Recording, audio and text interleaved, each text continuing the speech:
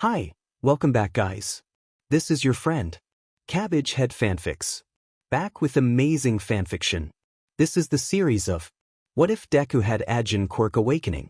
Now before starting, please give this video a like and subscribe to the channel if you want more videos like this. Now let's get into the fanfic. Midoriya Izuku hasn't had an easy life. He's a dreamer in a world where dreams can come true. He has a heart of gold and the spirit of a hero, but according to the doctors, he wasn't going to be one thanks to an extra joint in one of his toes.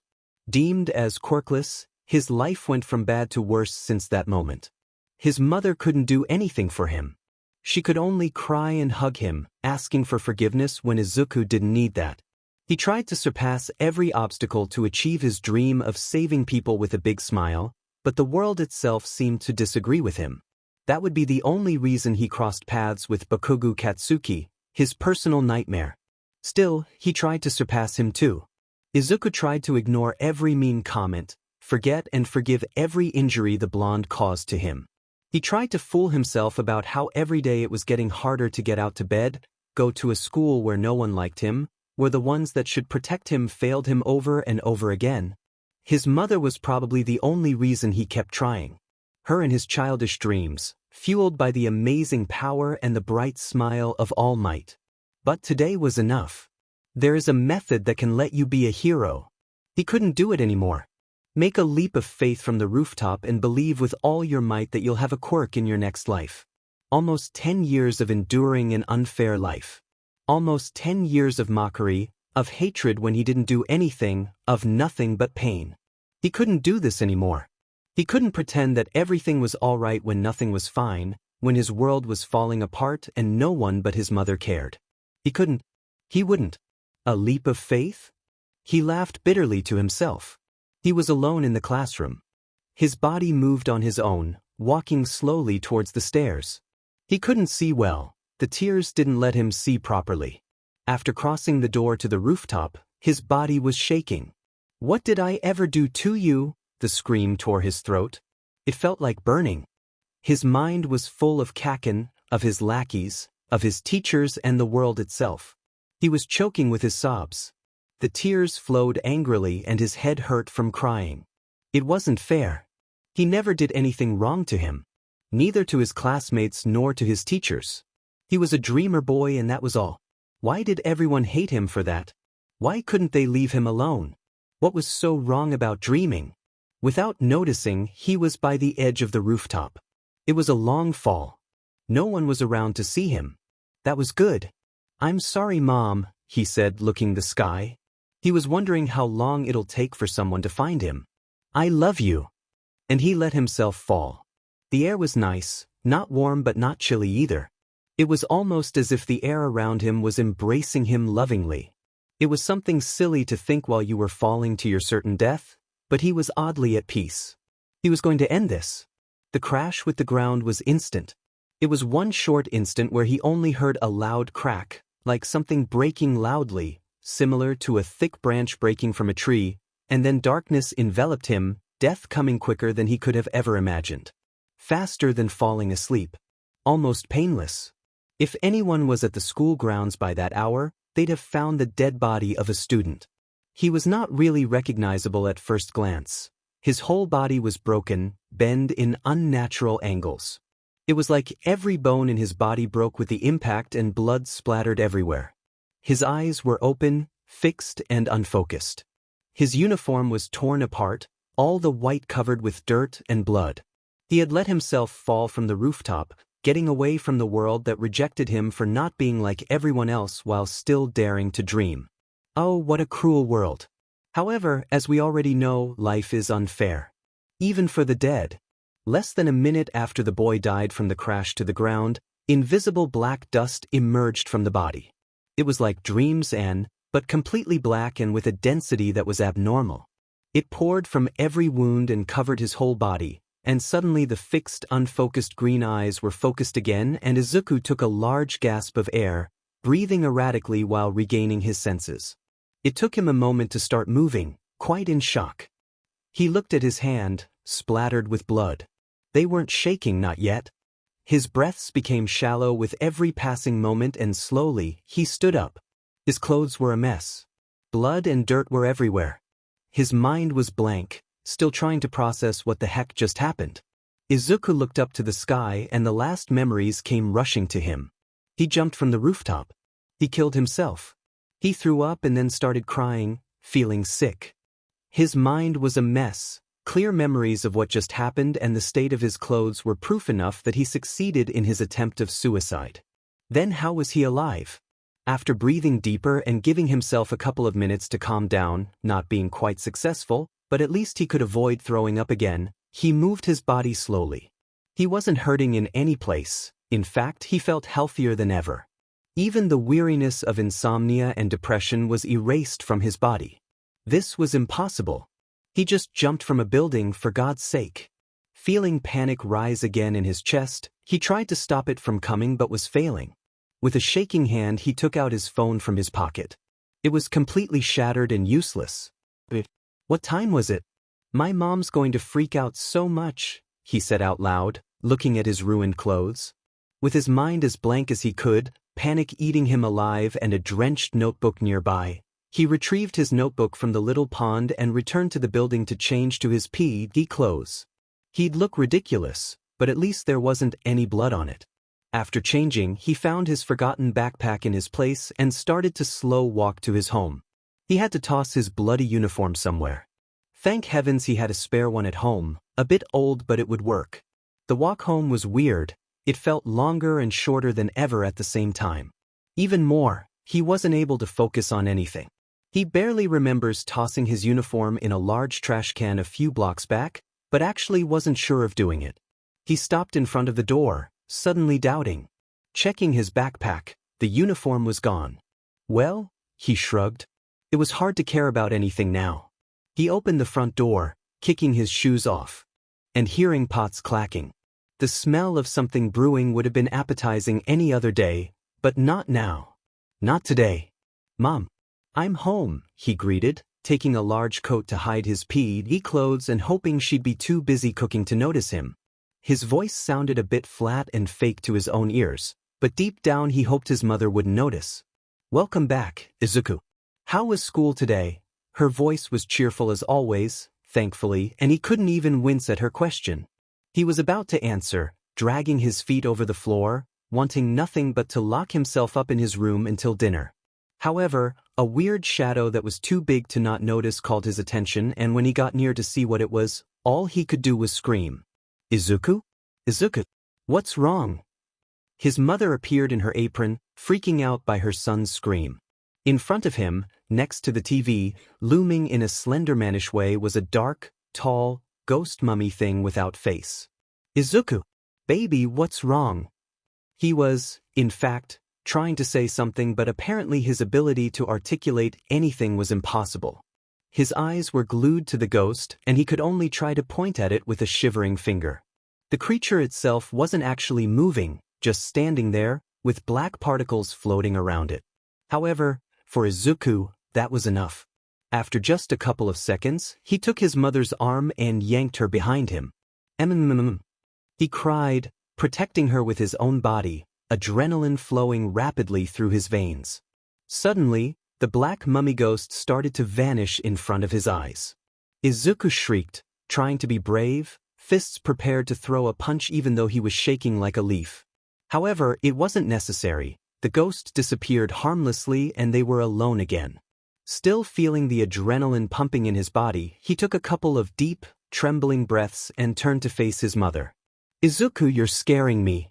Concern was clear in his green eyes, and she immediately took him by the arms, rubbing his forearms tenderly. Her touch was comforting enough to let him take a few deep breaths and steady his frantic heartbeat. There was a Gigi ghost. He felt like he was 5 years old again, trembling in his bed after Kacchan spent most of the day telling all the gang horror stories. A ghost! Her stance immediately relaxed, feeling all her anxiety disappearing. Izuku nodded nervously, his eyes darting from his mom to where the figure was. Don't be silly, baby. She cupped his face with her hand, warm and a bit sweaty from stirring the soup. Kuro-chan doesn't do anything, you have nothing to worry about.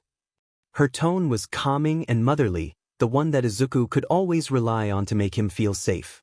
The adrenaline started to fade, leaving him exhausted and a bit slow, but that was okay. He was at home, his mom was there, he had nothing to worry about now. Except he had. Izuku, what happened to your uniform? With all the scandal, Inko didn't notice until now the lack of the school uniform. Kuro-chan? Izuku repeated, just processing his mother's words. Aizu, she suddenly gasped, covering her mouth with both her hands. Izuku! Her eyes reflected nothing short of terror, quickly making the proper connections with the sudden events. She looked directly into his eyes and Izuku felt exposed, naked and in danger. Her mother had those knowing eyes only a mother with her child could bear. Mom, that ghost. He tried to say, but her voice, usually tiny and sweet, overshadowed his own. Izuku, you can't see Kuro-chan. She said in disbelief. You can't see him. You've never been able to. Her eyes watered and before he could do something, big fat tears were flowing freely on her cheeks. Her knees gave out and he was close to no catching her in time, but he did and she was hugging him so tight that it was getting hard to breathe. Inko was a crying mess, holding her son like a lifeline, crying her heart out while trying to articulate words but failing miserably. Izuku could only understand baby, my boy, lost, and nothing else. For the first time, he was completely at loss about what was breaking his mother so much, but the only thing he knew is that he wanted it to stop, because watching her like that was far more painful than any death. They stayed like that, hugged on the floor, for almost half an hour. Whatever soup she was making was spilled over the kitchen counter, but fortunately nothing was burnt aside from food. Without saying anything, they stood up slowly and, still holding hands, Inko slightly turned and saw the mess. He was about to say something, but she was quicker. Izuku, go and change clothes while I clean this. Her voice was little, tired, and extremely sad. It broke Izuku's heart. But Mom, please, she begged. Izuku felt like crying again. But I need a moment. Reluctantly, he let her hands go and went to his room. Inko watched her boy walking slowly and her eyes practically devoured his frame. There was no limping, no scratches, no injury.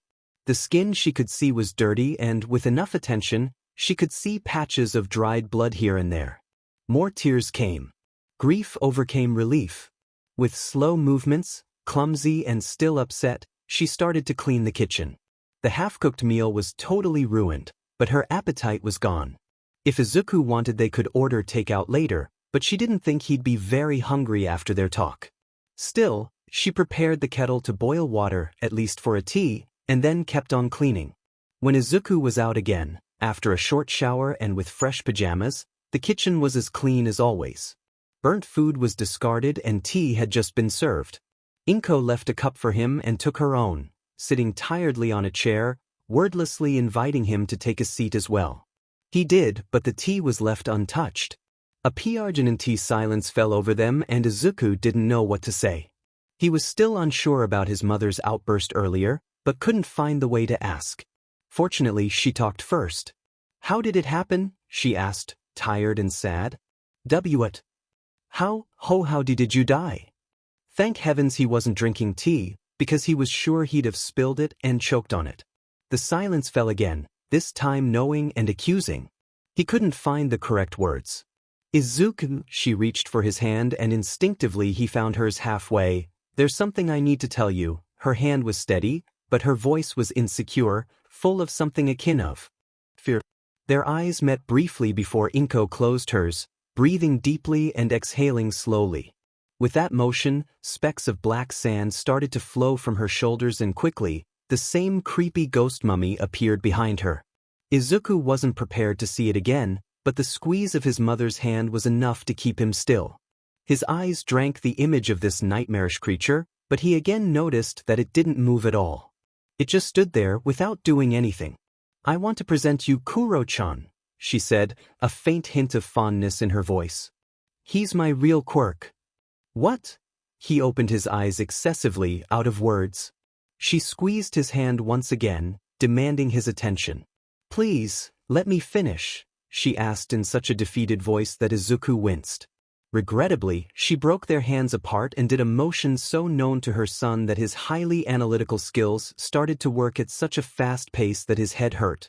She was attracting her teacup with her quirk, but instead of being attracted by nothing but telekinesis, the ghost extended its arm with rigid moves and took the teacup and left it in her hand. The headache was starting to be unbearable. So you, all this time, his voice was almost inaudible, but she could listen just fine. When I was 5, I died in the car accident that killed your grandfather. She started. Izuku remembered that story perfectly, but, of course, a bit different. I've died a total of 5 times in my whole life. Kuro-chan was there from my very first death. She looked over her shoulder and smiled sadly to the ghost. It started wandering by itself, aimlessly. Izuku felt like his mind was about to explode. I tried to explain it to your grandmother, but she never believed me. She looked everywhere but Izuku, and he was starting to feel anxious about it. I wasn't sure until my second death, but, she sighed, after I realized that no one but me could see him and that he could, in fact, interact with solid things, it was easier to say that I inherited my father's quirk of telekinesis. Before their eyes, the ghost started to dissolve again into that black sand. Inko tried to take a sip of her tea, but her throat was tight. Her hands were also shaking too much and she'd just spill it. Lowering her cup, she felt another pair of hands covering hers. She looked at him. He was miserable. Izuku, and there, she was crying again. How did it happen? She asked again. The silence was so loud it hurt their eardrums. Whenever he saw her cry, he'd always end up crying too.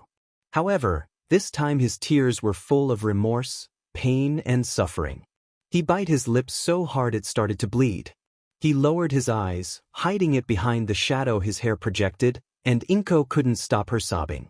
Saying that she didn't see the signs was a lie.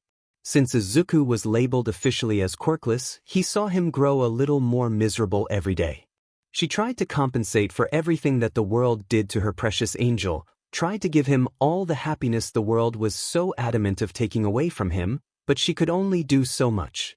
She asked him several times, but ultimately respected his decision and believed his words. She asked the teachers, but they never addressed a serious problem. The signs were there. They were in such plain sight that she could connect the dots so easily that it hurt. It is my fault, and it was. What kind of mother ignored her son's screams for help? No! His cry hurt them both, but even through his tears he stood up and faced her. It wasn't your fault, it was mine and mine alone. He was fully ready to accept the consequences of his actions. He couldn't blame her for anything. She tried her best, but he was too weak. I should have done something. It was like she wasn't listening to him. No. You couldn't. It was hard to talk between his sobs and his headache. He felt exhausted, but he'd prefer to die again than let her think she was at fault. Mom. He screamed. Inko was suddenly quiet, sobbing silently. Both of them were messy criers, with puffy eyes, red faces, and snotty noses. He was nursing his head with the heel of his palm, and she was trying to subdue her crying with her hands. Both teas were left abandoned. Slowly, Inko stood up and hugged him again. This time, he hugged her with desperation, like she was going to vanish in the air like the creature before. Inko recognized all the feelings she was getting from him in that hug. Her baby boy was broken. With one hand, she started to caress his back, rubbing circles to calm him down. We are going to go to see a professional, okay? She asked in a hushed voice. Izuku nodded weakly, the day finally catching up with him. We are going to get through this together, like we've always done. And she wasn't just referring to Izuku's depression and the mental scars of suicide, but about his newfound quirk. Izuku sobbed in her arms, finding refuge in that loving embrace. I love you, Izuku, she said, kissing his wet cheek. I love you. Saying that things at home were like always would be a lie. They had both come to terms that Izuku had in fact inherited Inko's quirk. And, after a bit of searching, they had gone to a first session with a really nice psychiatrist who made them both feel well enough to ask for a second session. Still, tension between them was palpable and uncomfortable. Their daily routine wasn't broken at all, but smiles were a bit forced, eyes lingered a bit longer than they used to, and touches were so soft that it seemed like they were asking for permission before doing so. It was like both of them were walking over eggshells, but none could break the cycle. Inko was still deadly worried over Izuku. Knowing for sure that he was as immortal as her had a lot of implications that she didn't felt ready to address, but still kept her up at ungodly hours. She knew him like the palm of her hand, or better, and this newfound ability could be a nightmare. Her son had been always a sacrificial type hero, getting beaten up instead of other bullied kids, and his quirkless status, even though it broke her heart to see his dreams destroyed like that, was probably the only real thing stopping him from pursuing the hero career. However, now he had a quirk. Her quirk, for God's sake. And if he was unable to die? She didn't want to think about it. Izuku, after the initial shock, had so many questions. The fact that his mother had lied about her quirk didn't change his feelings for her at all. He loved her more than life, but he wanted to ask her so many things about herself and their quirk. How did this quirk work? How were immortality and that black ghost related? Why couldn't he summon one like she did? What limitations did it have? How he could use it to be a hero? Were there more cases like them known? How he could master it? Why wasn't she a hero, even though she had such a quirk? What stopped her? How had she? He stopped immediately when his thoughts wandered that direction. The idea itself was incredible. It was indeed a unique and strong quirk. But he couldn't think about death and his mother in the same track of thoughts. Not now, maybe not ever. 3 days after the incident, while shopping for dinner, he bought himself 2 new notebooks. He had to replace the one that was damaged by the water and, impulsively, he bought the second one. After passing all his notes to the new hero analysis for the future number 13, he took out the second notebook and looked at it. It looked just like his other one, the same brand, but instead of a blue cover it was a light green one. Taking a black marker, he started writing on the cover like he always did, but before finishing it ran out of ink. Discarding the marker, he took another one, but before writing the rest, something stopped him. Self-analysis. He meant to write self-analysis of new quirk, or something along lines, but for some reason that short title seemed more appropriate. Yes, he wanted to write down what he would later discover about his new quirk, but the broader title left him thinking. I think it's better like this, he said, doodling with the new, finer marker a rabbit head, whose long ears were suspiciously like All Might's hair. For the first time in many days, he felt a little chuckle, a true one, leaving his lips, and he left this new notebook inside the first drawer. He was eager to try more things, but he wasn't prepared yet. It was 4:30 in the morning when Izuku was softly woken up. His mom spoke with a soft voice, asking him to wrap up warm and meet her by the front door. It took him a few minutes and some cold water on his face to fully wake up, but soon they were out of their cozy apartment and walking God knows where. "Where are we going so early?" he asked her, but she refused to answer immediately. The walk didn't take long. They soon arrived at an abandoned beach, full of trash and garbage everywhere. Why did she want to come here? He couldn't imagine, but that beach seriously needed some cleaning. He had to walk faster when he noticed that Inko went in there, almost losing her within the walls of trash. "Mom, I'm here, Izuku." Her voice led him to her, and soon they were hidden between garbage, even though he was sure no one was going to be outside at almost 5 in the morning. "What are we doing here?" This behavior was extremely weird for her, but his curiosity was enough to make him not worry much about it. "Kacchan," Inko called. Breathing deeply and exhaling slowly, the black specks appeared again, and soon, the mummy-like ghost was standing before them. It was still quite a view, even after seeing it appear before. It made him shiver, but he repeated mentally that it was some kind of extension of his mother, so they weren't in any danger. "I know you want answers, and unfortunately, I can't give you much." Her sad smiles were something common lately, and Izuku really wanted to change that. "I will be honest with you. This quirk scares me. Humans aren't meant to escape death, and I never truly understood the purpose of Kuro-chan. So before showing you what little I can teach you, I need you to promise me something." Suddenly, her tone was serious. Izuku has always known that even though his mother looked like a tiny and frail woman, She was someone as strong as anyone can be, with firm resolutions and ideals. Making her angry was a feat not everyone could achieve, but no one should ever be on her bad side. So he knew that whatever she was about to say, it was the real deal. And he'd take this promise by heart, because if there was something he never wanted to do, it was to break her trust. "Promise me you'll respect your life," she said. And with that he couldn't find his own voice. Inko saw the surprise painted in her son's eyes. She knew his brilliant mind was probably thinking about any outcome this conversation could lead to, but she had taken him unprepared. Walking a couple of steps to erase the distance between them, she gently took his hands and caressed them with her thumbs. He was like an open book, always wearing his heart on his sleeve. "I know you, Midoriya Izuku." The little stern note in her voice was as teasing as serious, "and I know that with this quirk you'll pursue a hero career. I've seen the applications for UA over your desk and I respect your decision." It was true. Her son's brave, compassionate, caring and heroic heart made her proud, but she also knew better. "However, I don't want this quirk make you throw away your life. Heroes all around the world can do their job without killing themselves. The fact that you can't die doesn't mean you should. You are reckless and that makes me worry, and I'll have gray hair if you do that, and I promise you that if you can't work against it, I'll forbid you from going to UA." She hated being the bad of the story, but she knew him. And because of that, she knew he needed to understand this. Better sooner than later, her heart couldn't take him dying recklessly every other day.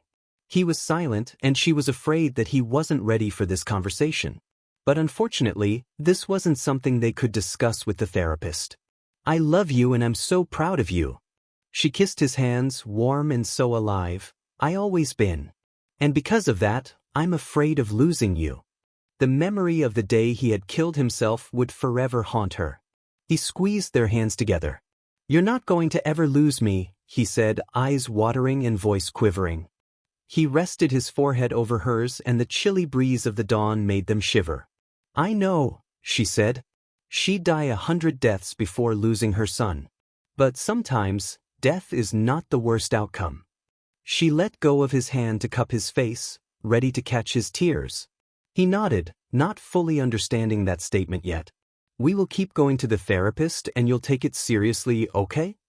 She really sounded like a mama bear now, but he was grateful for that. He needed her to be his pillar for now and she would gladly be. "Okay," he promised, finally smiling. "Where is Kuro-chan?" Suddenly noticing that the black ghost was missing.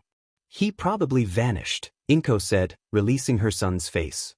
"Don't worry, I can call him again," and repeating the same motion from before, Kuro-chan appeared again behind her. Izuku's mind, completely awake now, starting to take mental notes, his fingers itched to write down his observations about his mother's Kuro-chan. "Well, let's start with something light," she said with more glee than he had seen in days. It was good to see her more upbeat again. He was so startled by the sudden noise, which sounded like a little explosion if he could exaggerate, that his poor heart was racing madly in his ribcage. "Oh my God," was all he could say, watching the black ghost closely. With those awkward, somewhat rigid movements, Kuro-chan simply punched some of the garbage that was lying on a pile. However, said punch was strong enough not only to disarm the pile, but also to crush the metal thing to the point that he could no longer identify what the thing originally was or where it had landed. Unknown to the Midoriyas, a lonely blonde jogger with really poor health nearly had a heart attack for the sudden loud crash. Said man, used to jogging alone by that filthy beach to keep whatever health he had so he could keep powering up for few hours a day, stopped mid-run and after gasping for air and trying to force his heart to stop jumping from his chest, he tried to find the source of the sound by ear. However, nothing came in the immediate seconds and everything was as quiet and still than any other morning, so he resumed his jog and left the beach behind. Maybe it was my imagination, he thought. Izuku liked to jog. It was an exercise his therapist had recommended to clear his head, and it also helped to slowly start his intended training to prepare for the UA exam in 8 months. He usually left near 5 in the morning, enjoying the silence of the city and the freshness of the air. His routine usually consisted of warming up his muscles, running while listening to music, stretching a bit, stop by the abandoned dirty beach to try and call for his own black ghost, and then jog back home, just in time for a quick shower and a light breakfast before going to school. School was as hard as it has always been. He mostly tried to keep a low profile, enduring Kacchan's treatment and keeping his grades high enough. After not much contemplation, he decided to keep his quirkless status, especially since he couldn't summon a ghost like his mom to fake telekinesis.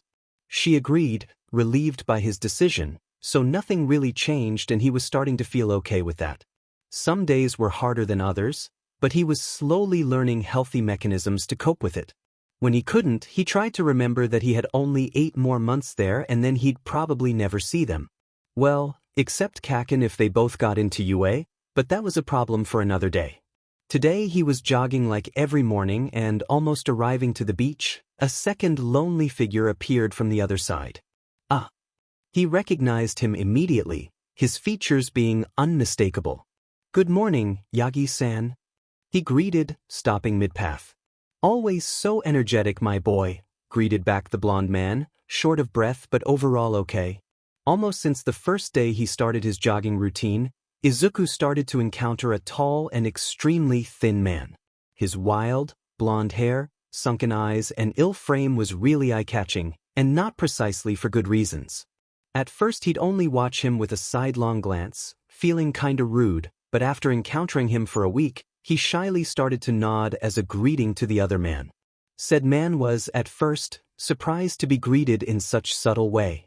He was used to jogging alone, still too uncomfortable in his own skin. It still didn't feel like his skin, even after years now, to let be seen by other bystanders, but after the young boy's appearance he didn't know how to feel. He noticed his glances and wrongfully thought that he was probably thinking how scrawny and disgusting he looked. He never expected a greeting. That first day, he was so surprised that didn't had time to do anything but keep jogging. The next day, however, after Izuku nodded again in acknowledge of his presence, he returned the polite gesture. Izuku was surprised, but smiled slightly and the tall man felt like doing so too. Soon, it was a routine. They never exchanged anything more than that simple nod and never slowed down their rhythms, but the other's presence was expected. Without knowing each other, 2 unlikely strangers started to form a weird jogging partnership. Everything changed after 3 weeks. Izuku woke up early and prepared himself to jog, his music player at full battery and some new songs added. He left his home in silence, careful of not waking up his mom, and started his routine. By the beach sideway, something perked up his attention. The blonde man wasn't running his way and the boy felt something cold. Even if it was just 1 month, he never missed a day. He slowed down a bit, buying a little time. Maybe he was ill? He usually looked pretty ill, so maybe that was it. Or maybe he was injured. What if he was in the hospital? He didn't know his name or anything, so he didn't know how to look for him.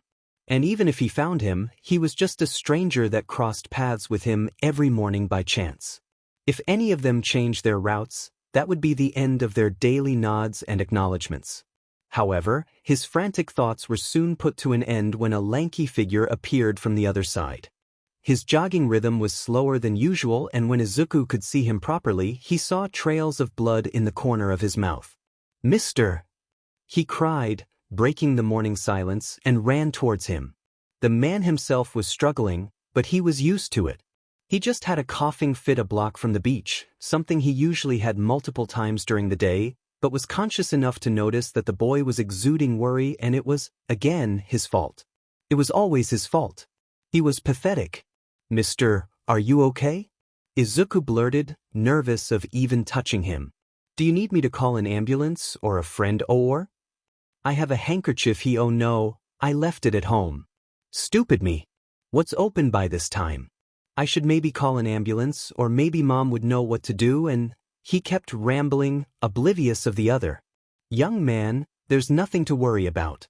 I promise," he said with a raspy voice, cleaning the blood with his forearm. "Your concern is appreciated, but unnecessary." The first part was a half-truth. "Oh, I'm sorry me mister." Embarrassment warmed his cheeks, feeling awkward for his outburst. He scratched the back of his neck nervously and the blonde stared at him, feeling fond of this kind stranger not so stranger anymore.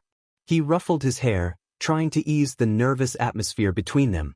I think some proper introductions are in order, young man. I'm Yagi Tashinori. The blonde presented himself, feeling like addressing the boy as the green-haired jogging boy in his head wasn't appropriate anymore. Nodding awkwardly, Izuku returned the gesture. It was good to put a name to this familiar face. Nice to meet you, Yagi-san. I'm Midoriya Izuku. It was the start of an odd friendship.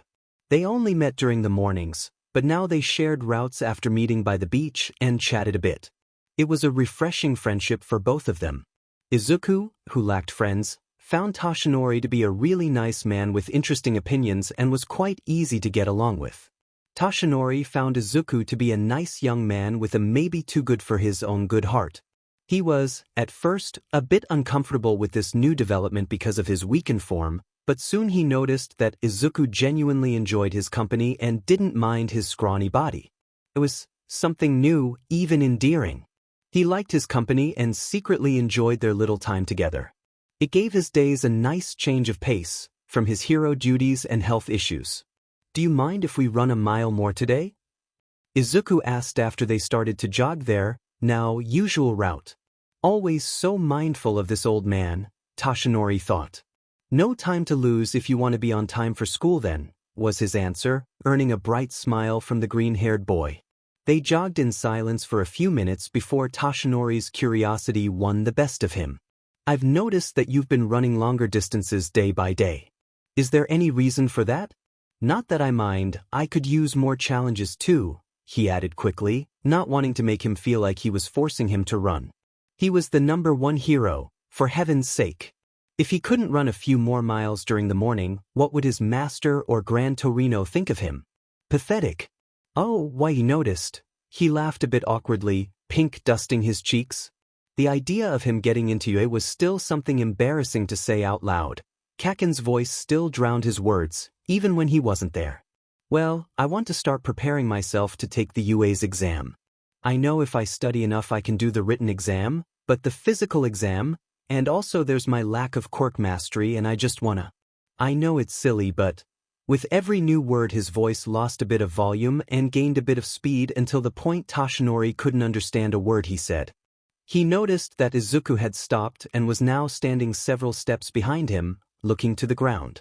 Tashinori didn't need to know him for a long time to notice how the topic had affected him and not exactly in a positive way. Young Midoriya, he called, voice serious and resembling more of his all-might persona than the Yagi Tashinori that Izuku knew. However, he immediately looked up startled by the stern of Tashinori's voice, and that was what he was looking for. You must never be ashamed of wanting to be a hero, he said, meaning every word. I may not know you well, but for what little we've shared, I know that you possess the spirit of a hero.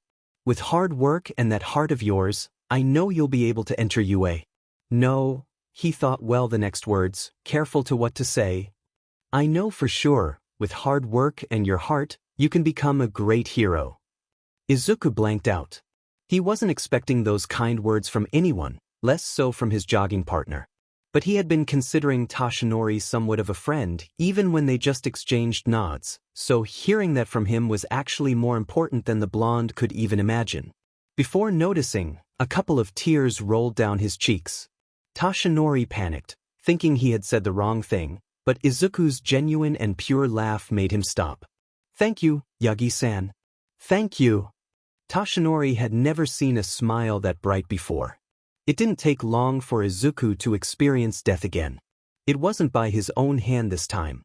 If anything, he was in the wrong place at the wrong time. He was walking home from school a bit later than usual. After his suicide, he tried to avoid staying longer than he needed in order to escape from Kacchan. Yes, it was as cowardly as it sounded, but he wasn't sure if he could still deal with him like before without the protection of a full classroom. Whenever things became too tense between them, the urge to escape was so strong that once, after locking himself in the bathroom of his home, he had to physically stop himself from cutting his wrists with a kitchen knife. You promised, he repeated as a mantra, finding it harder and harder to resist the stuck call of death. However, he was able to keep his promise and the knife returned to its respective drawer before Inko arrived. he had hugged her desperately later that night. She didn't ask anything while returning the gesture. He was grateful for that. Unfortunately, this time he had class duty and his partner had ditched him, so he had to do everything by himself. It wasn't much work and he didn't mind the loneliness while doing it. If anything, he felt relieved. He didn't want to hate anyone because it was such a strong feeling, but he didn't like them at all. Just 6.5 months, he thought. After finishing all his duties, he checked that Kacchan and his lackeys were out of sight, and when he was sure the coast was clear, he headed home. Everything was all right. Nothing out of the ordinary. Until he decided to take a detour from his usual route and, after a few minutes walking by the lone road, he suddenly couldn't breathe. He didn't see it coming. It appeared by the manhole behind him, silent and deadly. With his putrid liquid body, he jumped over Izuku and immediately started to introduce himself by his mouth and nostrils. Instinctively, Izuku tried to pull him out, but the body phased through his fingers like water. Along with desperation, Izuku could feel his lungs burning from the lack of oxygen and his mind clouding in pain. His head felt like it was full of cotton, making it impossible to compute anything but pain and agony, but somehow he could still hear the evil laugh of the villain that was taking his body by force. A young vessel. This should be enough to escape from him, he said between laughs, forcing his sewage body deeper into Izuku. Don't worry, kid, this will only hurt a lot, and he laughed. He really tried to stop the villain. But his strength vanished quickly and it was like trying to grab water and he was asphyxiating and everything hurt so much. It felt like he was drowning for ages, even though his more logical side, the one that couldn't function properly now, overpowered by his instinct to survive, would have told him under 2 minutes has passed. The sludge villain was forcing himself inside and Izuku could feel him passing down his throat. Almost 3 minutes. It should be over soon. While black dots covered rapidly his whole vision, a distant but powerful voice flew through the air. It's fine now, young man. Why? He could recognize that voice everywhere. Because I am. He was happy that All Might's voice was the last thing he'd hear before dying. All Might was cursing himself. When he went on the chase of that slippery, goddamn stinky villain, he never thought he'd find it suffocating a civilian. A kid nonetheless. He had to do his job quickly if he wanted to save the poor boy, so his concentration went full on focusing a great deal of his strength in a single punch, enough to defeat that sludge villain. He was so focused that he didn't even have time to recognize who the victim was. One Texas smash was enough to blow him apart, releasing the entrapped body and letting it fall onto the ground. The pieces of the villain were scattered all over the place, but All Might was prepared and had a couple of empty plastic bottles to capture him. Knowing it was knocked out for the moment, he went to check on the poor victim, hoping he had been on time to save him. The moment he took a step forward, his empowered form faltered. Midoriya? His voice trembled, looking at the boy's body on the floor. The impression left him frozen in place. He couldn't move his body closer, but he couldn't tear his eyes apart from Izuku. He was there, sprawled on the ground, pale like a ghost and completely unmoving. He didn't look injured. He looked at young Midoriya. He cried while sprinting forward. He was okay, just passed out, right? He had to be okay. He had to. But before he could even touch him, Izuku leaned forward, coughing like he was going to throw up his lungs, gasping for air and clawing at his throat with both hands. All Might didn't notice he had been holding his breath until that moment. Young man, that's enough. You're safe, he said as softly as his typically boisterous voice allowed him. He took the boy's hands away from his throat as gently as he could, noticing how big his were in comparison to Izuku's. Pieces of the sludge villain were dirtying the boy's clothes and mouth. Izuku, still not in fully control of himself, tried to focus his eyes in the man in front of him. Something deep in his mind told him that he, indeed, knew this man, and that same thing in his mind, nested deep in his subconscious, filled him with a warm safety even before he could understand who was. All Might was worried about Izuku. He could see how he was struggling to breath, not knowing that it was more of a residual memory and a backlash than a physical need, and couldn't ground to the present yet. Thinking quickly about something Eraserhead once told him, he started to guide Izuku through some breathing exercises. Fortunately, The boy followed him out of instinct and soon his breathing rhythm was stable again and he was calmer. You scared me a bit, young man. But I guess it's comprehensible, considering that villain tried to suffocate you. All Might tried to ease the atmosphere by using his confident, hero voice. You should go to the nearest police station. They could contact the paramedics so you're checked. He was still worried about Izuku's condition after the attack, but tried to act as his hero self always did in order to not give away his true identity. Casual friend or not, he had to protect his secret. Unknowing for him, the more he spoke, the quicker Izuku eased his mind and started to recognize what just happened and who saved him. And it was none other than his all-time hero, All Might. While the blonde talked, Izuku found it again difficult to breathe, but for entirely fan reasons. His hero was there, in the flesh. And he just saved him. Well, save him was a bit relative, since he had died and the feeling of coming back was not quite like waking up from passing out, so he was pretty sure he died and revive again, but that was not the point. All Might was there. All MMHT. He finally stuttered, equal amount of dread and emotion. Thank you for summoning me. It's such an honor. He stood up so fast that the world spinned around him, but he didn't care at all. He bowed repeatedly, grateful and starstruck. And nothing to worry about, young man. Just doing my job, he smiled his 10,000-watt smile, trying to cover his own surprise.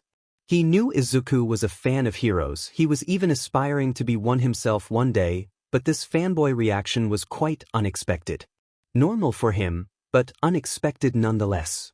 You're my inspiration. I admire you the most, and I hope to be a hero like you one day. He was so excited that his talking was quickly speeding up. And an autograph. Please, All Might. With uncoordinated movements, he grabbed his backpack and took out a notebook with a light green cover. He took it in a rehearsed motion, and before Izuku could take a pen out, All Might took his own black marker and left a big autograph in 2 blank spaces. He tried to make it extra special for him, drawing little things he usually didn't do, and soon, Izuku had his notebook back and he had stars for eyes. Who had thought this was the same boy who was attacked just minutes ago? Thank you very much. This will be my family heirloom. All Might laughed his usual laugh, making Izuku giddier. Well, I'll finish this job and send this criminal behind the bars. Take care, young man, and keep supporting me. He repeated the usual words, keeping his persona up. Thank you. He thanked again. He wanted to stay longer with him, ask him questions, shower him with praises, even though it would be a bit creepy maybe, but he didn't want to drag him down either. With utmost respect, he said goodbye to his longtime hero. When he was far enough, he looked at the autograph again and hugged it to his chest. This was the best day of his life. He couldn't wait to show his mom this. He started running, feeling no reminder of his latest death, healthy again. However, after the first steps, something made him stop. He felt followed. Slowly, he turned around. Inko had had a good day. It was a slow, but nice day at work. Before leaving for school, she had breakfast with her son and she could see he was doing better at his own speed. They had good days and they had bad days. Overall, she felt pretty content. Today was a good day. Kuro-chan reacted just in time to catch the glass that slipped from her hand. Even though she couldn't do much with her ghost aside from faking a not really strong telekinesis and punch things really hard if she concentrated enough, they had been together for so long that at least they could do all of that without verbal commands and she could rely on his initiative to do some things. She told him to leave it on the counter and met Izuku near the front door. What is it, Izuku? His hair was tousled, he was out of breath from running and his uniform was dirty, but his happiness was radiating from every pore of his body and she was soon infected by his mood. Look. He tugged her arm and they both went out. Inko thought everything but what he actually showed her. A new friend, maybe this Yagi-san, who was his jogging partner, a puppy, or something along those lines. But instead of that, in front of her was a black ghost. Izuku's black ghost. It was tall, mummy-like and with that same slender-manish posture Kuro-chan had, but it had 2 big differences. Kuro-chan's face was like a human, but without any features. It was like a black void. Izuku's didn't had a head or, more specific, it was like his head was chopped by the chin, leaving only half of it. It was as disturbing as Kuro-chan's face had been in its moment. But also, Kuro-chan was just that. A creepy, mummy-like ghost with black specks floating around and with no face. Izuku's, on the other hand, was a creepy, mummy-like ghost with black specks floating around, with no head except for a trace of chin, so it was like a triangular-ish tiny head. And he also had wings. The UA entrance exam was getting near way faster than Izuku thought. By now, he had only 3 months left to prepare. Nevertheless, he felt more confident than ever that he could actually had a chance to be accepted. Academically, he was fine. He was always confident that the written exam was going to be his strong point, since he has been studying for it most of middle school. He focused extra hard on class, trying to not miss anything and balanced his study hours with his workout routine, which was surprisingly made and supervised by Toshinori.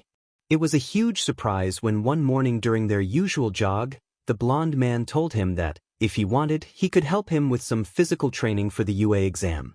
"It can be difficult to believe for you, my boy, but during my youth I was really good at fighting," he had said with an awkward, almost uncomfortable smile. "Even though I'm ill now, I can still help you with the basics," he offered. It was so out of nowhere for Izuku, but Toshinori had his own feelings about the matter. He still couldn't forget about their encounter with the sludge villain, even if Izuku didn't know it was him. He never wanted to see him like that again, body still and white, almost dead. If he could do something to prevent it, like giving him tools to protect himself, he'd do it in a heartbeat. Either way, Izuku beamed that day. The regimen contemplated not only physical exercise, but also the basics about fighting, more like self-defense at this point but anyway, and a quite strict diet plan. After talking with his mom, Inko was more than happy to cook accordingly and she insisted that they should invite Toshinori for dinner, in order to properly thank him for helping Izuku. Shyly, not used to this friendship thing just yet, he agreed but still couldn't find the right moment to extend the invitation. He didn't want to be imposing either, but he had a hunch that the man wouldn't be too comfortable with the invitation, but was too polite to reject it. And in addition to all of that, he had been assigning at least 1 hour per day to practice with his quirk. It was the last part of his day, after finishing his solo routine that Toshinori had designed for his evenings. It was after dinner, and his mom only asked for him to be back before 11, so he could shower and get enough sleep. "I know I can do this. I've done it before," Izuku muttered to himself, picturing his ghost in front of him and regulating his breathing.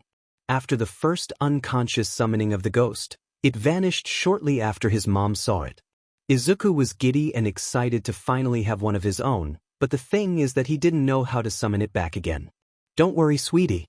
You've done it once, you can do it again." His mother cheered him and they decided to try together the next day, after Izuku's school. Inko's instructions were as clear as she could deliver them. However, the problem was that it was so natural for her to summon Kuro-chan that she had found it difficult to instruct her son on the matter. For her, it was like breathing, but that was terrible directions for a beginner. Izuku struggled and they were both frustrated after the first half hour without results. They stopped, knowing that frustration wouldn't lead them anywhere, and tried again later. 2 days later, after many failed attempts, Izuku finally could summon his ghost again. Trying to control his excitement, he had to rush into his room to take his notebook and write down everything he felt and did that time. Messy scribbles filled the page and he only stopped when a flower vase broke in the not really spacey living room. "Don't worry, Izuku. It was bound to happen sometime," Inko said when he returned, watching his ghost soar aimlessly near the floor as its wings bumping into things, until it vanished on thin air. Izuku suddenly slapped his forehead. "I forgot to take the time," he whined. Inko chuckled and went to retrieve the broom to pick up the broken pieces. That day, during dinner, their whole conversation was about the black ghosts. Inko explained the basics and showed with Kuro-chan while Izuku took notes, almost not dropping food over his notebook. The soy sauce begged to differ. After that, some days she guided him through his quirk training and some others he'd go alone. He was thankful for her help and guidance, but didn't want to depend entirely on her. He needed to figure things out for himself too. Taking a big, deep breath, he inhaled and retained the air in his lungs for a couple of seconds. Slowly, he exhaled with his eyes closed and a weird, phantom feeling on his shoulders just before hearing his ghost appear in front of him. "Yes," he whispered, starting a chronometer, watching the tall and winged creature start to flap his wings to soar near the ground. Apparently, it was his own version of walking aimlessly like he had seen Kuro-chan do. Since the first time he actually recorded the time the ghost took to vanish after being summoned, he noticed that every time he lasted a little longer. First time it took 1 minute to disappear, which was weird because he was sure the real first time it stayed longer, and by now he could keep him there for almost 3.5 minutes. It was a short time compared to Kuro-chan, who lasted 7 minutes every time, but he hoped to upgrade that. "Okay, let's start slow. Yuri," he called the ghost. "Lift those metal scraps," he commanded, pointing. After the first successful summoning, his mom recommended to name the ghost. She told him it was easier to not view them as things, that way it was easier to command. He wasn't particularly creative with names, so after brainstorming some terrible ideas, he opted for just calling it him, Ghost. The exercise was something simple and the ghost was able to do it without much problem. Izuku pointed the places where he wanted him to leave the scraps, intending on helping the community with his training by cleaning the beach the best he could. It was an impossible feat and he knew it, but it was better than nothing. They repeated the sequence for several long minutes. Every new command was always first tested as wordless, but Yuri failed to obey each time they tried. Then, he tried to stop physically pointing where he should leave the junk and half of the times it was a success. His reaction time was getting better, each time faster than before, but he knew they'd need a lot more practice before they could become a real team. 11th piece of metal junk, still no physical effort, he wrote down after a while. It was something he noticed not long after he understood how to summon Yuri. He even asked his mother for her own experience and they shared the same sensation. The ghost's activities didn't backlash on them. Yuri could be lifting 10 kilograms and he'd feel nothing on his own muscles. The mental exercise was something completely separate, but it was good to know that the other's physical state didn't affect him directly. But it'll make it harder to give myself realistic limitations when exposing my quirk, he thought, writing it down before stopping mid-sentence and crossed out those last words. "Okay, let's start with some heavy lifting," he said to himself, tucking away his notebook. He saw some remains of what had been a washing machine. Some parts were missing, but most of it was there. Yuri, lift that, and he was happy to notice that, this time, not pointing still worked. Izuku realized during his first experiments with Yuri that he was insanely strong, but he was still careful of how much he ordered him to carry. It took almost 10 minutes to summon him again if he vanished, and that usually slowed down his quirk training. He seriously needed to improve that. In a real battle, the villains wouldn't wait 10 minutes so he could summon him again. And that was aside from the fact that wordless commands were still a total failure. The ghost lifted the heavy metal scraps with no problem, making some broken pieces fall off. It stayed there, waiting for another command, and Izuku asked him to throw it as far as he could, barely pointing the direction to keep testing that. It was a mistake. Yuri did as told, but with no clear direction he threw it towards the street instead of the other piles of trash. And with his strength, if the scraps hit something it could cause serious damage. "No!" he cried, feeling his body move on his own toward the junk projectile even though he didn't have the speed to reach it on time. Not even nearly. He had to be ingenium to run and catch it or Kamui Woods to stretch his arms and grab the scraps. However, the scraps never landed against anything. Without him noticing, too engrossed by his own futile attempts to catch the heavy trash before it damaged public property or some unlucky bystander that may cross the path, the ghost copied his movements and with a speed impossible for Izuku, he reached the pieces mid-flight with both hands, compressing the metal with ease and preventing a possible accident. All in a matter of seconds. Izuku's mouth hanged agape, not believing his eyes. The strength and speed of Yuri weren't what left him cold, it was the way he did it. It was exactly how his own mind tried to command his slow, human body to stop the trash from crashing something. Yuri! The ghost let go of the pieces unceremoniously, making them crash hard against the ground and then started to vanish into black sand. How? He took his notebook out, but he was still too in shock to read anything. He really tried to do it, but it was like his mind was in a totally different wavelength than before. Words weren't something that mattered in that moment, and rapid thoughts flew wildly in his mind. Then it just stopped. His mind was blank and his eyes were fixed on the paper. His breathing slowed down and then he could feel. It was like there was a void deep inside his subconscious that was now filled with something he couldn't name, but it was enough to let his thoughts connect in the perfect sequence. It was comprehension. With this sudden realization, he summoned Yuri again. The black ghost emerged without any problem, which he told himself that he needed to write down soon. Until then, the quickest he had been able to summon him again was within the next 8 minutes. Yuri, he called him with a soft voice. Until now, he had to admit that it was sort of disturbing that he lacked a full head, but now it wasn't. He saw him in a new light and deep inside him. He knew that something had changed, but he couldn't place a finger on exactly what. He didn't feel closer to him because it was something else. He didn't feel stronger either, because Yuri's strength wasn't entirely his own. He just felt right. And that was enough. "Let's clean this beach," he said, smiling a bit to the ghost. And then, just then, sound of static shifted the air. H-O-W. It was his own voice, but distorted. Like if someone took a recording of him talking and processed it through a weird filter that was actually broken and half-working. But he talked. "And Izuku was agape. I'm going to need more notebooks." A week before the UA exam, Izuku's life was totally different from what he could have ever imagined. "Your change, sir," the clerk said while giving him the coins. "Thanks." A new notebook, this time with an ash-colored cover. "Come back soon," he heard just before leaving the store, automatic doors closing behind him. He contemplated the new notebook. Self-analysis number 3.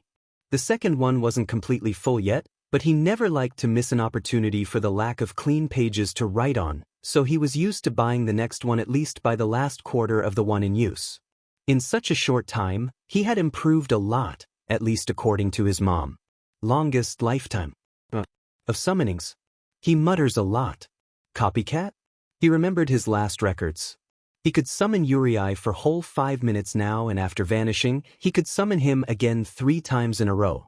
He wasn't so sure how the situation could change that, if during battle he'd last less, or how his own condition would affect his ability to summon Yuri again. He had tried to test that, asking his mom to let Kuro-chan fight Yuri, but they discovered that for some reason, her ghost couldn't fight while his could. Fighting skill of the whole human affects to the fighting skill of the ghost? Physical training with Toshinori was finally going smoother. At first, his body was always sore and he had to force himself to do even the most simple things. Toshinori said that the best way to deal with the pain was recognizing it as something mental. He said training wasn't only physical, but also a mind exercise. It took a couple of sessions to truly understand it, but after internalizing it, he found each session getting more bearable. Soon, he was eager to train more and learn more. He noticed how he had lost what little fat he had and was getting fitter. He still had no muscles, but little by little he felt more comfortable in his skin. Fighting classes were actually something he enjoyed since day one. It wasn't easy, but he had aptitude for it. Toshinori was happily impressed by that and was proud of Izuku's progress in those months. His therapist was also content with his progress. He took each session seriously, and he confessed that each time suicide thoughts plagued his mind, it was getting easier to overcome. He no longer felt the itch to get near balconies or take knives, and while most nights he still slept for a few hours, still terrorized by recurrent nightmares, he was having great progress. He was far from getting ready to stop the sessions, but his psychiatrist was confident enough to reduce some of his medicine doses. And what's better, he had even conceived an idea for how he could use his quirk in active combat. It was still vague ideas and he hasn't tried it much, but he was starting to feel comfortable with it. He only needed to polish and actually use it on battle. The problem was he had no way to excuse this kind of quirk. Practice with Yuri had proven that he could easily pass as a telekinetic quirk user. The ghost obeyed well enough and he could restrain himself in regards of his distance limit. Yuri's ability of flying and moving on his own gave him a pretty long range. The problem was that he could not command him without words. He had been trying, but according to his mom, it was mostly practice and that was given with time. Time wasn't something he had. Also, using Yurei as a telekinetic quirk would make him more of a medium to long-range hero, and he found it unfitting for him. Don't get him wrong, he admired almost every kind of hero, and the ones who used their quirks at long distance were as admirable as any other. But the catch was that he has been admiring and almost devoting much of him to All Might, and he was a close combat hero. He wanted to be like that, and his body thrilled with the idea of punching and kicking and all of that. Yurei wasn't appropriate for that, though. Or at least, that was what he thought at first, until one day during dinner, he had an enlightenment. And all thanks to his mom. "Yu-chan likes to imitate you, Izuku. Don't scold him too much," she had said after the ghost, who was wandering on his own while Izuku ate. He was always testing how much longer he could stay formed, bumped into a painting and broke the corner of the glass. He took one shard and mimicked the way Izuku ate, causing more mess than anything. He wanted to protest, arguing that with the amount of daily training he had with the ghost, he shouldn't be as clumsy when he wasn't being commanded as he actually was when he noticed. Yurei, in fact, imitated Izuku a lot. He wrote down theories and hypotheses he wanted to test almost immediately, dinner not finished and excuses half-babbled. He tried some of them during the next training and noticed, with satisfaction, that the ghost could copy on time all his movements. It was like a reflection on a mirror, but taller and grimmer. After that, he started to add to their training the, as he lamely called, shadow sequence. Izuku would choreograph a sequence of punches, kicks, turns and jumps and see how accurately Yurei could do it. The ghost proved that he could even do them a bit better, but the best discovery was that he could repeat them from little distance from Izuku's body. By now, they could repeat any sequence Izuku came up with, and, thanks to the closeness between Yurei's and Izuku's body, anyone who wasn't looking carefully would think it was Izuku's raw strength that was punching the garbage out of the beach.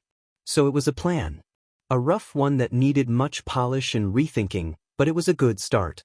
Commands were still verbal, which was a problem, and now they were stuck with Izuku's lack of progress in his own physical training, but they had a clear path now, and that made him feel happy and proud. Life was smiling at Izuku and it felt wonderful. Look what we've got here. And then, that wonderful second ended and Izuku was thrown back into the ugly reality. It's none other than the quirkless scum, Deku. It sounded like a presentation from a TV show, but the ill intentions of the voice's tone made it clear that it was pure and plain mockery. Izuku's stomach twisted painfully. In front of him, Kacchan and two of his lackeys were coming from the other way.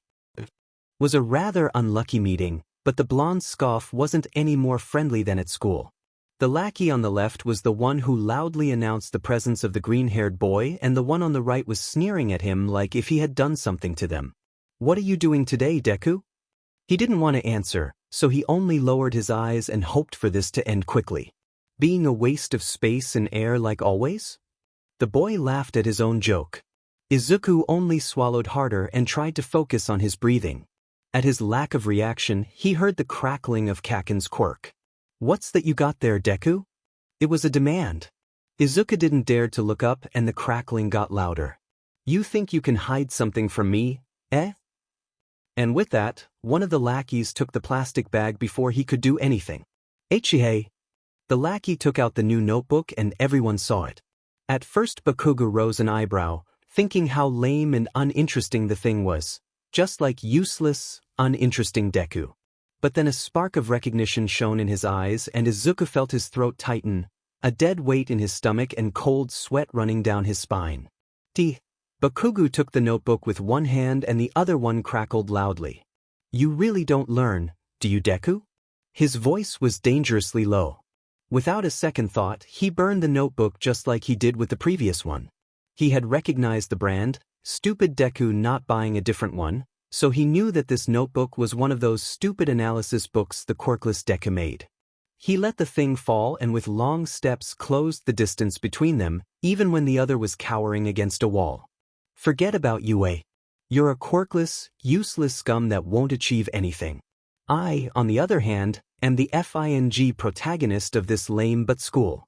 You won't rob me my chance to have a motherfucking hero backstory. I'm the only one going to UA and that's final."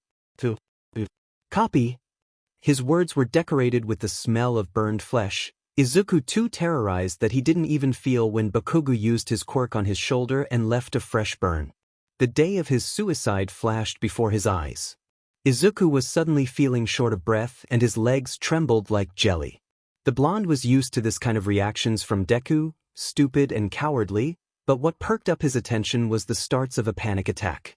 He had no time to worry when a loud crash startled everyone there. Everyone's head turned quickly to the source of the noise and found, impressively, a hole in the wall not very far away from Izuku and Bakugo. It was pretty deep and the bricks were shattered. There was no distinctive shape from the hole, but there was also no sign of what caused it. Bakugo scoffed. That was some weird sheet. Well, he had better things to do. See you later, Deku, he said before leaving with his lackeys, disgust in his voice and a deep frown on his face, clear sign that he didn't meant it. Izuku finally found himself alone and he slid down the wall, sitting on the ground while regaining his normal breathing. His notebook was also on the ground, burnt and useless now. Thanks, he said with some struggling, still out of breath. Next to the wall, perched over a trash can, his winged ghost was there, watching his master. The morning of the UA entrance exam, Izuku was tempted to skip his jogging session in order to prepare himself mentally for the upcoming challenge. However, the idea of not meeting Toshinori before his great day wasn't appealing, so he finally went out and met him in their usual spot. "My boy, how are you feeling?" was Toshinori's first question. Izuku asked himself if his nervousness was too evident. Excited? Nervous? Also a bit sick, I think. His voice was shaking and the blonde smiled fondly at the young man. He ruffled his curly hair and Izuku felt a bit better after that. During a brief moment, he wondered if his dad would have done that if he was still with them, but erased the thought just as it was forming. He didn't need more worries that day. "You will be fine," Toshinori assured, lanky smile with honest eyes. They made Izuku feel fine, even safe. It was like All Might's, but more tender, closer. "But Yagi-san, what if I fail?" He cursed himself. He didn't want to show his insecurities to him, less in the most important day of his youth, but the atmosphere was just right and he couldn't stop himself. Still, he bit down on his tongue. Toshinori's eyes opened a bit more than usually, surprise clear in his face. He knew Izuku was nervous and was bound to doubt himself, but the way he had asked had been so vulnerable that it didn't resemble the boy in front of him, but a little child scared of letting go their parents' hand. He suddenly remembered that Izuku and him were more of casual friends than anything else, and the distance between them made him feel bad. He wanted so much to comfort him, but the fear in the younger's voice told him that there was much more behind that question, something unfathomable for him. Still, his hero persona knew that Izuku needed him, even if he could not understand all the reasons behind his self-doubt. "Young Midoriya, listen to me carefully," he began, winning his attention immediately. "Failing is not something you should fear. Every great hero have failed in some point of their lives, even the best ones. But you know why failure should not be feared." Izuku shook his head slowly, not grasping what he meant yet. Toshinori smiled at him, tenderly and fatherly. "Because from failure we learn, from success. Not so much." Izuku's eyes were wide open, mouth forming a little "You've been training with me and with each failure, you have grown. Your improvement is something you should be proud of. Believe me, I am.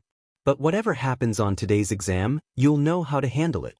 You just need to follow your heart and you'll make the right choices," he said, tapping his chest, just above his heart, with a long finger. Izuku felt suddenly warm.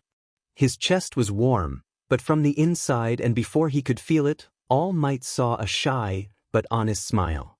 The boy in front of him looked tiny, but the greatness inside him was pulsing with each heartbeat, almost visible for Toshinori. "I'll make you and Mom proud, Yagi-san." The man could only smile wider. He felt privileged, but also humbled to be able to see the origin of who he knew was going to be one of the greatest heroes of the next generation. "You've already done it, my boy." It was as imposing as he had always thought it would be. From the outside, its grand front left him agape. The inside auditorium was even better. The first part of the entrance exam passed in a blurred. He met a weird, nice girl, A girl. He talked to a girl.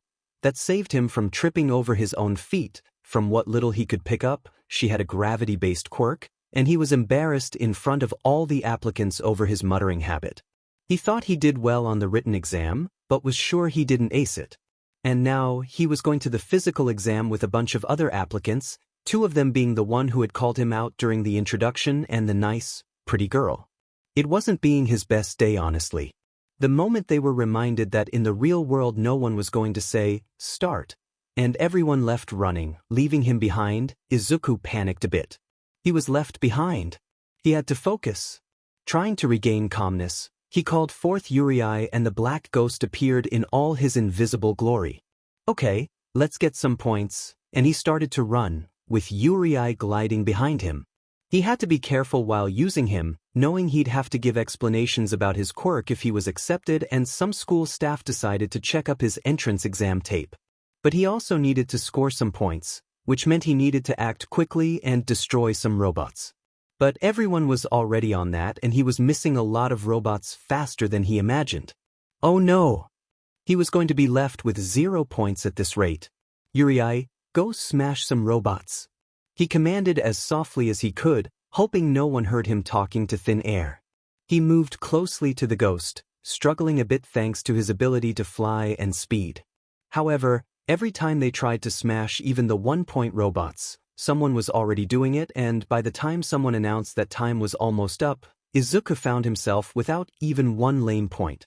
No, no, no, no, no. He was panicking again, eyes wetting at the prospect of failing. His mother had wished him all the luck, kissed his forehead tenderly, and would be waiting with a nice dinner for him. Toshinori also wished him luck, telling him not to worry, because he knew Izuku would do fine. He couldn't let down the only two people that believed in him. And then, the biggest robot he had ever seen appeared from behind a building. "It's the 0-point robot," he muttered, recognizing it from the animated slide show present Mike used to explain the practical exam. Everyone was running the opposite side, knowing it was useless to waste energy on destroying the worthless robot. "Come on Yuri, let's G." But his eye caught the sight of someone beneath debris, really close to where the robot was heading to. "It's the girl." Izuku recognized, and before he could properly process any of his thoughts, he found himself running towards her, with Yuri tailing him. "Hey, where are you going?" He downed his speed a bit, barely meeting eyes with the tall, rigid guy that had called him out during present mix presentation. He was running away from the danger, like the other applicants. "I have to help her," he cried in reply, focusing again on running towards the girl, who tried and failed to move the debris that was crushing her. The robot was getting nearer and nearer with every second, and if he didn't do something, she'd be crushed by it. "What are you doing? You must go," she said when he arrived by her side, analyzing the situation they were in as quickly as he could. "I won't leave you alone," he said to her, the danger of the situation overshadowing his natural nervousness with girls. "But this is an individual exam." He gave her an unconvincing but sincere smile. "You look like you need help," was all he said. He couldn't see her reaction to his words, too engrossed with what he was going to do. They almost had the robot over them, and it was huge.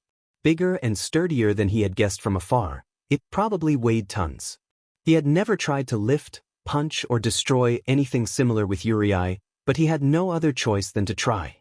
"Go!" he commanded while stretching his right arm towards the sky, pointing with his hand fully open to the robot's head. With his other arm he tried to cover the girl, a futile attempt to protect her. The ghost looked majestic as he accelerated towards the robot, arms stretched imitating Izuku's own body and claws ready to tear down the metal shell. Izuku put his all into that one command, trying to convey even his own weak strength into Yuri's and help him tear apart the robot. If that didn't work, they were screwed. Yuri's speed let him clash with the robot just seconds before it stepped on both of them, crashing hard with both clawed hands first. The claws acted like diamond needles, piercing through the metal framework with difficulty, but it was enough to break the necessary number of circuits and wires to cause an explosion inside. The blast was deafening and Yuri's form vanished with impact. Metal pieces of the robot's face started to rain down towards the ground, and Izuku understood they needed to get out of there, otherwise, the whole robot body could fall over them. "We need to get out of here," he told her while stepping back a bit to find something that could help him to lift the debris that trapped her.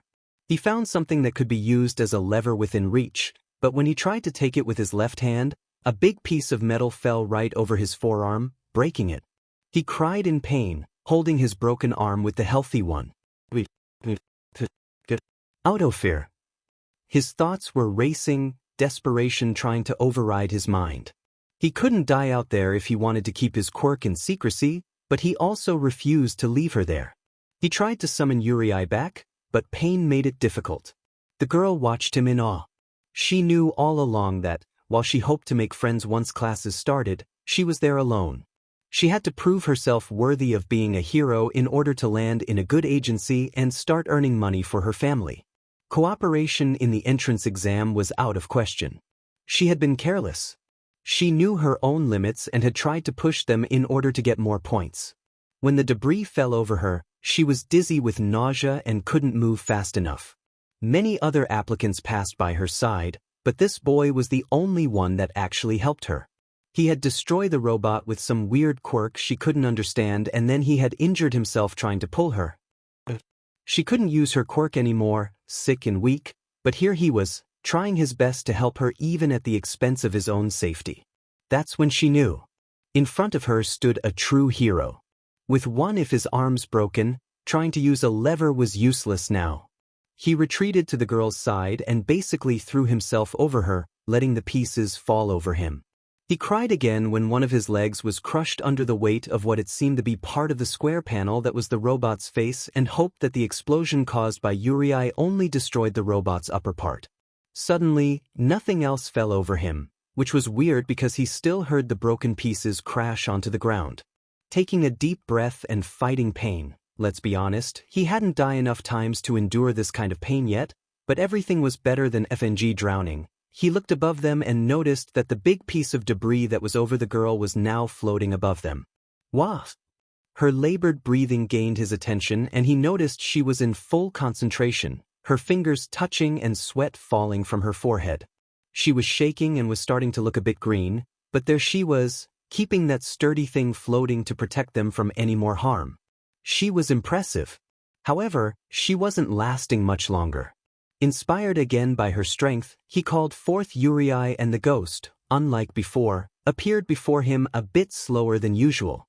It moved them both far from the debris trajectory right on time, the girl losing control over it and it falling just over where they were just a second ago. Izuku caught her just in time with his healthy arm, and she puked in front of them, dirtying both of their clothes by some splattered vomit, but he didn't care. They were safe.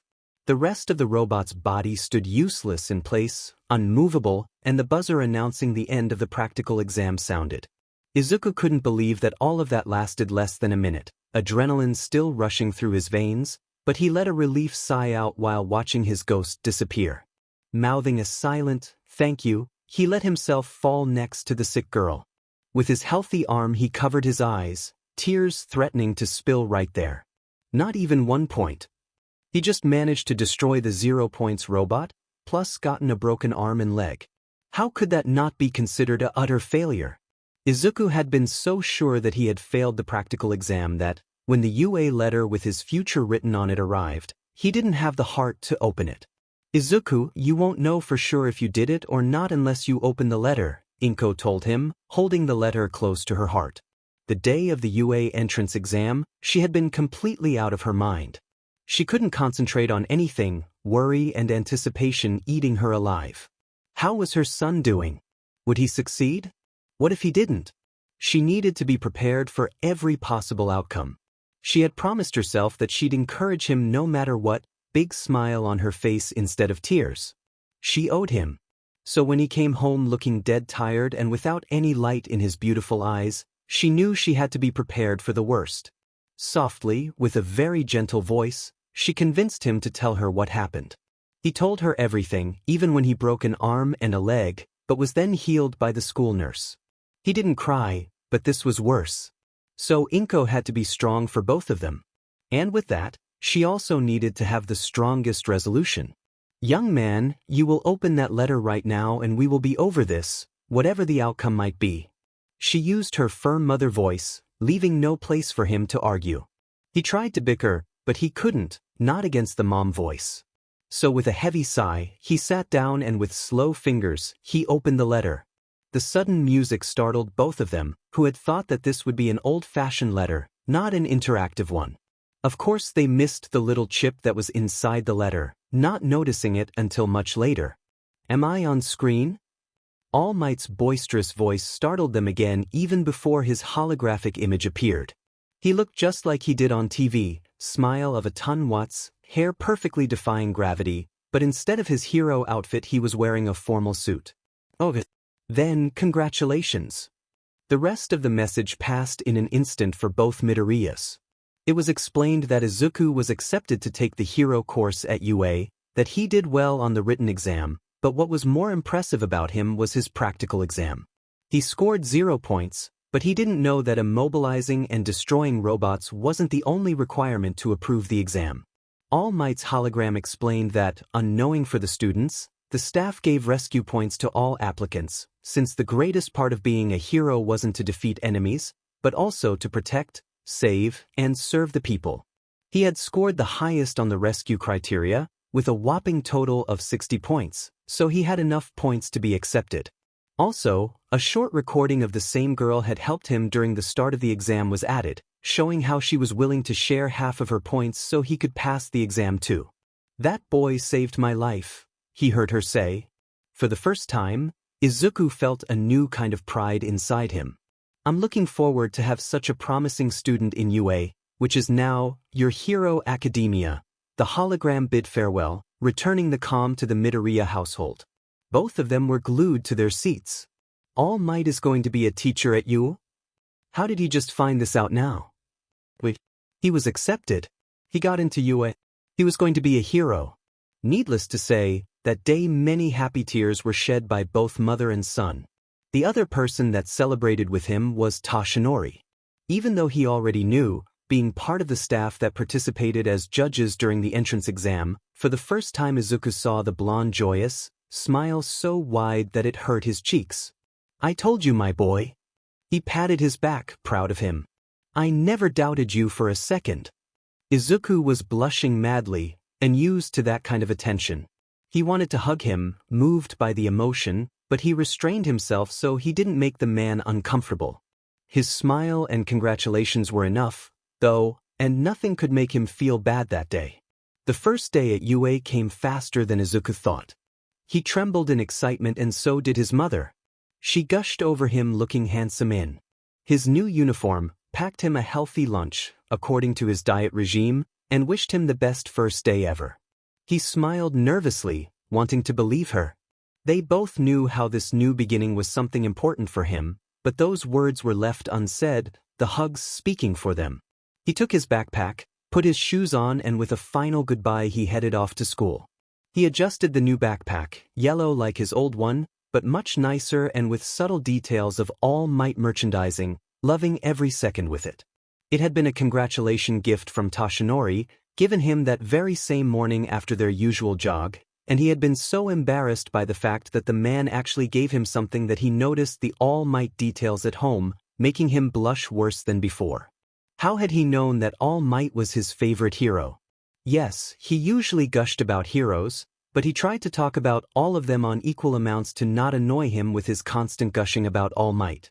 Maybe he praised the #1 hero a lot, more than the others, but, well, it was a bit embarrassing.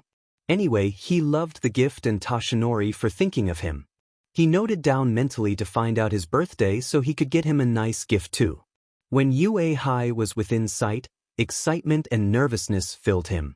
He was going to attend his dream school. He still couldn't believe it. But he had to, or else he'd be late for his first day, which he was determined not to mess up. So, breathing deeply and painting a smile on his face, he resumed his walk and soon he was inside of the UA facilities as an official student. Inside the building, he looked for Class 1A while looking discreetly at the other students. The hall was alive with activity. Some people, older students, were greeting each other after summer vacations, while others like him looked a bit disoriented, revealing themselves to be first years.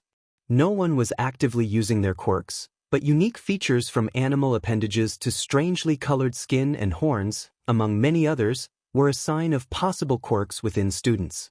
Izuku was already taking mental notes, too used to analyzing others' quirks to stop himself. He missed the fact that he was mumbling until he noticed someone watching, raising an eyebrow. He blushed a deep red and ducking his head, he continued his search for his classroom. When he finally arrived at the door of Class 1A, dashing in fear of being late, he took a few seconds to calm his racing pulse and then reverently opened the door. The classroom wasn't full, but there were already some students there. The first two to snag his attention were a girl with pink skin and a guy with a raven head. They must have really cool quirks, he thought, wondering what they could be. However, a boisterous voice distracted him from watching the rest of his classmates, and Izuku redirected his attention towards the voice, which turned out to be belonging to the same guy that called him out during the entrance exam. A tight knot formed in his stomach, but the awkward feeling was suddenly replaced by something akin to terror when he noticed the other participant of the quarrel. It was Bakugo. Izuku's pulse skyrocketed and he had to consciously force himself not to hyperventilate. You knew this. You knew this was a possibility, he told himself, unable to tear his eyes from the blonde. The chances of him being approved and landing in the hero course was almost 100%. Why are you surprised by this? Of course you hoped he'd land on 1B, but he's not, and you've got to handle this. Man up, Izuku. His thoughts were rambling, sweating bullets at Kacchan's cruel smirk towards the taller boy, who was passionately ranting about why he mustn't put his legs on the school furniture. You did it. A sudden voice startled him, pulling him back to the present, which was a relief because he didn't want to have a panic attack on his first day. Shivering imperceptibly, he turned a bit and saw the brown-haired girl that he had helped during the practical exam. She seemed almost to be glowing, sincere happiness in her big eyes. I was so worried about you, but Present Mike was right. You're here. That's a relief, she said, fingers touching like they had done while using her quirk. This time, however, it was just a gesture. The way you defeated that robot was amazing. What's your quirk? She asked, without any malicious intent. Her bubbly personality was so relieving that it calmed him down almost immediately. It was almost contagious, but the fact that he was calmer meant also that his usual shyness returned full force, so while the girl talked to him, he could only get redder every second and cover his face as she got closer without even noticing it. Thankfully, or not, a new, tired and raspy voice interrupted her, making not only them but the rest of the class turn to the door. Was that a caterpillar man? Suddenly, everyone was silent. I'm your homeroom teacher, Aizawa Shoyuda. Pleasure meeting you. The caterpillar man presented himself, after entering the classroom and emerging from his yellow sleep bag. His voice was so flat and uninterested that his words weren't credible at all. Everyone shared looks. When did the classroom fill up? Not knowing how to feel about the man who was supposed to be their homeroom teacher. The man himself looked like he hadn't slept properly in days, and his attire didn't scream pro-hero like the others. His eyes looked bored for the most of the class, but for the most analytic, like Izuku, he had an intelligent and sly spark in his gaze that was almost disturbing. How can I not know his hero persona? Izuku thought, mind racing through his hero catalog trying to remember at least one article about him. Well, put the suits and meet me in 10 in the track field. He showed what was to be their P uniform and then left unceremoniously, telling them with the same monotone voice that the time was running out. They all got the message and started retreating to change clothes, but before that, the tall guy who was discussing with Bakugo approached Izuku. Hey, I require a minute of your attention. Izuku was somewhat impressed by his formal language, not really common around teens. I'm Ida Tenya, from Some. I wanted to apologize for what happened during the entrance exam. That surprised him. Apologize? He never thought he'd do it or feel the need to, his subconscious projecting Bakugo's face over his, but his earnest tone made him feel that his apology was sincere. It's nothing really, he replied, trying to not sound as meek as he felt. On the contrary, Ida gesticulated a lot with his hands, he noticed, rigid and straight like the rest of his body. You were able to do what the exam was actually looking for, which I failed miserably. Your spirit is highly heroic and I should learn from you. Even though the boy seemed honest, Izuku still felt a bit uncomfortable with his antics. Thanks? He didn't know how to respond. We should go and change before time's up. At that, Ida's face became more severe. You're right. Let's go. And with a hand wave, he motioned for Izuku to follow him. Izuku watched him walk away, calling after him not to slack. This was going to be a really interesting day. To say it was interesting was an understatement. It wasn't an understatement. It was plain wrong. Aizawa-sensei's politics about expulsion was something no one could have guessed beforehand.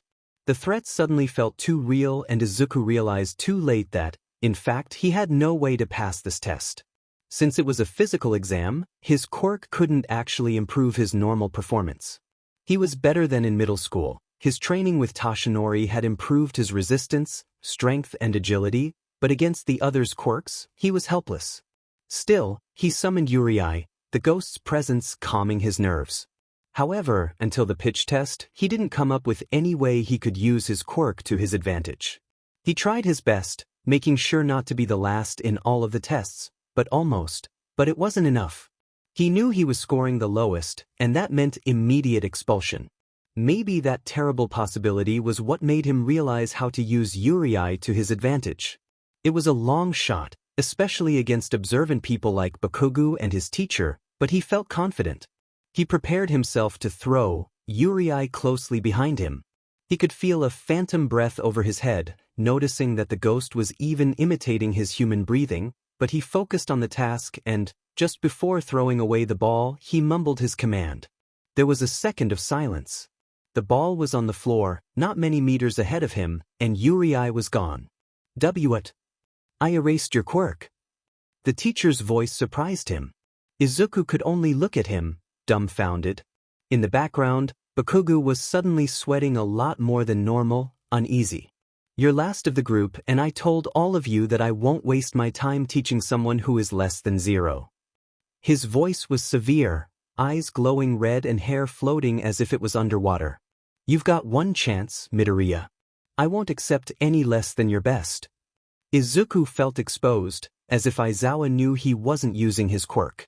But at the same time, his harsh words were invigorating enough to let him slip back into hyperfocus and do exactly what the teacher wanted. His best. Aizawa's eyes stopped glowing. How could he have not noticed before he was Pro-Hero Eraserhead? And, free of its effect, he summoned Uri again after taking a new ball. He opened his mouth, but shut it quickly. No, he thought, casting a sidelong glance at the ghost's silhouette. I need to do this differently. He stared down at the ball in his hand. He needed to do this right. He needed to prove he was worthy, that he could stand among his peers as an equal. As a future pro-hero. Sensei, look at me, he thought, the intensity of his concentration blocking everything out but the task at hand. Taking a deep breath, forgetting about all the eyes over him, concentrating only on what he wanted to do while focusing too on Uri's actions at the same time, he put as much strength as he could in his pitch and, just after the ball took off from his hand, Izuku did something different. He threw his own arm downwards, full force. The ball skyrocketed, far than anyone could see. To the majority of his class, that weird arm movement was to give the ball some kind of effect to gain speed and strength. They couldn't pinpoint exactly what technique was that, but the results endorsed that theory, especially since Izuku hadn't shown any flashy quirk by now, so his was probably some passive quirk that was always active. But it wasn't that. Aizawa knew. Bakugo knew. Todoroki knew. Ajui knew. Izuku knew. Just when Izuku's arm went down, Uri punched with the palm of his clawed hand the ball. It was such an impact that the finger that was grazed by accident was broken, but Izuku didn't care. He had succeeded. He had commanded Uri voiceless. He turned around to see his teacher's reaction. Not bad, kid. Aizawa's stiff smile was everything for Izuku in that moment. That was so cool, the bubbly girl cheered. Why is his finger broken? Ida wondered, not understanding how it happened. Deku, you little sheet. He had no time to nurse his injured finger, because his body reacted on its own when Bakugo lunged towards him. Izuku flinched, taking a step back. It wasn't necessary since the teacher's bandages were faster than Bakugo, stopping him effectively, but he almost had a heart attack from that. Kacchan. Yurei immediately put himself in front of Izuku, his extended wings almost obscuring Izuku's sight. "You liar. You can't do this. You're a motherfucking quirkless scum." Bakugo cried, trying to get free to no avail. "Quirkless?" someone muttered from the background. "It was like a nightmare." "Enough with this," Aizawa said with his quirk active again in order to prevent Bakugo from using his. "Don't make me use my quirk for nothing. I have dry eyes." His severe tone still didn't calm Bakugo down. He was still fuming. Deku. Izuku trembled a bit, thankful for Yurei's presence once again. After that, everything was a bit blurry. The results were displayed. The expulsion threat was nothing but a ploy, and suddenly, Izuku had his two first friends in UA. The girl presented herself as Uraraka Ochako, and after she thought his name was Deku, he choked a bit at that. The three of them settled to have lunch together from now on. Izuku felt a bit warm inside. He really hoped they could be good friends.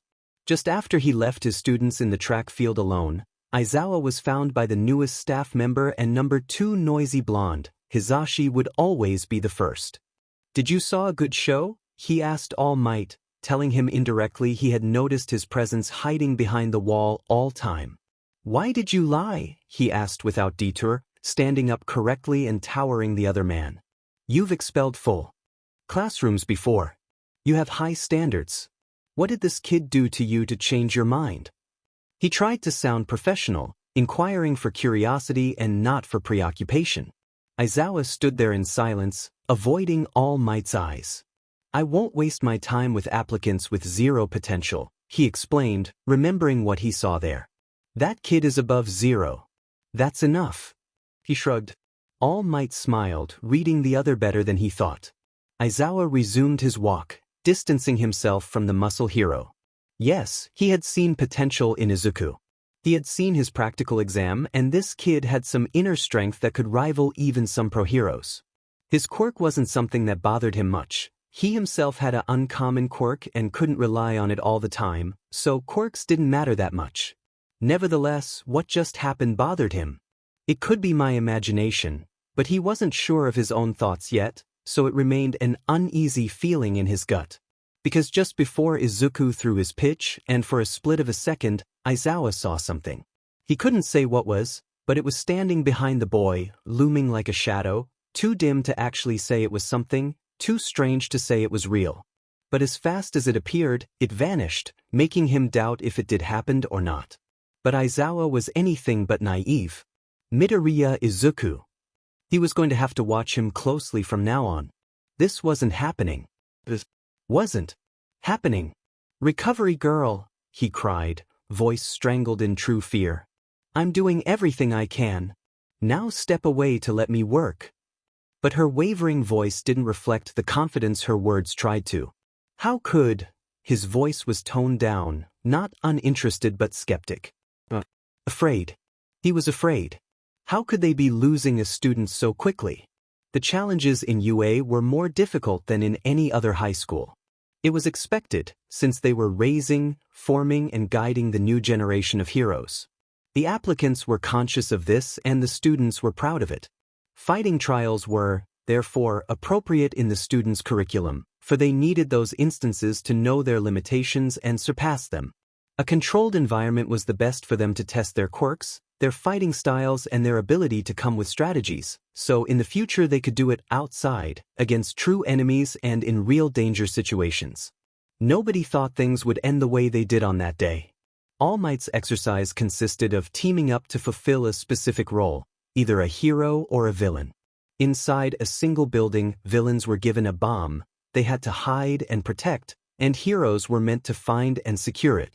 It was a simple task that was useful not only to build teamwork, but also strategy as both the good or the bad guys.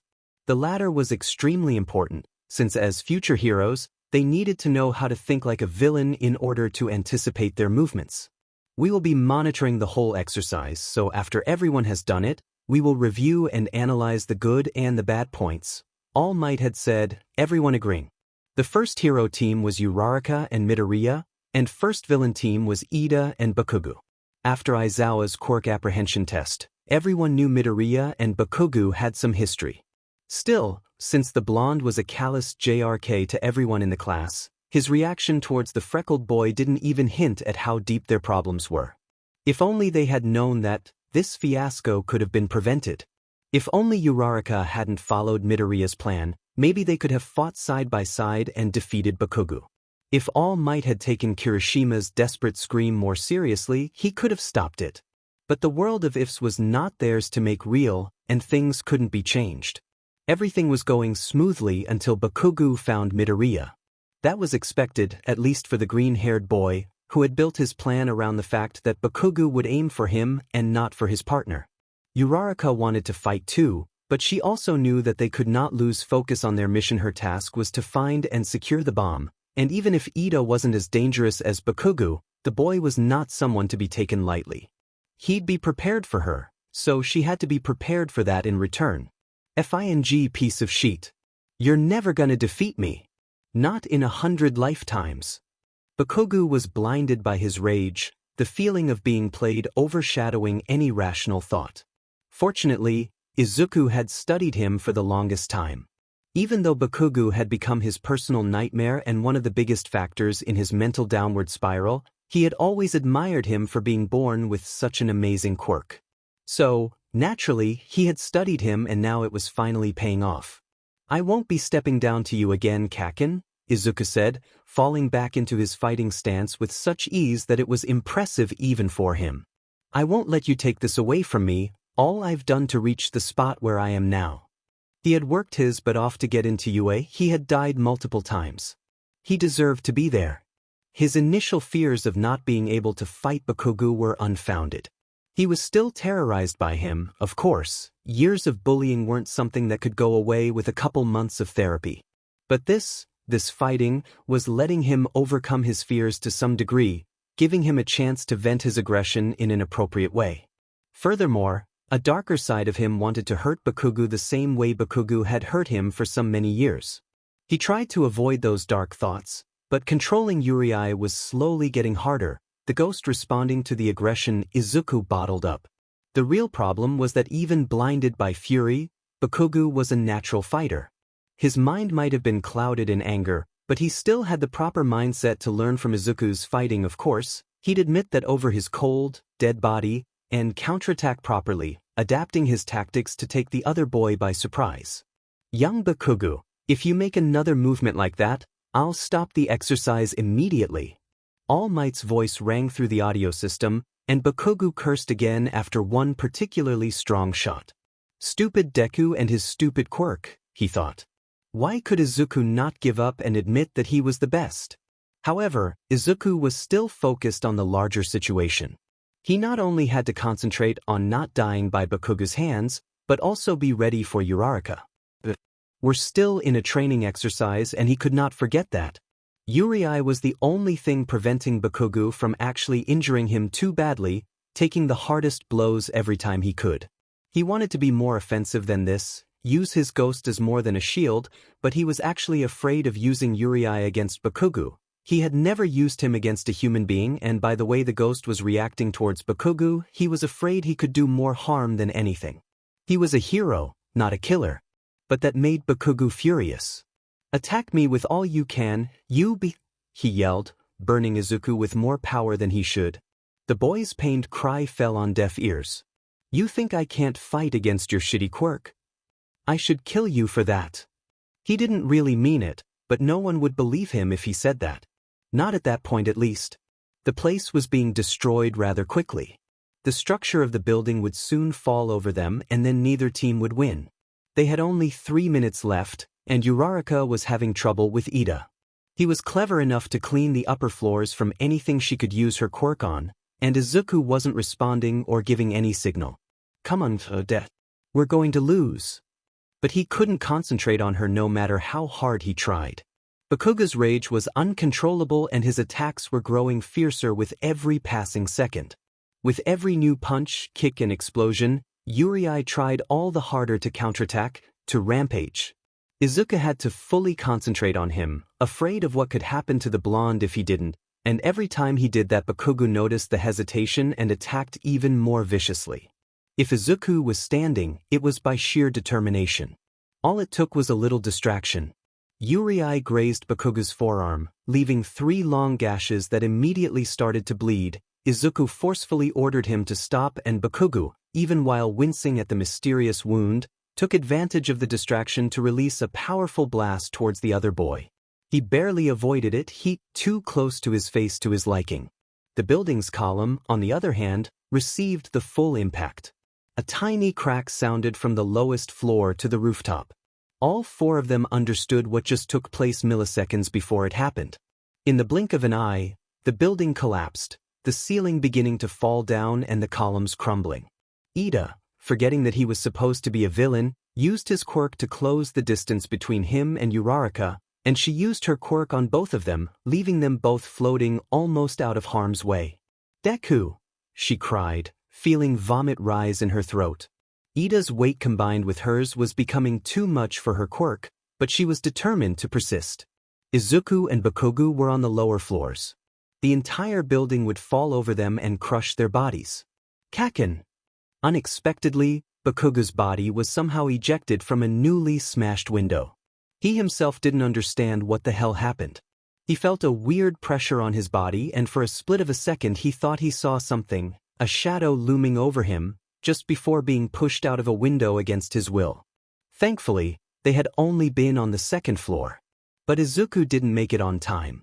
He knew he had only one chance and preferred to give that chance to the other, pushing him away from harm.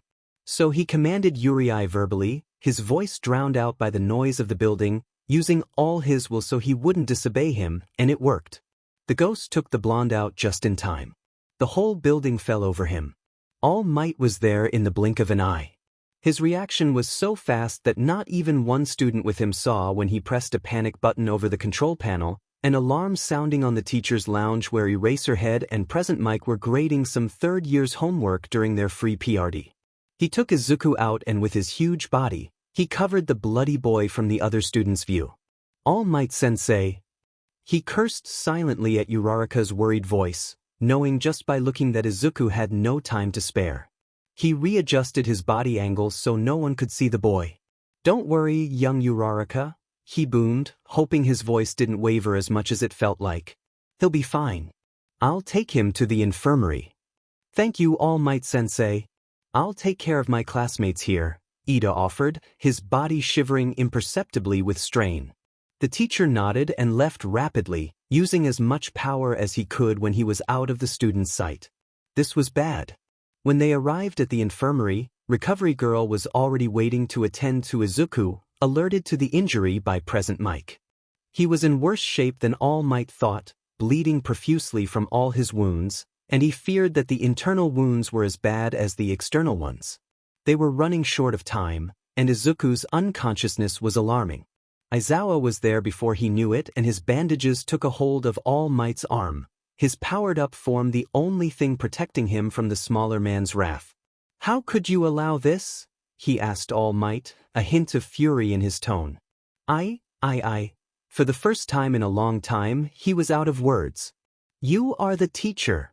The blonde flinched, surprised by the usually calm Aizawa losing his cool.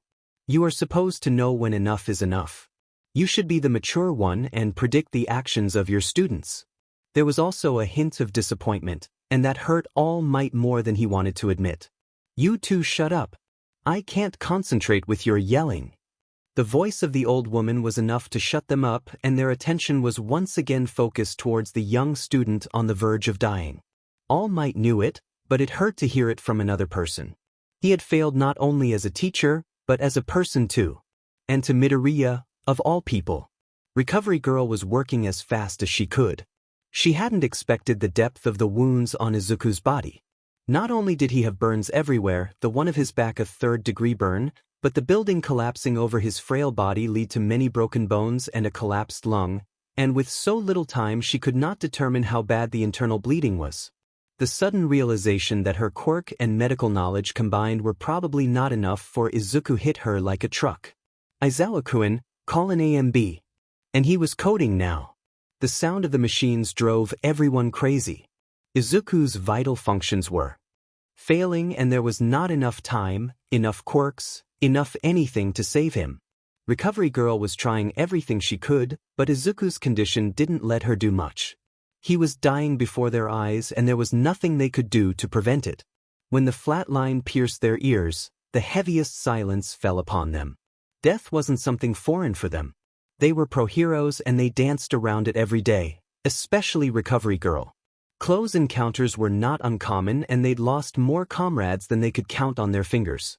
They knew death, and All Might had even come close to savoring it before, after his battle with All for One, and this was not the first patient that Recovery Girl had lost, but this. They weren't prepared for this. It felt like time stopped for all of them. They couldn't tear their eyes from Izuku's body, chest still and no color on his skin. The healthy pink his cheeks should have been was gone, now replaced by a grayish tint. He was deathly pale. All Might could only remember when the sludge villain attacked Izuku and how similar he looked during that incident. This time, though, it was final. "I'm sorry." Recovery Girl's voice was small and weak, almost inaudible. All Might couldn't talk, his throat tight and a sharp pain in his chest, worse than his old wound. Aizawa still couldn't process what just happened. For a few ticks of the clock, everything was frozen. A sudden gasp and the restart of the monitors startled all of them. The flat line disappeared, heart monitor beeping steady once again, and Izuku bolted up on the table, breathing heavily, pupils fully dilated, eyes wide and body shivering. His last memories were flashing through his eyes, adrenaline kicking in and Yuri reappearing in the blink of an eye, wings unfolded and fighting stance up. Kacchan was the first thing he could say, a bit strangled and with a hint of fear the adults could recognize clearly. However, before Yuri could do any damage, Izuku noticed his surroundings. He was no longer in the building where the villain team was hiding the bomb. Bakugo was nowhere to be found, and the whiteness of this place could only be the infirmary, a place he already knew better than most of his classmates. "Oh no," he muttered. "Oh, no." Yuri copied, dropping his fighting stance and starting to float aimlessly as usual. The sudden weight of the adult's eyes made him realize that he wasn't alone. Turning his face upwards slowly, he saw that Recovery Girl, All Might and Aizawa were there, watching him with unreadable expressions. None of them looked happy though. I can explain," he mumbled weakly, sharp mind filling the gaps in his memory already. "Then humor us, Midoriya." The hardness in Aizawa's voice made him flinch. This was bad. After snapping out of her shock, Recovery Girl was soon next to Izuku, checking on him once again. He tried to protest, but her stern look made him keep quiet. She checked every vital sign, every injured organ or tissue, searched for all the open injuries he had had and examined his back, looking for the third-degree burn. Nothing was there. He was healthy as a horse, strong as an ox, and that made no sense at all. During the examination, Aizawa went to block the door to the infirmary. All Might, on the other hand, was still in shock. He couldn't believe his own eyes, and the memory of the sludge villain came back again in full force, comprehension falling over him. If his suspicions were true, and even though he wasn't a genius, he wasn't a fool either, Izuku had died that day. And that only meant one thing. This kid had died twice under his care. Pathetic. Useless. How can you call yourself the #1 hero, the symbol of peace? You failed him. Twice. His thoughts were interrupted by Aizawa, who set up 3 chairs and was gesturing him to sit down. Mindlessly, he obeyed, suddenly exhausted, having to put an extra effort to keep his powered-up form. After announcing that Izuku had no injuries at all, the 3 adults were sitting down, eyes on the teen. He swallowed hard, unable to look at them, so he kept his eyes on his hands and tried to sense Yuri without actually looking at him. The ghost was there, grazing one of the white curtains with his left wing, muttering something under his breath. Silence stretched and Izuku was starting to feel sick. "We are all ears." Aizawa was the one who broke the ice, again, and Izuku flinched. How could he explain all of these? "My quirk," he started, tongue heavy and throat closing up. "And my quirk won't let me. Die." His voice quickly gained speed and lost volume, so it was a bit hard to follow him. Still, they heard him and something akin to confusion was reflected in their eyes. What did he meant that he couldn't die? Are you immortal, Midoriya-kun? The woman asked, trying to get a grip on the teen's words. He gulped, musing over how to answer that. I think so? He had spent many nights wondering the same. If he and his mother were actually immortal, they shouldn't age. However, Inko had aged in the same rhythm as any other human, and he had a hunch that he'd do it too. So, were they really immortal? You think so? Aizawa's tone was skeptic. I don't not sure, he confessed, dread filling his stomach. I mean, I can't die. I know that. And you too. Now, the last part was no more than a whisper, but it was full of shame and fear. I still haven't explored the extensions and limitations of that part of my quirk, but at least all the times I've died, I've come back. His speech was speeding up again, and for Aizawa, it felt like Izuku was trying to convince himself as much as he was trying to convince them. He was tense, which was obvious, and scared to, but at the same time, that not only left him vulnerable but it also made him careless, and Aizawa was too sharp to let slide comments like the last one, which the other two also catch in time. My boy, All Might's voice sounded so small and meek that it was hard to say it was him talking. How many times have you died? That brought back a PRGNT silence, but Izuku knew they wouldn't let this question pass. He muttered the answer so quietly that no one understood a word. Young Midoriya? 3 times, they heard, and Aizawa stood up, pacing nervously. He was mad. No, he was more than mad. He was furious, raging, seething. But at the same time, he was so lost and he wasn't used to being adrift with anything. He was cautious with his job, he was smart enough to study almost any possible situation, and as a teacher, he was actually a lot more competent than people gave him credit for. He understood the way people thought, their fears and doubts. Even though he was harsh and, as Present Mike liked to say, preferred to give tough love than sugarcoat things, he had always known how to handle things with his students. But now, he had lost a kid during a simple training exercise, and suddenly this kid had a quirk of immortality. What the actual F-? There's more, he said abruptly, gaining the attention of the rest. He turned his body, facing Izuku, and spoke again. There's more, isn't there? He demanded, analytical, half-lidded eyes piercing through the younger one's wide green ones. Your quirk registration says that you have some sort of telekinetic quirk. During the pitch exercise, you outdid most of your classmates. Immortality didn't do that, am I right? Izuku knew his teacher was in full analytic mode right now, eyes scanning him, looking for any piece of information he could extract from him. He was about to answer, thinking over how could he explain Uriai's existence, when a light sparked in the other's eyes. The shadow, he muttered, and Izuku gasped audibly. So he was right. How could you see him? The boy couldn't stop himself from interrupting. He's invisible, no one can see him. No one but his mother, but he wasn't willing to share that piece of information just yet. The idea of exposing his mother made him mad, a raw protective instinct overpowering rational thoughts. Recovery Girl and All Might were pretty lost, though. What are you talking about, Aizawa-kun? The blonde asked, gaze alternating between him and the boy. During the pitch exercise, for a second I saw something, he explained, remembering every detail though it was hard to grasp. It was looming behind Midoriya, but it was so fast that I couldn't put a finger on what it was.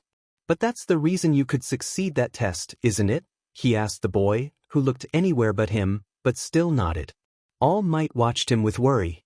Why did you keep it a secret, Midoriya-kun? Recovery Girl suddenly asked. She had her own thoughts in the matter, but she was interested in his answer. The boy didn't answer immediately, trying to gather all his ideas while fighting against the underlying fear he was feeling since he had revived. The intensity of the other's gaze was terrible, but he had to answer. I was quirkless for most of my life, he admitted. Regret and shame filled his face and voice. All Might felt the impulse to stop this, noticing how his student was suffering, but battled against it. And then suddenly I had a quirk? It was hard for me to process, but when I did, I knew my quirk wasn't something I could tell anyone. He chuckled bitterly, hands balled and knuckles white. I couldn't go and say, hey guys, know what? I'm immortal now. They wouldn't believe me, and if they did. He stopped, implications hitting him hard. If his words were not enough, The bitterness in his voice let the adults see a bit of what he was feeling and allowing them to imagine what was behind those words. What they came up with wasn't pretty. They wanted to be wrong, but at the same time they were almost certain they weren't. Now All Might's knuckles were also white, fists clenched. Even though I can't die, I still feel pain. Every ounce of pain is there and I'm not exactly eager to experience death over and over again. It was a half-truth. His suicidal tendencies were still a bit of a problem, but by now it was almost under control. Since the acceptance letter arrived at his home, he could proudly say that the idea of committing suicide again didn't came to his mind, not even once. He didn't want to break that streak. But you heal after you die. Recovery Girl pointed out. Izuku nodded. But that doesn't explain your telekinetic abilities, Aizawa said, floating quotation marks gestured to emphasize. That's Yuri, he said, watching the ghost. By now, he was perched over the rail of the bed, wings tucked in, quietly muttering to himself. Did he look this creepy when he muttered? He hoped not. Ray? All Might asked, not understanding. The others were in the same boat. Actually, I don't know how to explain this, he confessed, blushing. I've tried to, but there's no connection with the fact that I can't die that Yuri exists, but he does so. He shrugged and watched the ghost imitate his action, shrugging too. It was almost endearing by now, and that made him question his sanity slightly. And what's this? Yuri? Aizawa questioned, following Izuku's gaze. There was nothing there. Yuri is something like a ghost. But he looks a bit like a mummy too, but he has wings so I'm not really sure how to describe him accurately. He started to ramble, but stopped himself from continuing and focused again on more pressing matters. Let's say that he's a ghost, because no one but me can see him. I can command him, so I fake the telekinesis with him, he explained, voice dragging a bit. He was starting to feel tired of all these emotions and the fact that he died again, but the look in Aizawa's eyes told him he had to go on for a bit more, so he did. He wanted to try the nonverbal commands, but understood that it wasn't going to serve the purpose now. Yuri, pick up Recovery Girl's desk. Doing as he said, Yuri got up off his perch. The desk was soon floating in front of them. Now leave it near the door. The commands were simple, so the ghost had no problem following them. Izuku repeated the command, now asking him to leave it where it was, and the ghost complied. Can I do something with the curtains? I'll replace them, he asked the woman, who nodded. Do as you must, she granted. Yuri, tear this curtain. It was going to be solid proof, since his claws would leave a mark. Ow? Yuri asked, and Izuku marveled, albeit tiredly, at the ghost's progress. The others, however, didn't seem to have listened to him. Vertically would be fine, he answered. That caught their attention. Yuri did as he was told, ripping the curtains downwards, leaving 4 claw marks on the delicate white fabric. Izuku noticed the adult's poorly hidden astonishment and inwardly he smiled, proud of what he had accomplished in such short time. Thanks Yuri, that will be all. As he got more and more comfortable with the ghost, it was easier to recognize him as a being, so he started to thank him and the humming the ghost emitted gave him the impression that Yuri liked it, even though it was probably a reflex copied from him. With that, he let the ghost vanish. Shyly and a bit worriedly, he waited for the adult's reaction. They were in deep silence, staring at the desk and then the curtain and then the desk again, processing what they just saw. In front of them, there was an immortal student that apparently not only couldn't die under any circumstance known, but also had some sort of invisible minion that could lift things and tear curtains and fight for him and who knows what else. This was officially the most fed-up day ever. I think you should leave him rest. Recovery Girl was the first to speak, regaining her I'm the school nurse, you must leave the infirmary now tone. You might be fine now, Midoriya-kun, but I want to keep you under observation. Also, you look tired. She examined his eyes with a little flashlight, watching his pupils contract. Both teachers nodded, questions still boiling inside of them. You can ask him more questions later. Tomorrow, so he'll be at his best, she continued, watching them sternly. Izuku could be immortal, but she was in charge and she would not let him leave the infirmary until she was sure he was healed and had gotten some rest. Nothing said here will leave this walls, All Might promised, noticing how Izuku relaxed a bit after he said that. Still, there's much more explaining you'll have to do, Aizawa said, his tired, unamused voice returning. And not only to us, but to the principal too. Izuku wanted to protest, but finally went against it. He knew he wasn't off the hook yet. Yes, sensei. Rest well, my boy, All Might said while unblocking the door, trying to leave everything where it belonged. I'll see you later, he promised. Aizawa just nodded as a goodbye, and finally, Recovery Girl and Izuku were alone. He sighed tiredly, letting himself fall onto the table. Are you seeing a therapist, Midoriya-kun? Recovery Girl's sudden question caught him off guard, making him look like a deer in headlights. I'm not stupid, she said. He never said teat, he protested, afraid of having offended her. She chuckled lightly, even a bit fondly. Come on, let's move you to a bed so you can rest.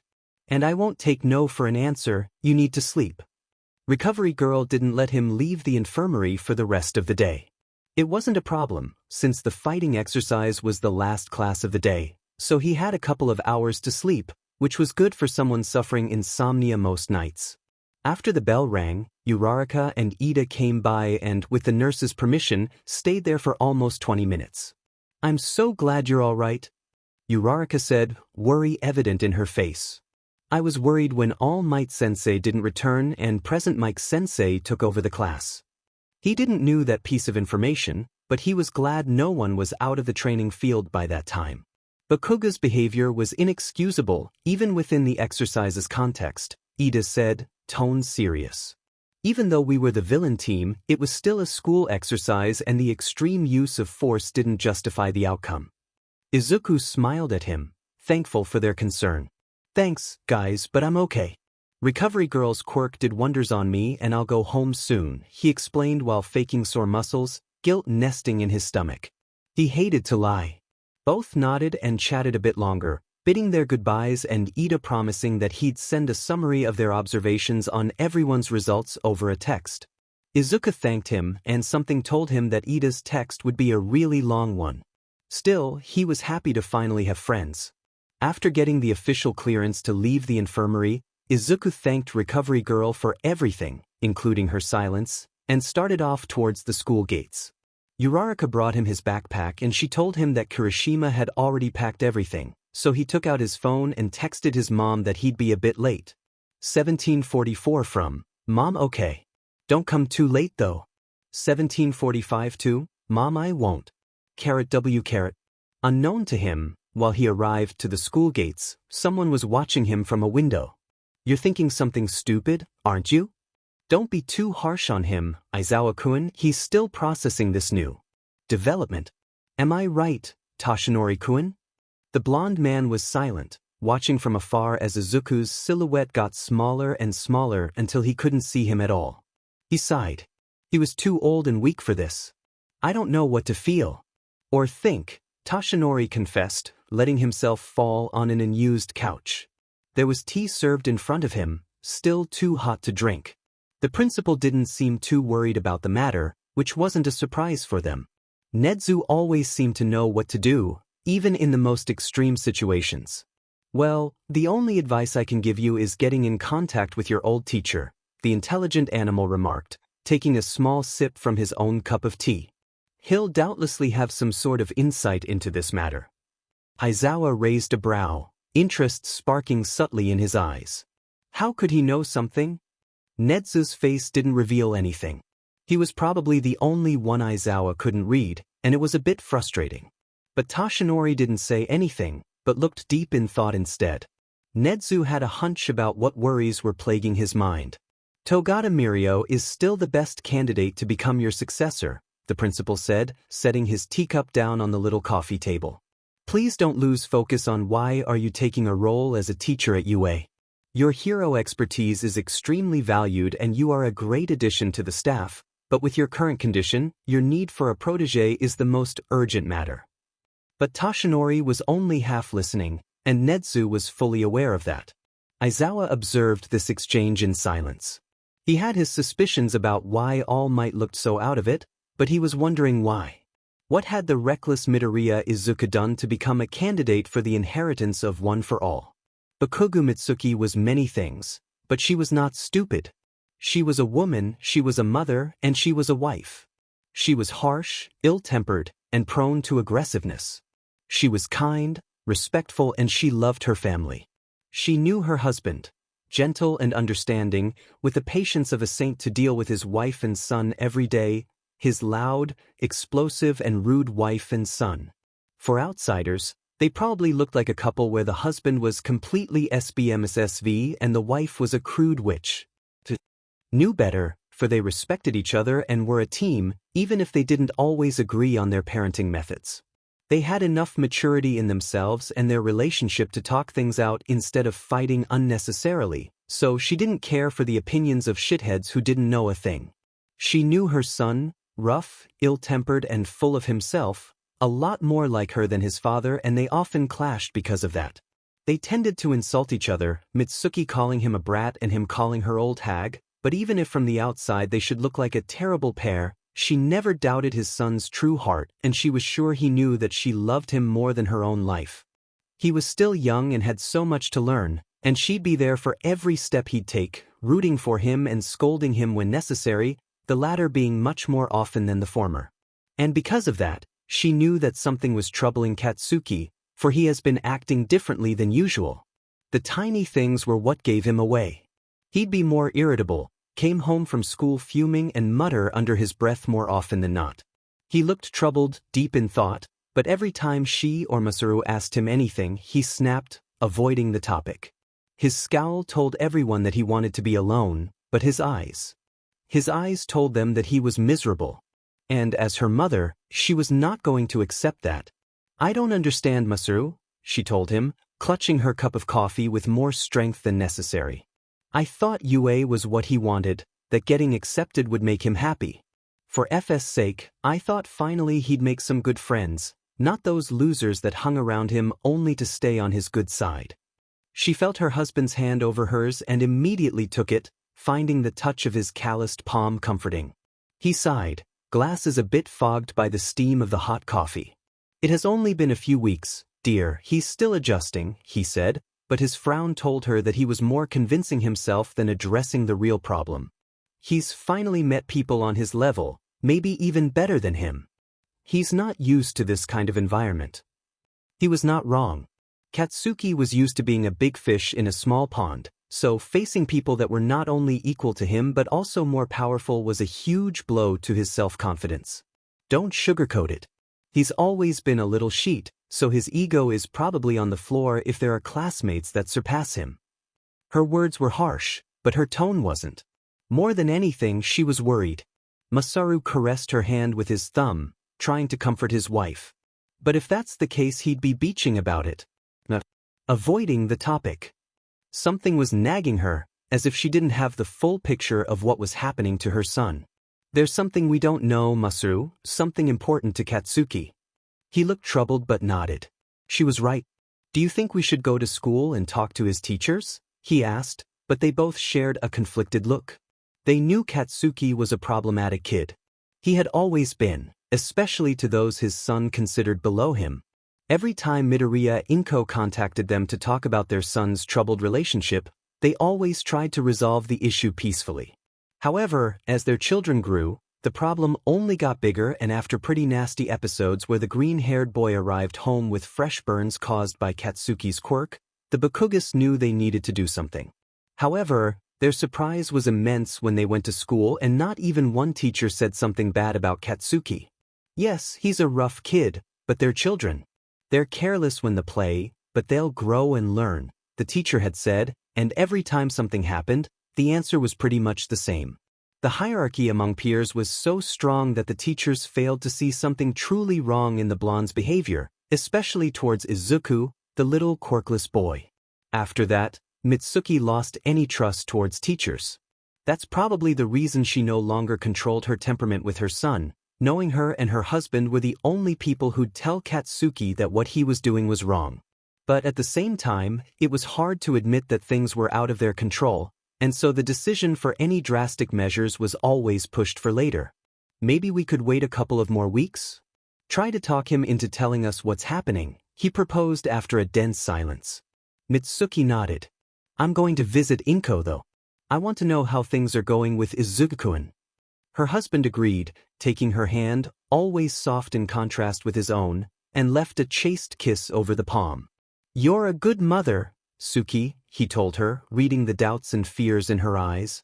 And Katsuki is a good boy. He just needs our help. He was so loving, so trusting. She loved him for that, but one of them had to be realistic. And a good kick in the butt too. Masaru laughed and she smiled. UA is a good place for that, don't you think? Yeah, it is. Izuku was lying on the sand, gasping for air after one particular strong punch in the gut. You okay there? Toshinori's voice was tinted with worry. He still had trouble to measure his strength in his weakened form, used to leak some of One for All's power just in case. I shouldn't have punched you so hard. No, I'm okay. His strangled voice was at odds with his words.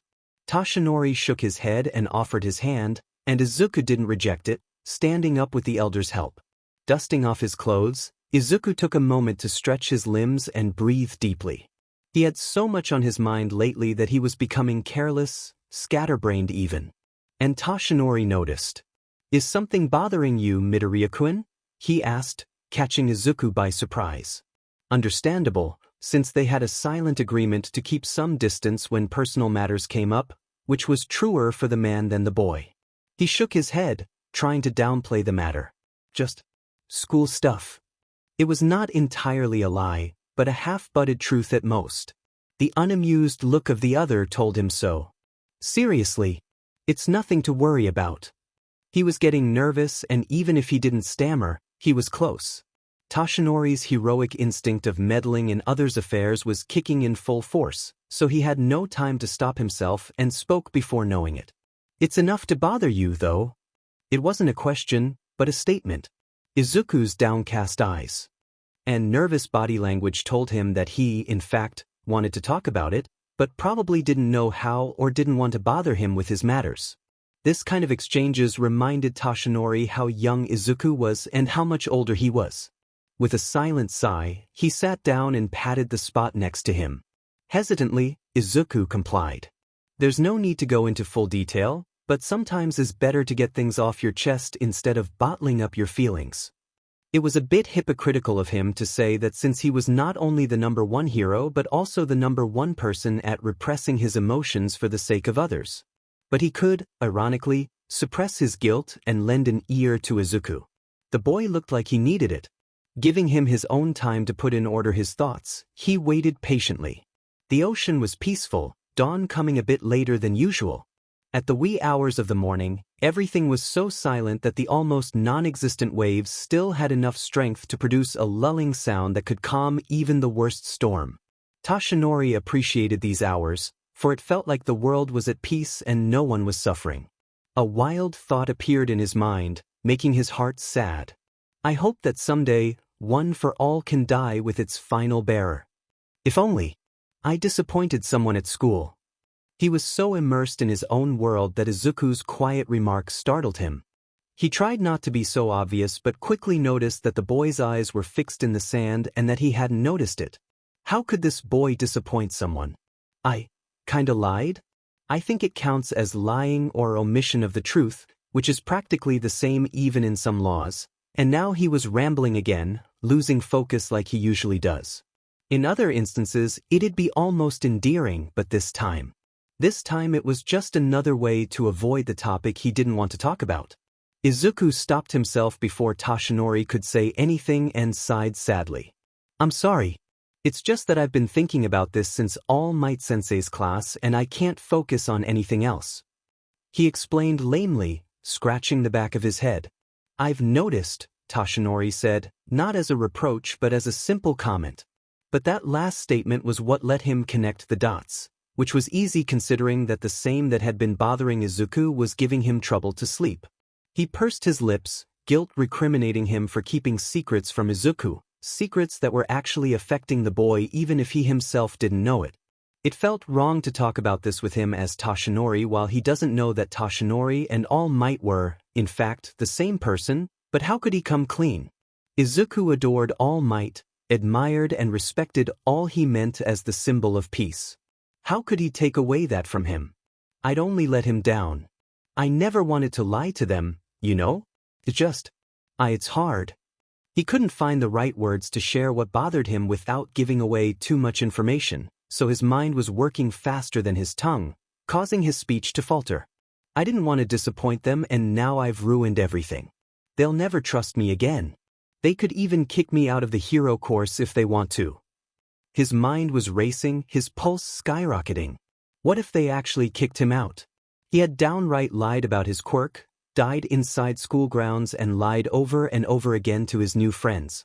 For him, they were probably lying to other pro heroes until the principal resolves on what to do with him, and if they took the final decision of outing him, he'd be shown as the liar and the freak he was, and everyone would turn their backs on him, and he'd be all alone again, despised by everyone and left as an outcast. He could not go through that again. He'd kill himself again if that happened. Oi. But that wouldn't change anything because he couldn't die. Ria.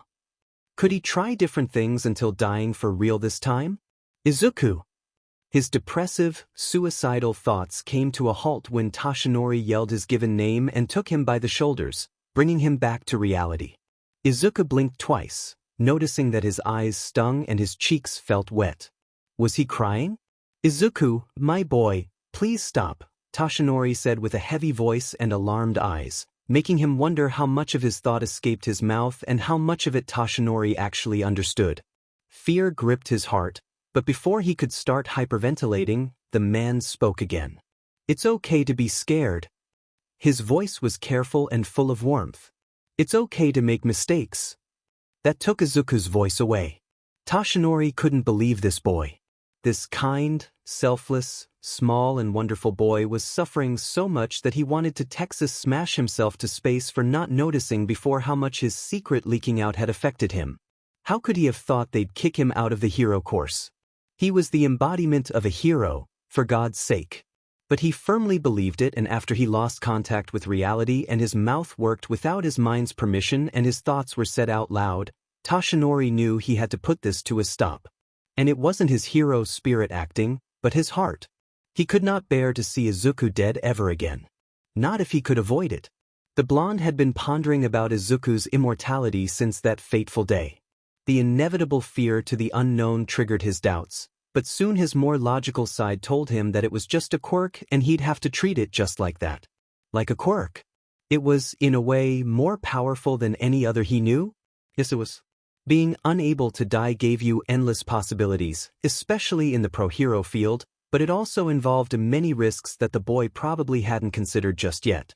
It was normal, given the fact that he was just heading towards this kind of life, but he was going to be there to guide him in any way he could, as All Might or as Toshinori. But this made it final. It's okay to make mistakes, he repeated now that he had his full attention. I think that your teachers are more worried than mad, and even if they're mad, they are your teachers. They are meant to protect you. But Izuku's answer for that was not what he expected. Teachers have never protected me. He choked, new and fresh tears falling from his eyes. Toshinori's eyes hardened with that. There was so much he didn't know about the boy, but from all he knew by now, he could guess a lot, and again, just like that day, what he was guessing wasn't anything nice. How could so many people fail this young boy? They were going to change that. He was going to change that. But they will, he said, voice so sure that Izuku froze. They will protect you, Izuku, and do you know why? Something deep inside him told him that he had heard the exact same words before and that the same feeling of awe and safety that evoked that time was being evoked now. Because they're not only teachers but heroes too. And heroes will always come to your aid, no matter what. He believed every word he said with a will of steel, and Izuku just had to believe him. So fear not, my boy. His voice and eyes softened, exuding safety towards Izuku. Sometimes people need time. Anything you've done can't be as bad as you think unless when you're dealing with these pro-heroes. Even in his emotional state, Izuku couldn't miss what was left unsaid. Hesitating a bit, he asked anyway. Do you know the pro-heroes at Ueyagi-san? He asked carefully, like if he pushed too much the man would back away from him. He thought he'd flinch or something alike.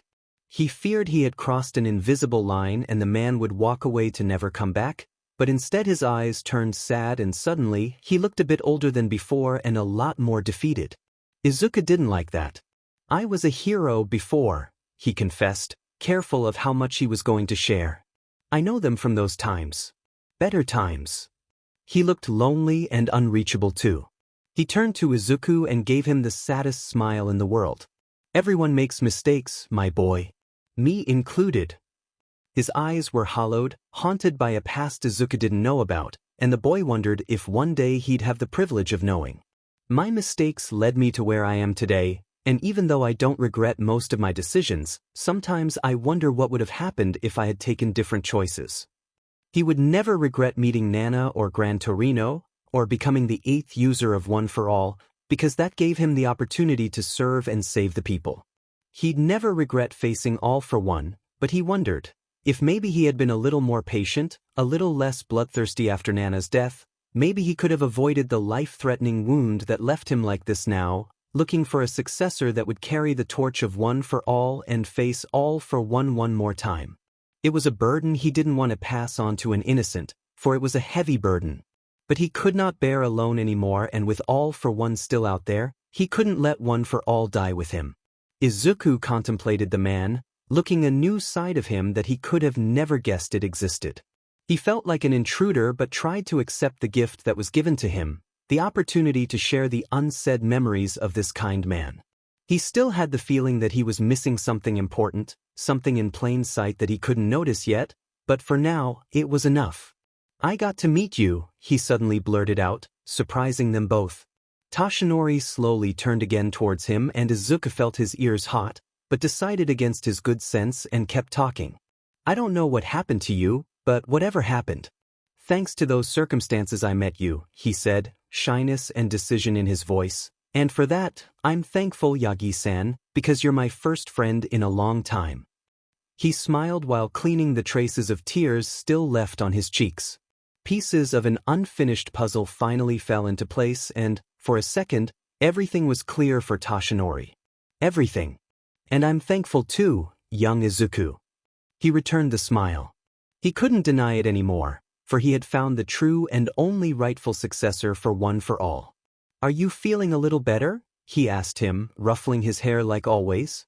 Izuku nodded, face a bit sad again. "It's still hard to not feel bad about it," he said sheepishly.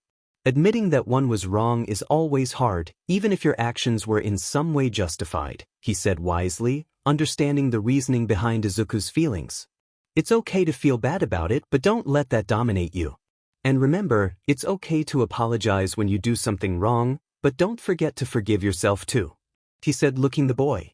He nodded again, rubbing his eyes after feeling them wetting again. By now, dawn was almost over, weak golden light bathing the beach quietly. The silence between them was no longer tense. "Can I have a hug?" Toshinori was beyond surprised. He looked at Izuku, but he was busy burying his face in his knees, too embarrassed to actually look at the man. For the first time in many years, Toshinori wondered what might have become of him if he had decided to have a child. "Of course, my boy." Slowly they both stood up. Sweat long dried by now, the only thing stopping them was modesty. Toshinori let him do the first step and Izuku took his sweet time, but after much hesitation he carefully got near and their hug was as awkward as both thought it would be. But that made the man laugh and all tension was suddenly gone. They tightened the hug, which was a good-willed one and very much needed, not only for the boy, but for the man as well. When Izuku felt ready, he let Toshinori go and was relieved to see his eyes alight with life again, cheeks a bit pink after crying, but a lot calmer than before. He ruffled Izuku's hair with playful strength and he laughed. This was nice. "Izuku," a feminine voice disrupted their moment and the morning, her hurried steps getting nearer with every passing second. "Mom? What are you doing here?" the boy asked when she was within sight, jogging towards them with short breath. He was the first in getting near, Toshinori trailing behind. "WL. Why you never take this L long and—" "Wait a minute," she asked in a hurried and strangled voice, unused to running. Usually these kinds of things were saved for her ghost, but he could not deliver her message for her, so here she was, short of breath and sweating a bit. While Izuku instructed his mother to regain breath, Toshinori took the liberty to analyze the woman that he now recognized as Izuku's mother. The two were alike as two droplets of water. Hair almost the same shade of green, very similar skin color. She lacked the freckles her son had, but when he noticed his eyes, they were the same bright green eyes Izuku had. It was seeing a feminine, slightly shorter and chubbier version of the boy. Suddenly, she noticed his presence and immediately blushed, embarrassed of her looks. "Oh, I didn't know you were still together," she said bashfully, trying to look everywhere but Toshinori. They were very alike indeed. "I'm sorry I'm such a mess," she apologized, to which he shook his head, smiling as nicely as he could. He was aware that his weakened appearance was a hindrance for the others, but it was impossible for him to hide now. "Do not worry, it's completely comprehensible," he said politely, trying to ease the woman. "For what I've noticed, you already know about me. My name is Yagi Toshinori. Pleased to meet you, Midoriya-san," he presented himself, unable to stop himself from scratching the back of his neck nervously. How disappointing it must be for her to see him. As Izuku's jogging partner and fighting teacher, she was probably expecting someone less scrawny than him. Less of an eyesore too. "Midoriya Inko, pleased to meet you too," she answered, offering a tiny hand to shake. It was ridiculous how big and thin his was in comparison. "I'm glad we finally meet formally," she said, smiling brightly. Even their smile is the same, he thought, unable to refrain from comparing them. "I've heard so many things about you, Yagi-san. All good, don't worry." She was easygoing and very kind. Her face wasn't showing any kind of disgust towards him, which was surprising. "Well, that's good to hear." He was good with small talk. Being a hero usually made you proficient in that, unless you hated media like Eraserhead or preferred to have a public agency to make statements instead of interacting yourself like Endeavor. On the other hand, Izuku was glad that they seemed to get along well but was still curious why she went to look for him. "I'm sorry to interrupt, but—" "Oh, I'm sorry, Izuku. You were taking so long that I was worried, but also your phone's been buzzing since early morning and I think it's important." I didn't want to peek, but on the outer screen it said, "Uraraka-san," and "Ida-kun." Izuku was raising a brow, wondering who would text him so early until she said his friends' names. "Midnight Sensei's homework," he yelped, startling both adults. "What time it is?" he asked in a hurry. "Almost 7, she said, not understanding a thing. "I'm late," he was mortified. How could he lose track of time this badly? Toshinori stiffened too. He was also late. "Thanks, Mom. I'll eat something during recess, I promise," he said in advance, knowing she'd say something about him missing breakfast. "I left your uniform ready on your bed." She was such a lifesaver. "Go, my boy, don't be late," Toshinori said, thinking that he should follow his own advice. Izuku nodded hastily, ready to run towards his house in that moment. But after just a couple of steps, he halted and turned to see the blonde. "Thank you, Yagi-san. For everything." His voice was soft, meaning every word. Toshinori smiled a bit and nodded. "Go before you're late," he said. With that, they both saw Izuku's figure shrink until he was a tiny speck on the horizon. The silence wasn't uncomfortable, but he wasn't much at ease with the woman there. It took him several weeks to start to not be conscious about his looks around Izuku, but it wasn't the same with Inko. It'd be rude to just leave, but he was also late for work so he'd just have to excuse himself. "Thank you, Yagi-san," she suddenly said, prompting a sense of déjà vu. "I'm sorry." She turned to him, looking sober but content. "Thank you for being there for my son," she clarified, and with that, Toshinori couldn't avoid feeling small. "It's more like the other way round, Midoriya-san. Your son is a good young man." She smiled at his words but shook her head. "You can't see it, but I do. Since you two started to spend time together, I've seen him. Happy, more upbeat," she explained, staring towards the direction Izuku went as if she could still see him. "I want to thank you for supporting him, for being with him when I can't, for helping him train for the UA exam, for believing in him." Many things were left unsaid, but he wasn't going to pry. As All Might, he had brief interactions with some mothers after saving their children. There was always a kind of warm, undying love he could notice in the way they talked about their children, with such a dedication that only a parent could give. However, when Inko talked, he didn't remember them, but Nana. The brief times he'd talk about the son she gave up, there was a fierce determination and a devotion that scared him. And now, Inko exuded the exact same aura as Nana, and suddenly, he felt a whole new respect for the little woman. It was like she could see beyond what he could. Also, they shared a really similar hairstyle. It's an honor to be there for Midoriya-kun, he said truthfully, and she noticed that. Inko smiled, happy to see that her trust into this Yagi-san was well-founded. What is your favorite food, Yagi-san? What? He was dumbfounded. When did they change topics so abruptly? I know Izuku is shy, so he probably didn't tell you, she chuckled, knowing her son too well. I want to invite you to have dinner with us, so I can thank you properly for caring for my son. Any day you can is fine. Of course, you must be a busy man, she said, completely composed, at least on the outside. Toshinori was flustered. It's not necessary, Midoriya-san. He was completely unused to this kind of personal interactions, still surrounded only by pro-heroes of people of the field. Naomasa was probably the most normal person he knew, and he was still a cop. A friend, but a cop, so he also fell into the hero-related bag most of the time. I insist, she said coolly, but underneath her calm facade, she was also nervous. She didn't want to make a bad impression on her son's friend. Recognizing defeat, he sighed. I'm not a picky eater, he said, trying to keep a cooler tone. Inko smiled. Would katsudon be okay? It's Izuku's favorite. It took 4 excruciating days before Izuku was called to the principal's office. It was a discreet announcement, made by his homeroom teacher in the solitude of the teacher's lounge the day before, during lunchtime. He was scheduled to go there after the next day's classes, and from what he understood, Aizawa was going to be there too. The man's look was as unimpressed as always, but there was something else there that made Izuku anxious. Don't worry, sweetie. Everything will be fine, Inko assured him the night before over dinner. She prepared katsudon, trying to cheer him up, and he appreciated her gesture. Still, he was so nervous that he felt sick. He really wanted to believe Toshinori's words, but the silent tension was too much for him. He just wanted this to end. For better or worse. Greetings, Midoriya-kun. Please take a seat. Nedzu greeted him when he entered the office, Aizawa already there. I'm Principal Nedzu, but of course you already know that. I think you also know why you were called here today, he pointed out. Izuku swallowed hard and nodded. Then it is settled.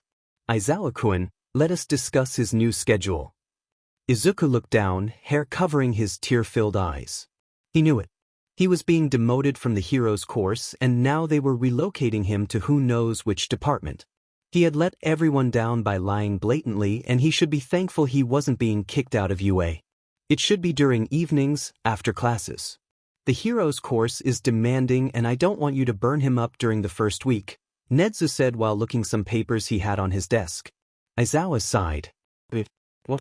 Aren't you kicking me out of the hero's course? He blurted, stumbling over his words and eyes wider than ever. The principal's face was hard to read. It was like his face was frozen in one expression, too blank but at the same too harmless. Was it because he was an animal? But what animal was he? A mouse? A small bear? Izuku couldn't tell. Why on earth would we do that? Nedzu asked in a calm, professional voice. Izuku tried to say something, explain a coherent reason for his fears, but the shock was too much that his mind was suddenly completely blank. His mouth was hanging open, trying to form even one word. The principal smiled, actually moved a little by the boy in front of him. He was so young, so lost and naive. But he lived for this, to teach and guide and help his students. Midoriya-kun, I think your fears have clouded your mind when it comes to this particular situation. With one white paw, he took a file he had under the many papers discarded over the desk, opening it and revealing that it was Izuku's middle school file. You were categorized as quirkless until a year ago, weren't you? The question itself was easy, but he still felt it was a tricky one. Gulping, he nodded. Suddenly developing a quirk was probably a little shocking to you, considering the latest bloomer recorded in this prefecture until now was of 11 years, and you were 14. Nedza didn't even have to read his file by now, he knew the information by heart. Moreover, the kind of treatment you received during most of your childhood for your quirkless condition surely left a scar within you. Izuku flinched a bit, not knowing why those words felt like a punch in the gut. There was no malice in the principal's voice, not even disregard like his middle school's teachers. It was just a fact said in a calculated voice, so it wasn't too emotional but it wasn't robotic either. It was precise enough to be a statement and to cause a reaction at the same time. I want you to know that UA won't do anything against you for lying on your quirk registration. Truthfully, you didn't do anything wrong, despite what you believe, Nedza continued. Given the true nature of your quirk, it is understandable that your mother wanted to protect you from the consequences of an immortality quirk. However, as your teachers and in order to provide you a well-rounded education, both as a hero and as a person, we needed to know about your quirk so we could teach you properly based on who you are, as we do with any other student. The words the principal used caught Izuku's attention. The consequences of an immortality quirk, he had said, and Izuku remembered a specific conversation he had with his mother many months ago, where she addressed something really similar in a different fashion. He felt like he was missing something the adults knew and he didn't, not yet, at least. Honestly, it was a bit frustrating. The good news is that we have all the information we need for now. Nedza's voice was cheerful, which made him look cute, considering his small animal form. And so, I've spoken with your homeroom teacher and we've decided to add a little extra to your formation. A little extra? Aizawa, reading Izuku's confusion, intervened. Students here have been using their quirks for a good number of years by the time they are accepted and start their studies. You've had yours for what? A few months before the entrance exam. Izuku nodded absent-mindedly, thinking that it was more than a few months, but definitely less than a year. Your mastery with your quirk is poor, and that's being generous. Even if many students don't know the full extent and possible uses for their quirks, they excel at the basics, which you don't. Sooner or later you will fall behind the rest of the class and I won't accept anyone who drags the rest of the class because of their ineptitude. His words were severe, but it wasn't threatening, it was just a fact. Your entrance exam proved that you're qualified to be in the Heroes course, even with your lack of skill regarding quirk use. That's why I asked Aizawa-kun to give you some extra training, since he is already training another student who needs it. Izuku was surprised. He never thought his gruff teacher would be mentoring someone off school. He looked at him carefully, but Aizawa only shrugged. But wouldn't he be a bother? Are you okay with this, Aizawa-sensei? The man's half-lidded eyes pierced through his, promising hardships. You have only one chance. I won't train anyone who's not serious about it, since I don't have any time to waste. Once again he wasn't kidding. Izuku sat up straight and nodded firmly, trying to convey his strong resolution to his teacher. Aizawa looked at him and even when he didn't do anything, not even return his nod, something in his posture told Izuku that he was satisfied with the unspoken answer. Nedzu was also satisfied with this development. He had great faith in all his students and Izuku was not an exception. Then it settled. Now, there's another matter I wanted to discuss with you, Midoriya-kun, the principal began again, reclaiming the boy's attention. Aizawa-kun and I were discussing your quirk registration and we think it'd be best if we changed it. Izuku was dumbfounded. Aizawa spoke first. Your registration is vague, clearly taking after your mother's. That won't work. He seemed pretty adamant about it, shaking his head slightly. Why? According to Aizawa-kun, your quirk's manifestation, aside from your inability to die, is some kind of invisible minion that you can command. Is that correct? In simple, inaccurate terms, it was. Izuku nodded and the principal continued. In order to fully develop that ability and not lift any suspicion, we should change your quirk registration for something less restrained. No need to worry about the details, we can take care of that so it's believable. He crossed his paws and rested his face on them, weight supported by his elbows over the table. The more Izuku heard, the more reasonable the proposition sounded. He kept nodding, listening attentively, and finally agreed. He didn't notice until he left the principal's office, but after the conversation carried out he felt lighter and lighter, an invisible weight lifting from his young shoulders. After entrusting the principal with his quirk registration, answering a few questions about what he had discovered all by himself about his quirk during the months before the entrance exam, he and Aizawa discussed his new training. It'd be, for starters, 3 times a week, half an hour after the last class of the day. It'd be on the school training grounds, and until Aizawa changed it, they'd train alone. "We need your parents' written permission to proceed with this new training," Aizawa said, handing Izuku a written form. He quickly skimmed the document, eyeing some key words like quirk and training.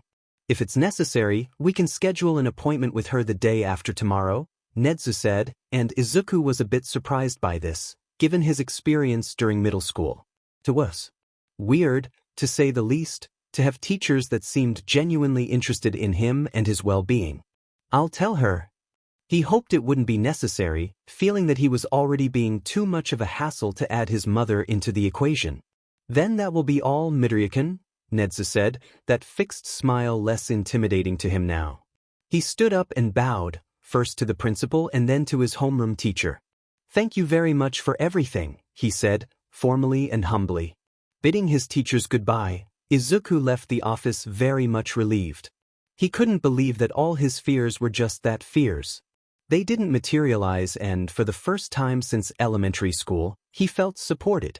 A wide smile spread on his face and he thanked God that he was in Yua. "Deku," a feminine voice shouted.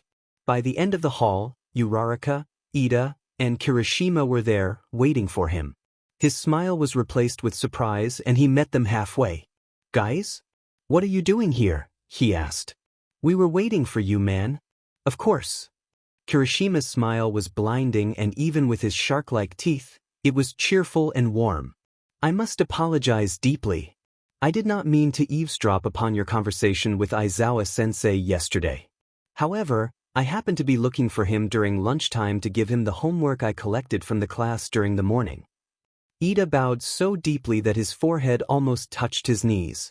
"It was worrisome that you were called to the principal's office, but with your current expression and stance, I believe everything went all right?"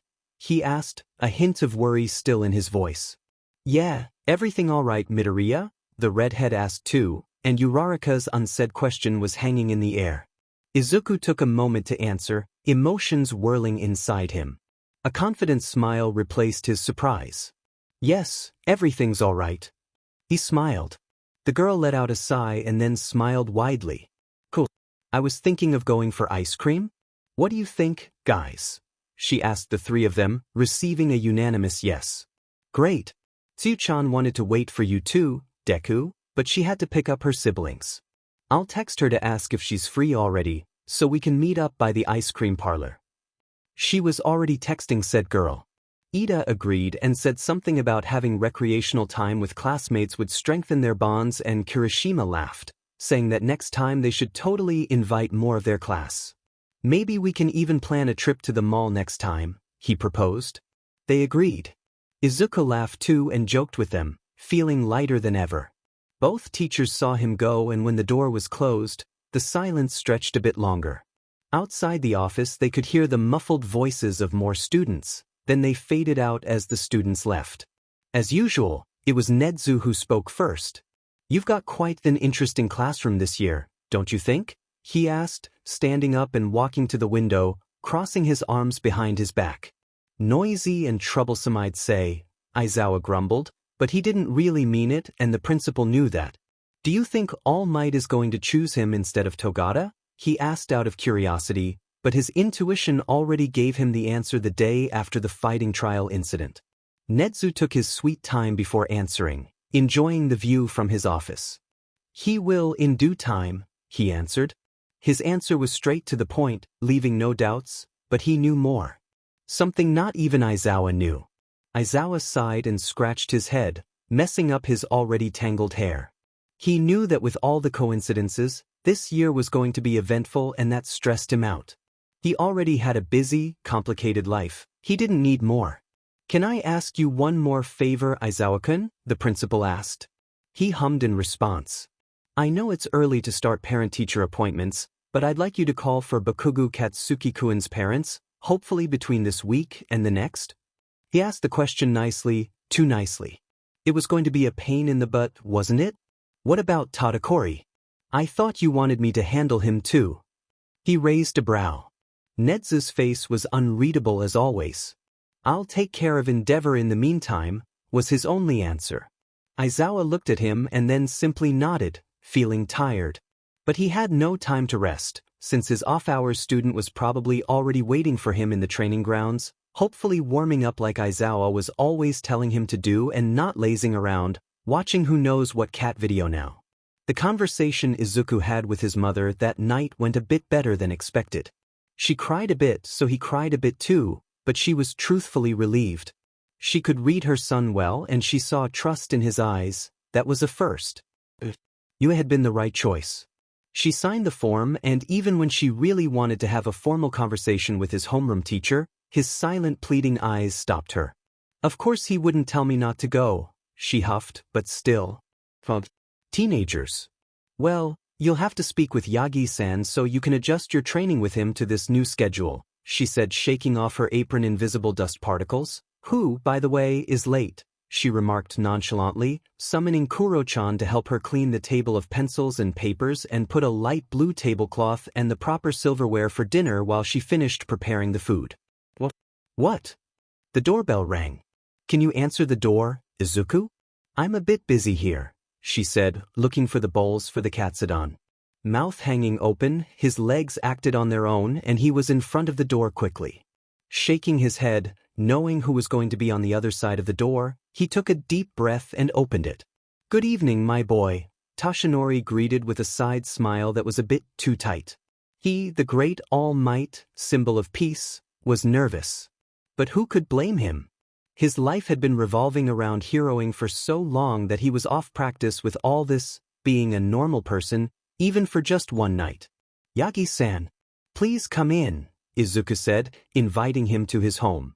Excusing himself, he entered the Midoriya household after taking his shoes off and putting white slippers left for visits. He looked at every detail with intense curiosity.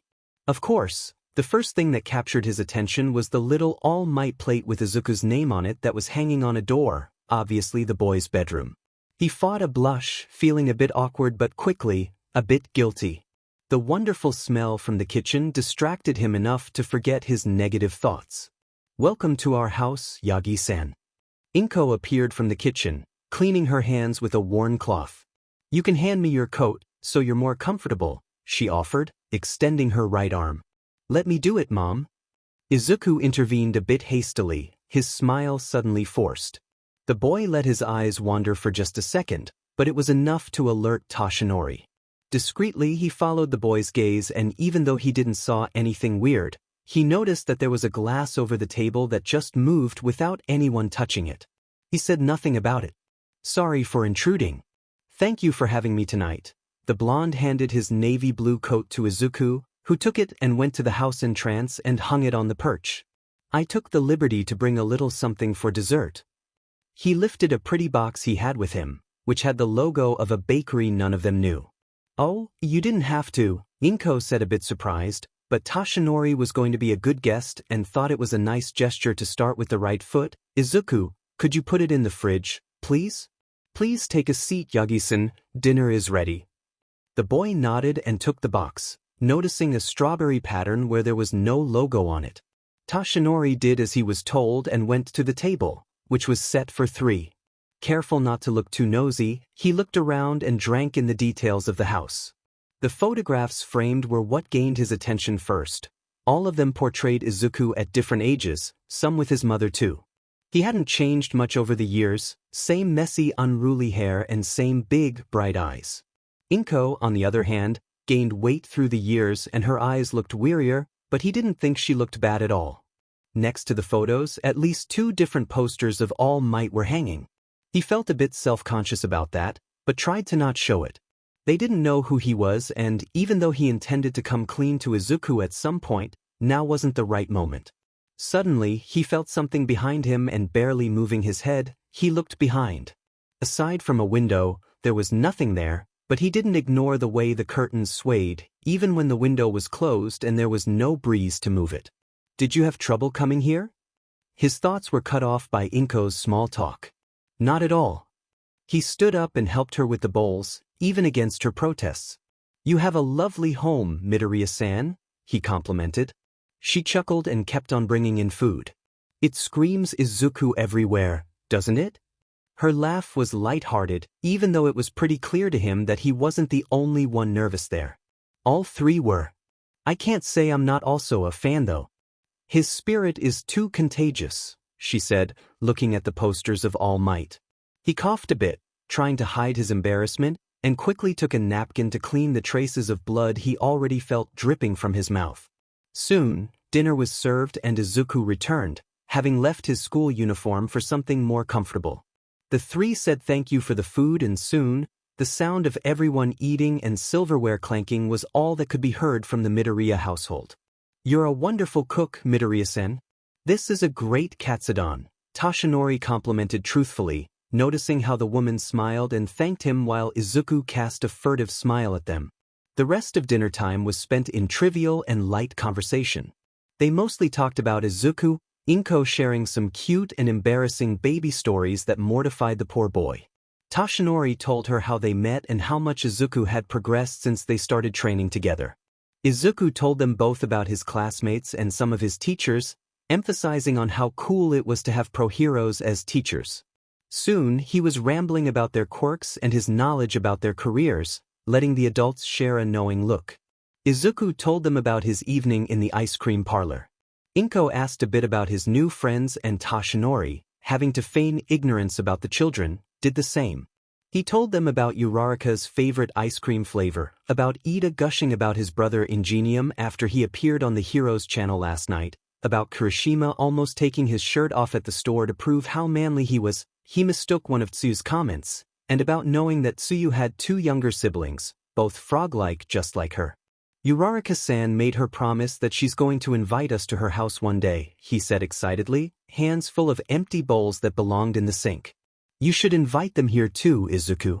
I'd love to meet your friends, Toshinori silently agreed. Although his time with Izuku was always limited to mornings, during those months previous to the entrance exam he noticed that Izuku hardly spoke about friends. It always either about him, his mother, or the heroes he worshipped, but never about children his age. He knew that some kids were just shy or simply didn't fit easily, but after everything he'd lived with Izuku as Toshinori and as All Might, he concluded that Izuku didn't have friends at all during middle school. Because of that, he didn't miss the spark in his eyes when he talked about his classmates nor the spark in his mother's eyes too. It's hard to be a parent, he concluded. Thank you for bringing this, Yagi-san. Inko handed everyone the dessert, which was a strawberry cake. She also boiled water and offered tea, which he respectfully accepted. It's really good. Izuku had to stop himself from talking with his mouth full and swallow before speaking. It was going to be hard to not wolf the cake down in seconds. Inko agreed, resting one hand on her cheek in delight. I'm happy you like it. A friend of mine recommended me this bakery. Naomasa had been the one doing it, confessing that sometimes he'd stop by and buy a small cake just for him when he had a bad day at work. Thank him for us, please, the woman said, adding a cube of sugar to her tea. They fell into a comfortable silence, which was carefully broken by Inko. Pardon me for intruding, but what do you do, Yagi-san? She didn't mean to pry, but was also wanted to know her son's friend and thought it wasn't much of a problem to ask for his job. Izuku choked on his last piece of cake. He tried to keep his voice even, but his anxiousness was showing. Don't worry, my boy, it's not a problem at all. He tried to keep his cool, having already predicted that in some point of the dinner that question, among others, would raise. You see, Midoriya-san, IW. It was really unfortunate that he had a coughing fit at that exact moment, and a pretty rough one too. Yagi-san. Izuku rushed to his side, taking out a thin handkerchief from his pocket and lending it to him. He'd be a bit abashed to admit, but he started to cultivate that habit after the first time he saw Toshinori's coughing fits. Yagi-san. She was baffled and, to be honest, a bit scared at the sight of blood. Do I need to call an ambulance, Izuku? She fretted, standing up and already going to the phone. In between coughs and chokes, Toshinori tried to ask her not to do it, that it wasn't necessary. It was hard and mostly unintelligible, but Izuku understood and told her to not to, that he was going to be alright.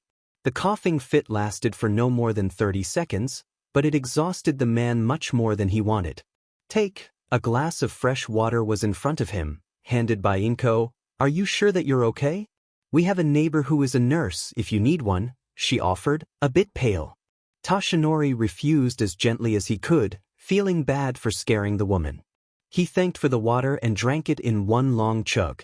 Using Izuku's handkerchief, he cleaned the blood that dirted his mouth and with a soft, raspy voice, he told them that he was fine. I'm very sorry for this, Midoriya-san. He apologized again, negative feelings hovering again inside him. Don't be. She felt guilty, even if wasn't her fault at all. It was bad timing, nothing more, but that didn't make her feel any better. Yagi-san has this coughing fits from time to time, Mom, Izuku clarified, taking her hand in his and caressing the back of it with his thumb. Young Izuku is right. I apologize for not warning you beforehand. With the increasing frequency of them, the chances of suffering them during the dinner were so high that he should have been sensible enough to warn her about it. He cleared his throat, tasting the blood. I used to work in the hero business, but due to my health, I'm in process of retiring. He tried to keep the details vague, but true enough to not awake any more questions. As expected, Inko saddened at that. I'm sorry to hear that, Yagi-san. She really had a good heart, just like her son. He shook his head and smiled his practice smile. Not too wide and soft, it looked sincere, even when he didn't feel it. You don't have to. Occupational hazards. He tried to joke. It didn't work. Worst of all, he noticed Inko eyeing Izuku worriedly. Even though I'm retiring from my more active job, I'm already accepted in a new, less demanding one. One fit for my health. He took a sip of his tea, savoring its strong flavor. That was some good tea. That's a relief. She did the same and Izuku let out an inaudible sigh. Crisis averted. After that, they talked a bit more. Toshinori inquired about her own job and they let a trivial chat drown the bad moment from before. Just before leaving, Izuku remembered that he skipped his night routine and the adults laughed, noticing his priorities. You're excused, my boy. Toshinori ruffled his hair. Thank you for coming tonight, Yagi-sen, Inko said, giving him his coat from the perch. I hope everything was to your taste. I'm the one thanking you, Midoriya-sen. Everything was a delight, especially the company, he said, smiling, forgetting how much he disliked his own looks, even his smile. He was too content to care about that. Well, have a good night. See you tomorrow, my boy? He meant to say it, but it sounded more like a question than a statement. Izuku nodded, energetic. Not a minute late, Yagi-san. They exchanged good nights and Toshinori left. With the help of the black ghosts, Izuku and his mother cleaned everything in no time. Soon, they wished each other a good sleep and Izuku hugged her, thanking her for everything. With his pajamas on, he went to sleep while going over his day. With those thoughts on mind and a quiet smile, he drifted off, enjoying one of those rare nights where his insomnia let him rest and dream peacefully for almost a full 7 hours. Okay, one more time, Aizawa instructed, taking new metal bucket half full with white powder. Nodding tiredly, Izuku concentrated once again and with a deep breath, he tried to summon Uriai. Within 30 seconds, the ghost straightened to his full height, wings tucked under his back and his head directed towards Aizawa. There.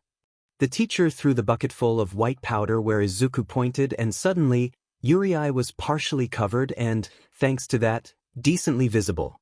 It had been Izuku's idea when the training started, almost 3 weeks ago. Even though his teacher had been capable of seeing the ghost for a split second during the pitch exercise, every time they tried during that first session to make him visible again was useless. He had tried everything. Mimicked that day, trying consciously to make him visible, but to no avail.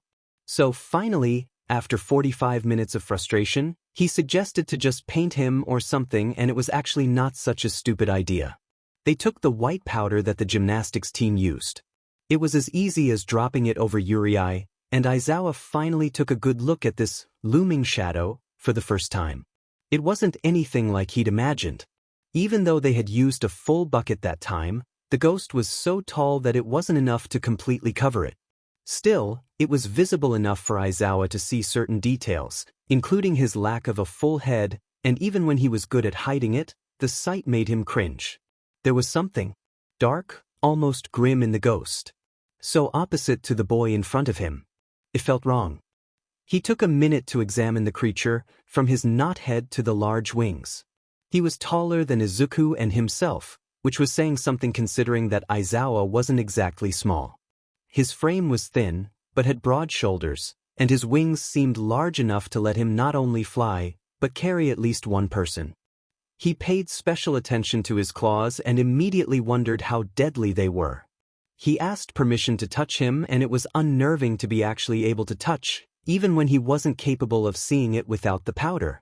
Izuku had warned him beforehand that the ghost itself wasn't intangible, just invisible, but it was upsetting anyways.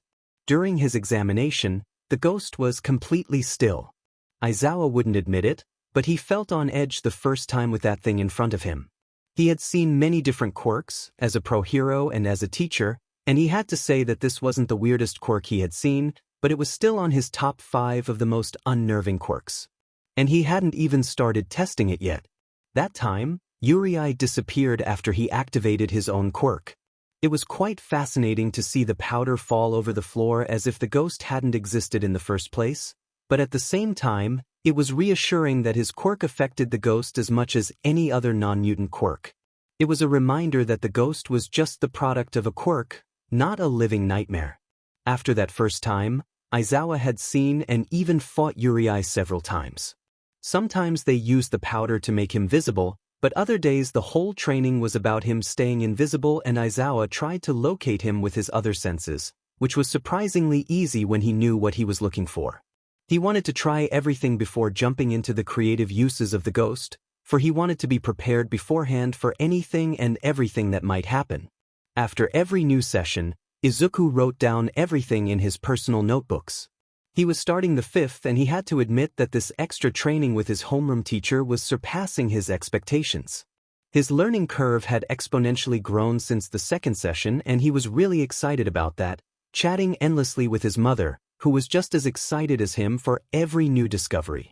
Izuku was smart, resourceful. Without a quirk of his own for most of his life, he had to sharpen his intellect in order to achieve his dreams. That and his unending determination let him learn enough of his quirk on his own, but what he lacked was experience, and that made Aizawa a great teacher. The sleepy man was extremely intelligent and had a great deal of experience, especially with not combative quirks like his own, which made him highly creative in quirk usage and made Izuku discover some new things. They tested the basics, like the physical limitations of Uri, trying to extend what Izuku had already discovered, and it proved to be as astonishing as it was scary. Izuku knew Uri was strong, but with Aizawa instructing him he could command him properly, and against mannequins, his raw force was enough to reduce them to tiny shreds. Also, he was able to carry him while flying with no problem, but with the added weight of Aizawa, a full-grown adult with more muscles than his students thought, he couldn't fly well, just glide. Maybe 2 students would not be a problem, unless it was Kirishima in his hardened state or Shoji. They tested how far he could go from Izuku and, surprisingly, they still hadn't settled a record for it. Every new test achieved a new distance, and, for what it seemed, with clear instructions Uri could basically go wherever, even when Izuku couldn't see him. At the same time, Izuku's own sense of the location of Uri was improving, and he could sense him from far away, even though it was faint. This was insane. But the coolest thing he learned was not that he could summon him for almost 6 minutes and a half and resummon him 4 times if he overexerted himself. No, the best thing he had learned was that he could talk through his ghost. For now, it was not very useful, since no one but his mom could see Uri, so he couldn't use that ability yet, but it was still so cool that he couldn't stop practicing. It was funny to try on his mom, 2 days after doing it during training. She had never done it with Kuro-chan, so he gave her the scare of her life. His ear hurt the next day from that scolding. Worth it. Of course, his training did not only consist of quirk training. He had also physical training, because without Uri, he had to be able to defend himself, and besides, The ghost's fighting ability depended on his own. Aizawa's training was more intense than Toshinori's, especially because he tended to mix it with quirk usage, but he was thankful for Toshinori's job all the same. Without his regime, he'd have been expelled by his teacher by now. The first day had been hell. Izuku was way beyond exhaustion, but Aizawa kept on pushing, knowing there was no point on going softer if they wanted to see progress. "Come on, Midoriya, come at me with everything," he commanded, not even falling onto a fighting stance. Nonverbal commands were easier after the second week, and now part of the training was not to speak to Yuri at all. The ghost did as he was told and flew full speed towards Aizawa. His wings were tucked in to be aerodynamic, so the air wouldn't slow him down, and when he was directly in front of Aizawa, he drew back his right arm and brought it down, claws slightly separated so he could do more damage. However, just a few centimeters before actually hitting the man, he slowed down just a fraction. It was enough for Aizawa to move faster. Then hit him square in the jaw with the metal bucket used to hold the chalk, making him recoil enough to give Aizawa time to attack that same spot with a powerful kick, causing the ghost to dissolve. The sound of the bucket hitting the floor made Izuku wince. Wrong. The annoyance in the word was clear, and the stern look left Izuku's eyes locked on the floor. The man's steps resonated through the closed gym they were in, elevating the tension. Izuku was dead tired and his biological clock told him that they had finished. He was famished. "If you're not going to treat this seriously, you can forget about the extra lessons." Izuku looked up so fast that his neck strained and everything blurred for a second, dizziness and exhaustion hitting him hard. "I'm serious." He meant it really, but Aizawa's face hadn't changed a bit and it made him hesitate. "You're stopping the ghost from attacking me. Maybe unconsciously, but I don't care. You need to stop restraining yourself."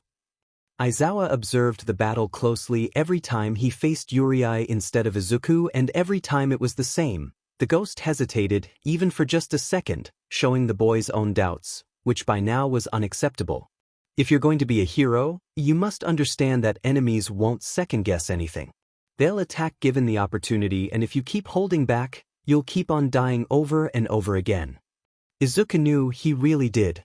But how could he attack full force, even during training against someone that was many times more skilled? He moved to a sitting position, feeling Aizawa's severe look on him. Since everything that happened when he had bad nights and couldn't sleep, he always ended up mulling over everything. His immortality was usually his brain's favorite torture topic, and, thanks to that, he had been pondering life and death more frequently than a goth music band. He couldn't die, and that was a fact. He hadn't died again after the fighting trial incident, but that didn't stop his brain from making imaginary scenarios, not only with himself, but with the people he knew, too. He was immortal, but the others weren't. And that was what was eating him alive more than his own condition, unlike before. He promised his mom he'd value his life, but he started to value his friends' lives more intently, and sometimes, the worry was so much that it made him sick. What would happen if he momentarily forgot about that not everyone could come back from death and got too careless, too reckless, and someone died under his care, while fighting alongside with him? Would he be able to live with that regret? "Put your priorities in order, Midoriya, or else I won't keep this going." He knew Aizawa didn't mean to be a JRK, but he was too tired to process it that way. So he only nodded and stood up, ignoring the swell of nausea and the bile rising in his throat. He just wanted to go home and sleep for 2 days straight. A sudden weight over his shoulders woke him up, and he noticed a dry towel over his head, the fluffy fabric almost covering his eyes. His teacher handed him a bag with a protein bar, a banana, and a bottle of water, reminding him that he forgot his under his desk after the last class. "Remember to eat well or else you'll faint," Aizawa instructed, giving him the bag. With that, he let the boy go, wobbling a bit but quickly regaining his balance and bidding his teacher goodbye with a shaky wave. Aizawa sighed, scratching his sweaty neck. He noticed that, for the third session in a row, he had defeated the ghost by attacking its head. After the first time he had a hunch that it may be a weak spot, but now he was almost certain. Izuku was too tired to notice, but he was sure he'd pick up that detail next session. The boy had a sharp eye and an even sharper mind. He started to pick up the few pieces of gear they used and hoped the cleaning staff wouldn't mind the powder they were scattering everywhere. 3 weeks in, and we're still not even at the worst part, he thought, not wanting to get to that just yet. He was strict and his training was hard. He knew Izuku had a lot of catching up to do, and with that quirk of his, he could do amazing things and more. But he had to train it, master it, exploit every aspect of it, and the more passive aspect was what he had been dancing around all that time. He had to do it, but later. They still had time. He was only in his first year as a student. Also, he himself needed time to do it, to muster courage and not feel like he was about to commit the worst crime. No, the worst sin a hero and a teacher could commit. It was hard to even think about killing Izuku, even when said boy was, in fact, unable to. But it was needed, and he wasn't so weak or foolish as to think otherwise. The therapist's office was one of Izuku's safe havens. The place was cozy, clearly decorated by a professional since it had the exact elements to make it non-threatening for new patients and welcoming for recurrent patients like Izuku.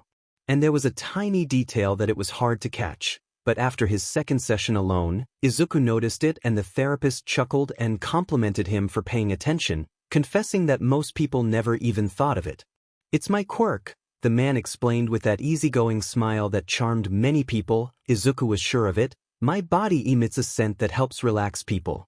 It's not a flashy quirk, but it's suited for my work field," he added, adding that unfortunately, it was a passive quirk and that he was unable to stop it, only tone it down.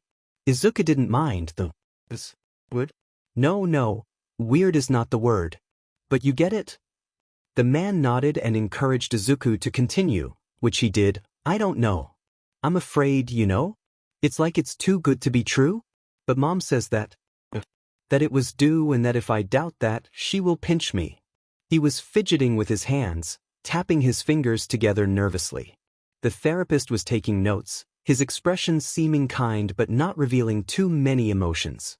Years as a therapist helped to keep his own emotions at bay, only regulating how strong his relaxing scent was in order to help his patients. "But I've been sleeping a bit better, For someone who has so much to say, Izuku used to not be the most eloquent patient. Even when he was comfortable with his therapist after many months of sessions, it was still a tad hard for him to accept that someone would listen to him and not get bored, even when he was getting paid for it. "And you feel happier," the man finished the sentence, reading his mood and helping him convey what was causing the turmoil inside of him. Izuku nodded hesitantly, believing that if he said it out loud it would spoil the charm. "How many hours are you sleeping on average?"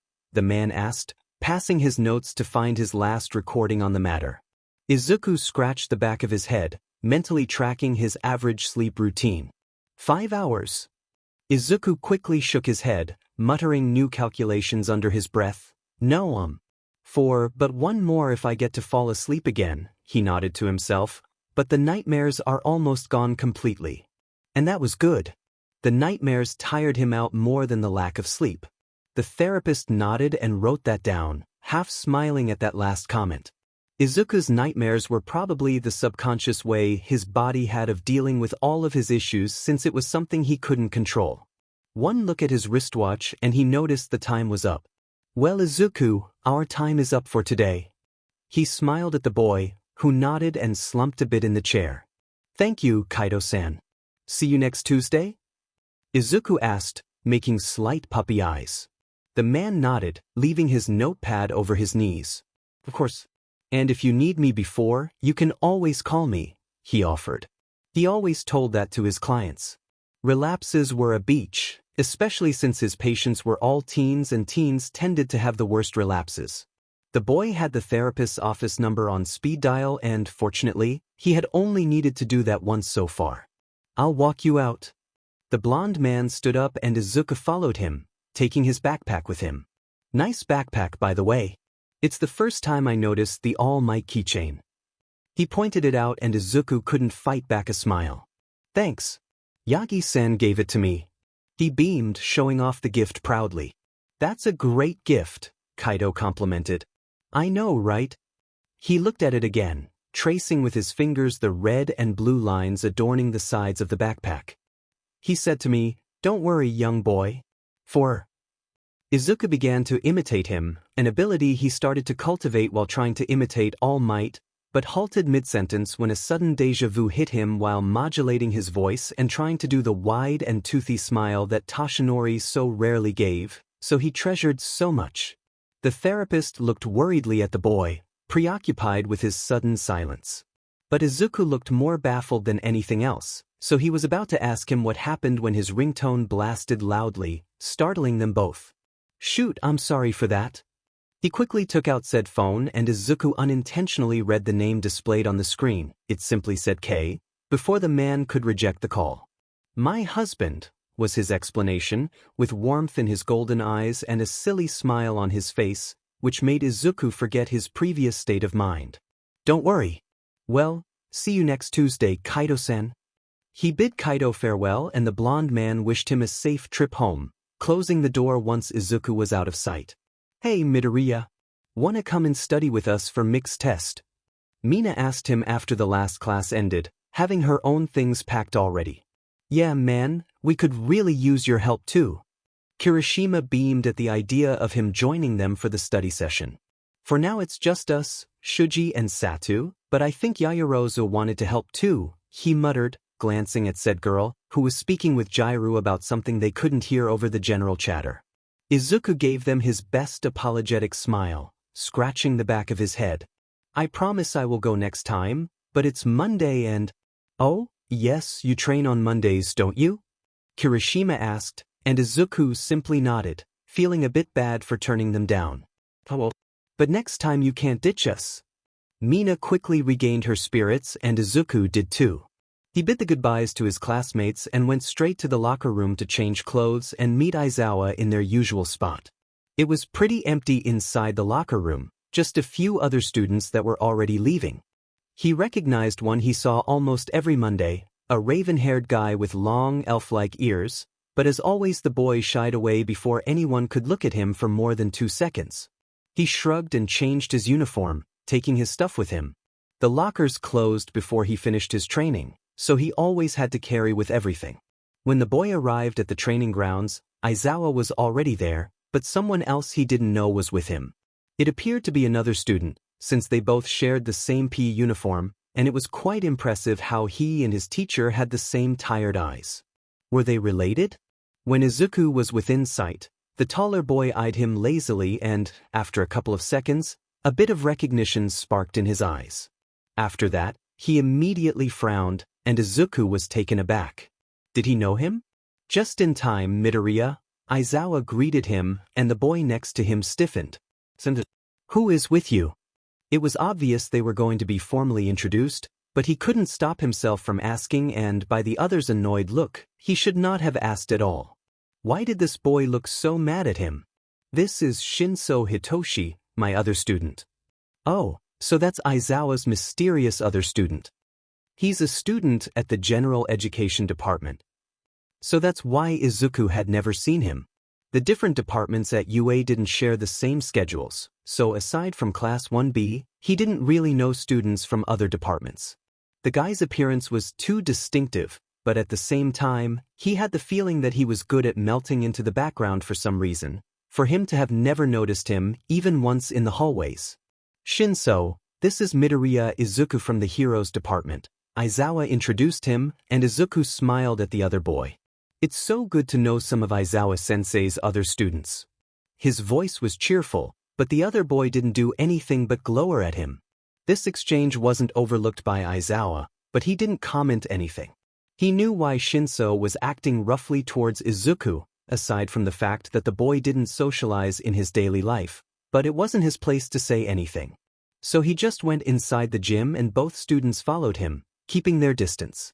Inside, the place was free from any gear usually used. Izuku couldn't see any bucket filled with powder, so it was safe to say that Yuri was going to remain invisible for the session.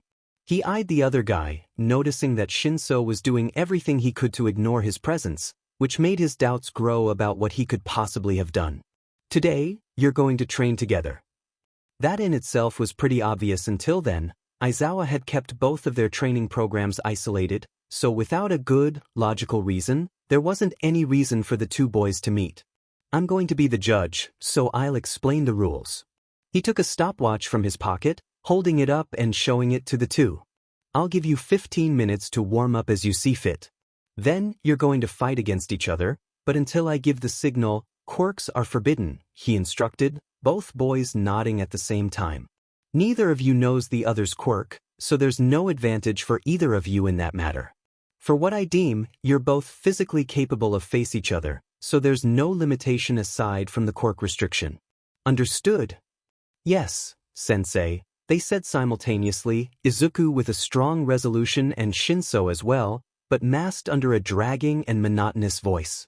After that, and without any warning, the time started.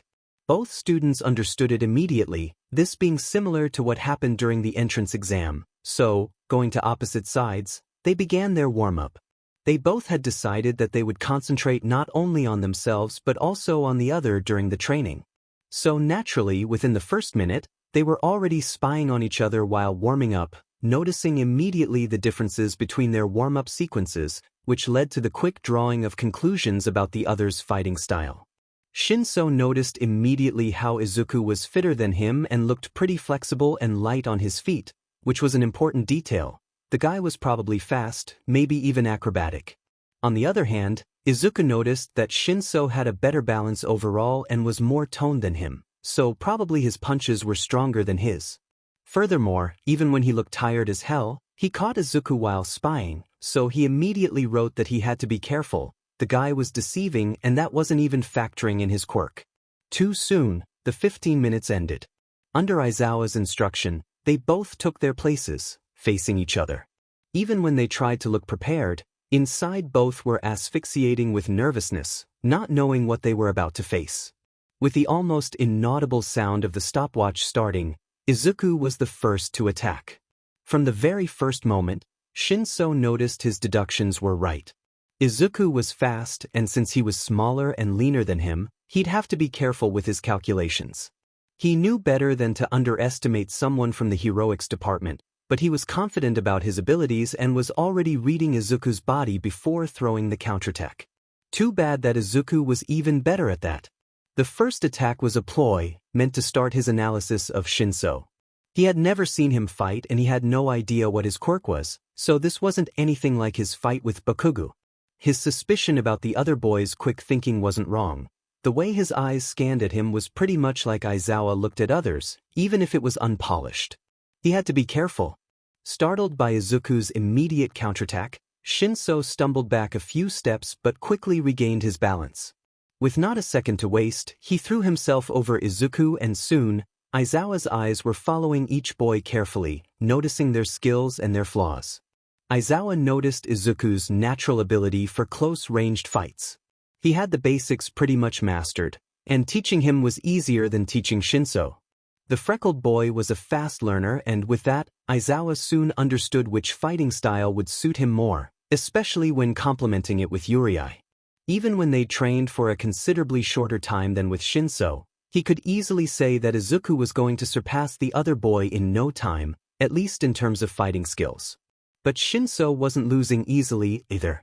The boy might have had a harder time learning how to fight, having none of the basics mastered before unlike Izuku, but practice always defeated untrained talent, and he had been under Aizawa's mentoring for a much longer time. His efforts were showing. His height and strength compensated for his lack of acrobatic skill and, after fighting many times against Aizawa, he had a good grip on strategy when facing a creative fighter like Izuku. Not bad for a quirkless fight, Shinso said after blocking a punch directed at his face, crossing both arms in front of him and pushing Izuku with enough strength to almost throw him off balance and catch him by the neck of his shirt, but missing. "You're impressive, Shinso-kun," Izuku complimented, dodging when the other threw a deceiving punch only to attempt to hit Izuku's leg so he could kick his shins and make him fall. He usually didn't talk when he fought Aizawa, so he didn't notice until now how his breaths became shorter and more erratic after talking. "You don't say," Shinso shot back, his tone containing a drop of venom, which Izuku could not understand to save his life. "Did you think that just because I'm in the general department, I wouldn't be able to fight you?" That was a taunt, but Izuku thought he noticed an angry note hidden there. "What? Why would I?" He was forced to interrupt himself to duck, but his distraction was enough to let Shinso put himself next to Izuku, take his arm, and twist it painfully. Don't you dare mock me. He put maybe a bit more strength than necessary into the twisting, but he couldn't care. You guys from the heroics department think so highly of yourselves. You don't know how blessed you were in life, unlike others. The pacing of Shinsu's words was off, heavy pants following his sentences, but Izuku immediately noticed that he had better breathing control than Izuku, because he couldn't even muster anything but a crackling hiss of pain. Unlike me. It was implied, but Aizawa heard it loud and clear. Izuku had to focus on freeing his arm, Shinso pressing constantly to keep him immobile. With a bit of struggle, he finally did it, twisting himself around and trying to grab Shinso, only to miss at the last moment. I bet your quirk is one of those flashy, impressive quirks everybody loves, Shinso said, waiting for Izuku to move first. A deep breath, and with his free arm he lazily cleaned off the sweat under his chin. You knew from the tender age of 4 or so that you'd be a hero, with that quirk of yours. And no one told you otherwise, wasn't it like that? For an opponent, Shinso was pretty chatty, but it was starting to get on Izuku's nerves, and while this still was just training, he was starting to get ticked off. They weren't sure how much time passed after they started to fight, too into the kicks, punches, jumps, and the conversation they were having. A bitter Shinso dumping his own frustrations on Izuku, and Izuku losing his cool with each new accusation. After some undetermined amount of time, Aizawa blew a whistle and they both understood that he was lifting the quirk prohibition. Uriai appeared behind Izuku immediately, ready to fight. And now what? Are you going to crush me with your oh-so-powerful quirk? Izuku couldn't believe this guy. What was all this resentment? By him? He had done nothing to him. What is it? Super strength? Elemental manipulation? Don't tell me, let me guess. His smirk was cynical, but not like Bakugu's. It was not cruel but sour. What's your pro? Izuku began, quickly formulating Uriai's instruction in his mind. Everything came to a halt. Uriai didn't move, feet barely touching the ground. Izuku's mind was totally blank, but not like anything he had felt before. He was in a dark space, disconnected from the world and stalked by an ominous presence. His body didn't react. It was as if he was trapped within his own mind, and no amount of screams changed anything.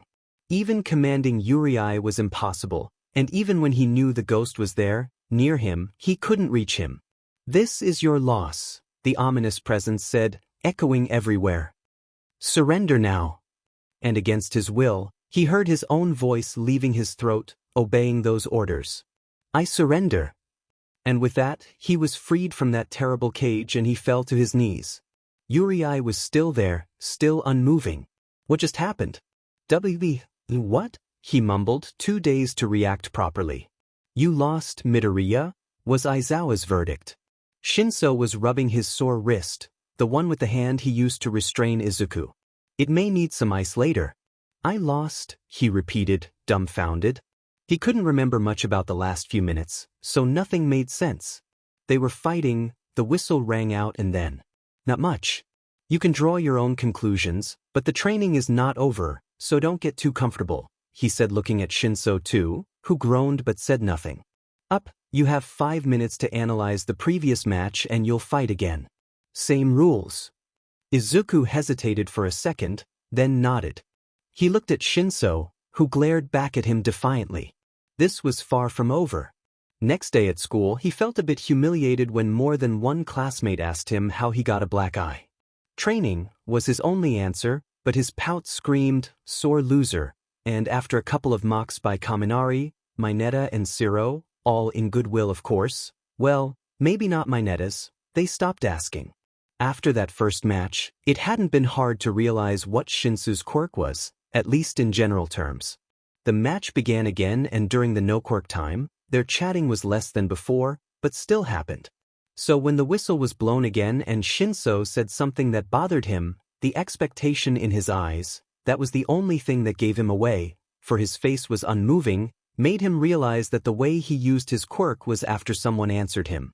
Trying to not give away his discovery, he played the fool. He didn't answer, feigning concentration. Instead, he quickly used Uriai to attack, the ghost mirroring every one of his actions, sandwiching Shinso between them. The poor guy had 3 long gashes from one shoulder to the other, not too deep because, of course, Izuku restrained himself and Uriai couldn't attack properly and Shinso moved out of the way before bleeding too profoundly.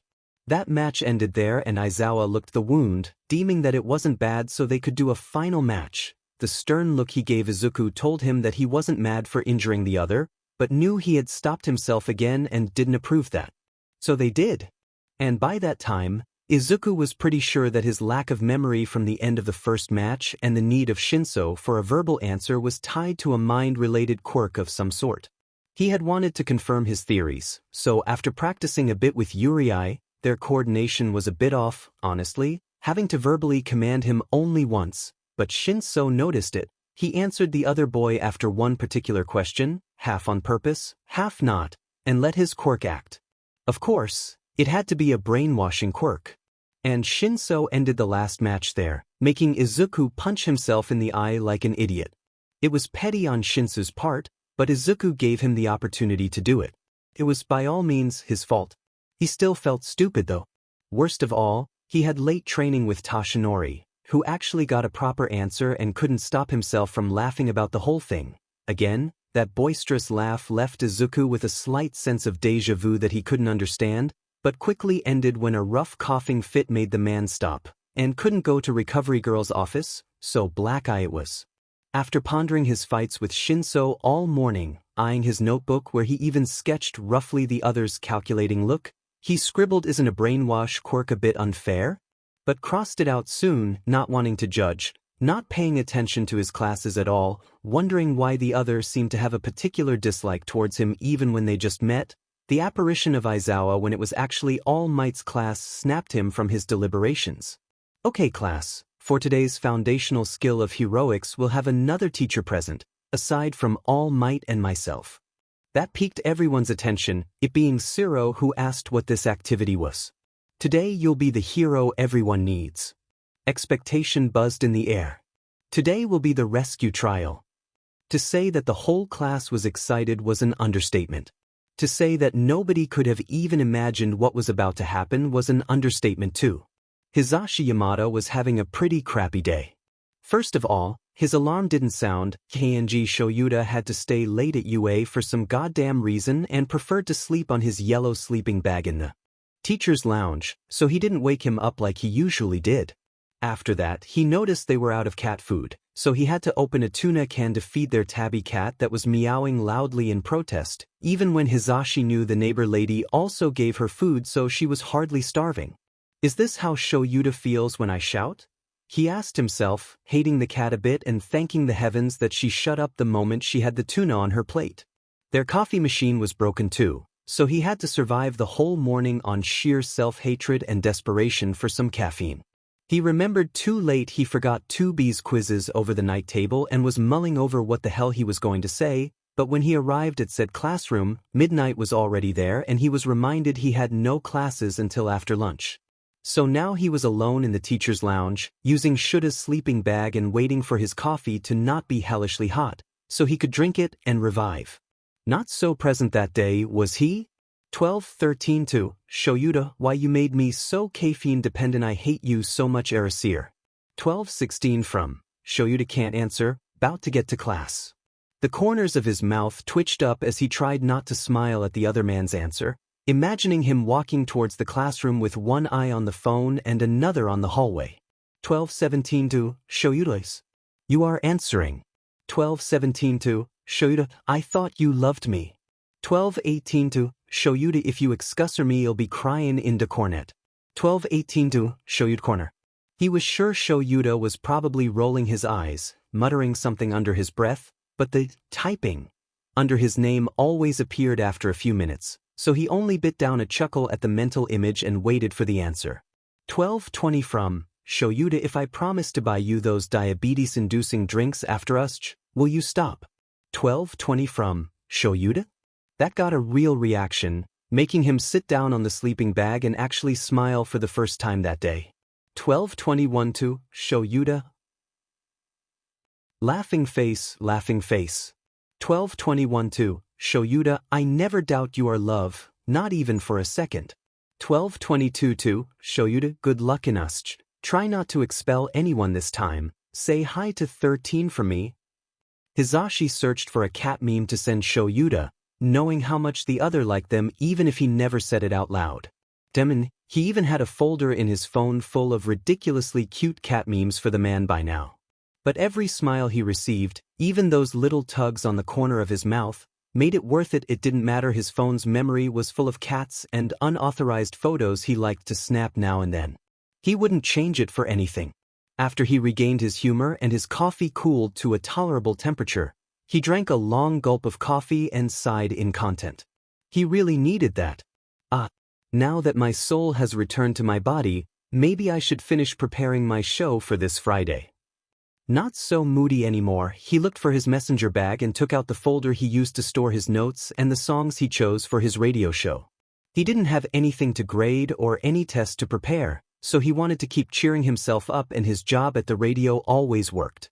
I do really hope Shoyuta doesn't expel anyone this year. Angry parents are the worst. He laughed at himself awkwardly, remembering those furious parents from last year.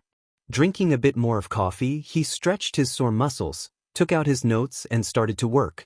It was a shame all that work would be tossed into the trash a few hours later. For the first time since the airing of the show, he wouldn't be able to do it on that week's Friday. The USJ facility was amazing. The place was colossal and had multiple different disaster zones to work with. 13, one of the eminences in the rescuing field, was there waiting for Class 1A just by the entrance, full teaching mode and ready to see what this new generation was capable of. Tenya was excited, to say the least. During the ride towards the facility, everybody wondered about how the tasks were going to be and what challenges were waiting for them. They were already speculating about whose quirk was more suited for a rescuing job, and after much debating, everyone decided that top 2 rescuing quirks were Uraraka's for obvious reasons and Yaoyoro's for the versatility, closely followed by Mina's for its local area of dissolving and Ajui's if they pictured a watery scenery. Unable to restrain himself, Tenya participated passionately in the debate. Every once in a while he'd scold someone for misbehaving during the ride, especially emphasizing the importance of the proper use of seatbelts while they were in motion.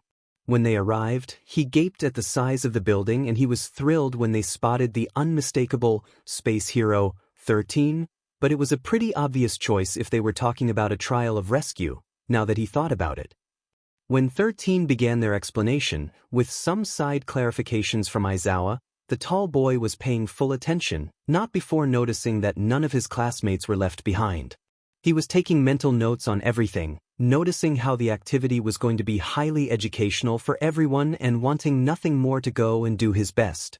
It was easy to think that a pro hero's work revolved around beating the bad guys, but Tenya knew better, and it was all thanks to his personal hero and role model, Turbo Hero Ingenium, his older brother, Ida Tensei.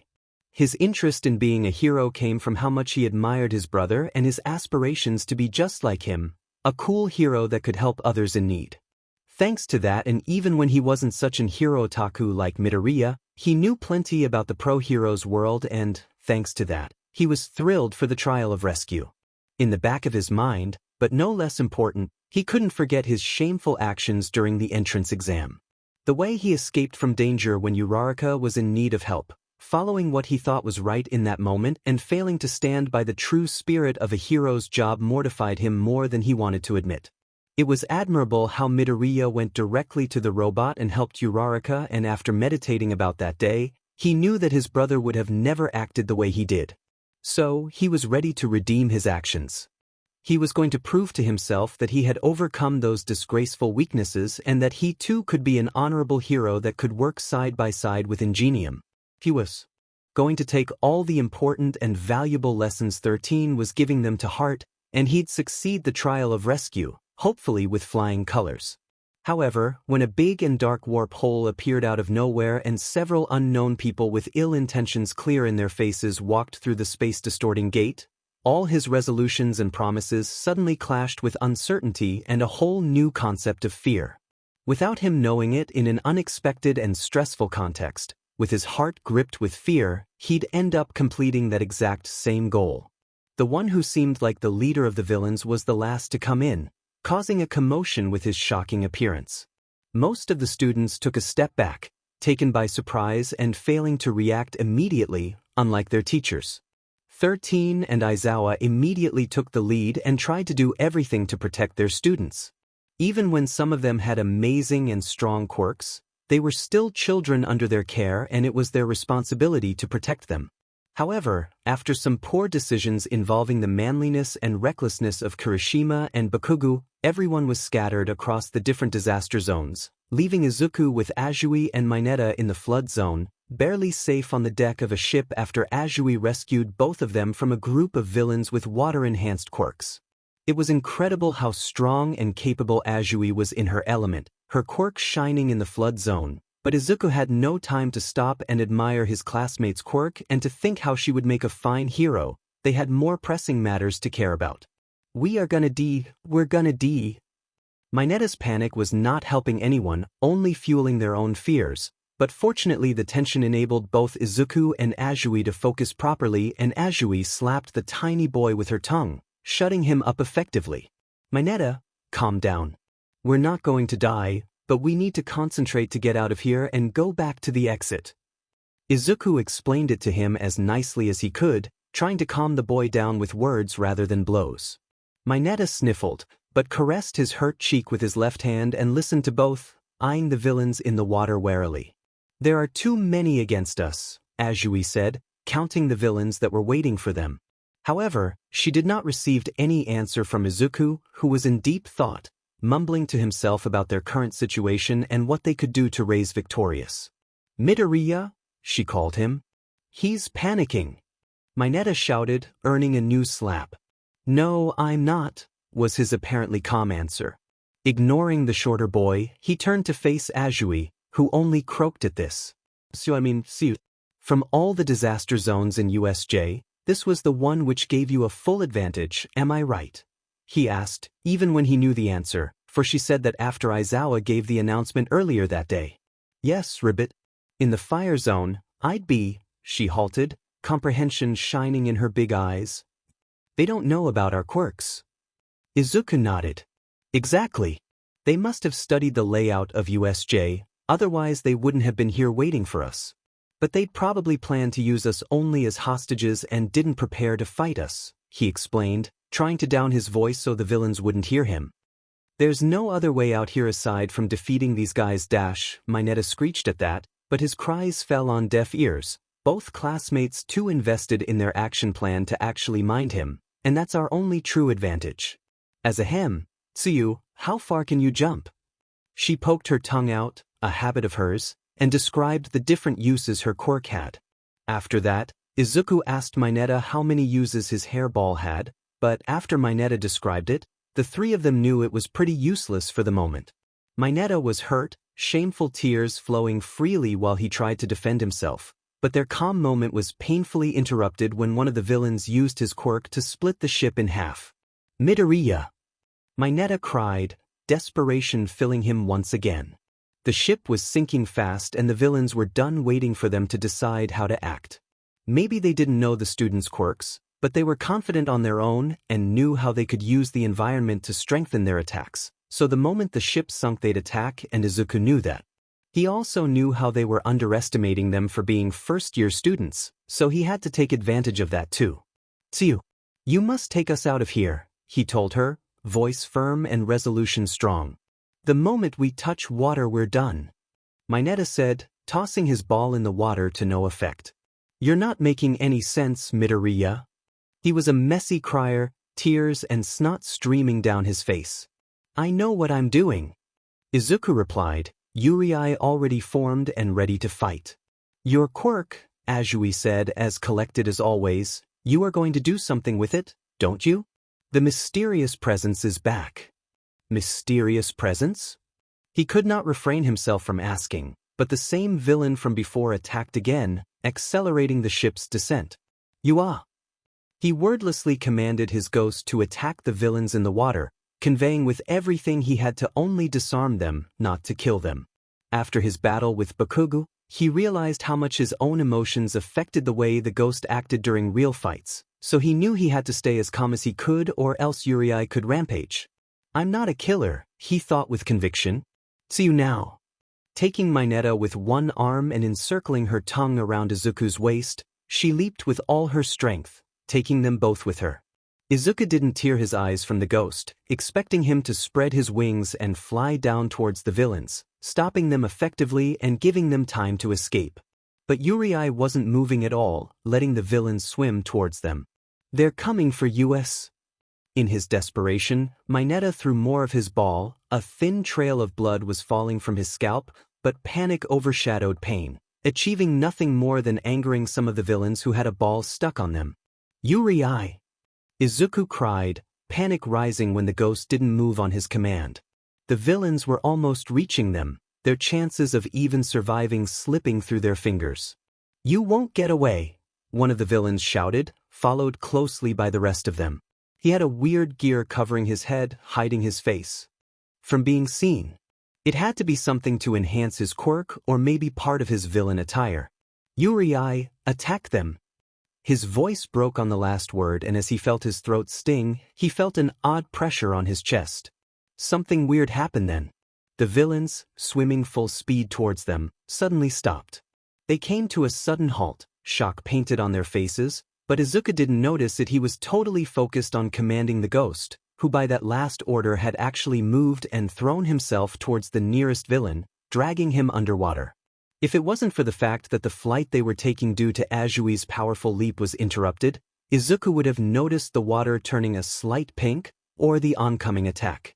The only villain who wasn't affected by whatever happened to his comrades didn't waste his time. The gear around his head lit up with a light blue hue and opened up a little by the mouth, looking more like a helmet now, and then he opened his mouth to a degree that was definitely not humanly possible.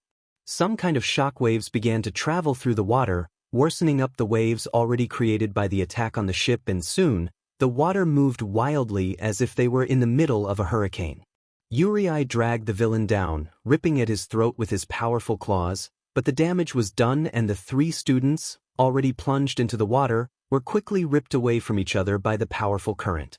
While falling, Izuku tried to call Ajui, but that made him breathe in water the moment they were underwater. His lungs immediately began burning, and the crashing memories of the putrid matter forcing its way into his nostrils, mouth, and even ears made him panic, taking in more and more water and causing him to choke quicker than before. His mind was fuzzy and his limbs felt like cement. He was sinking fast, and for the love of everything holy, he couldn't swim. Hell.p.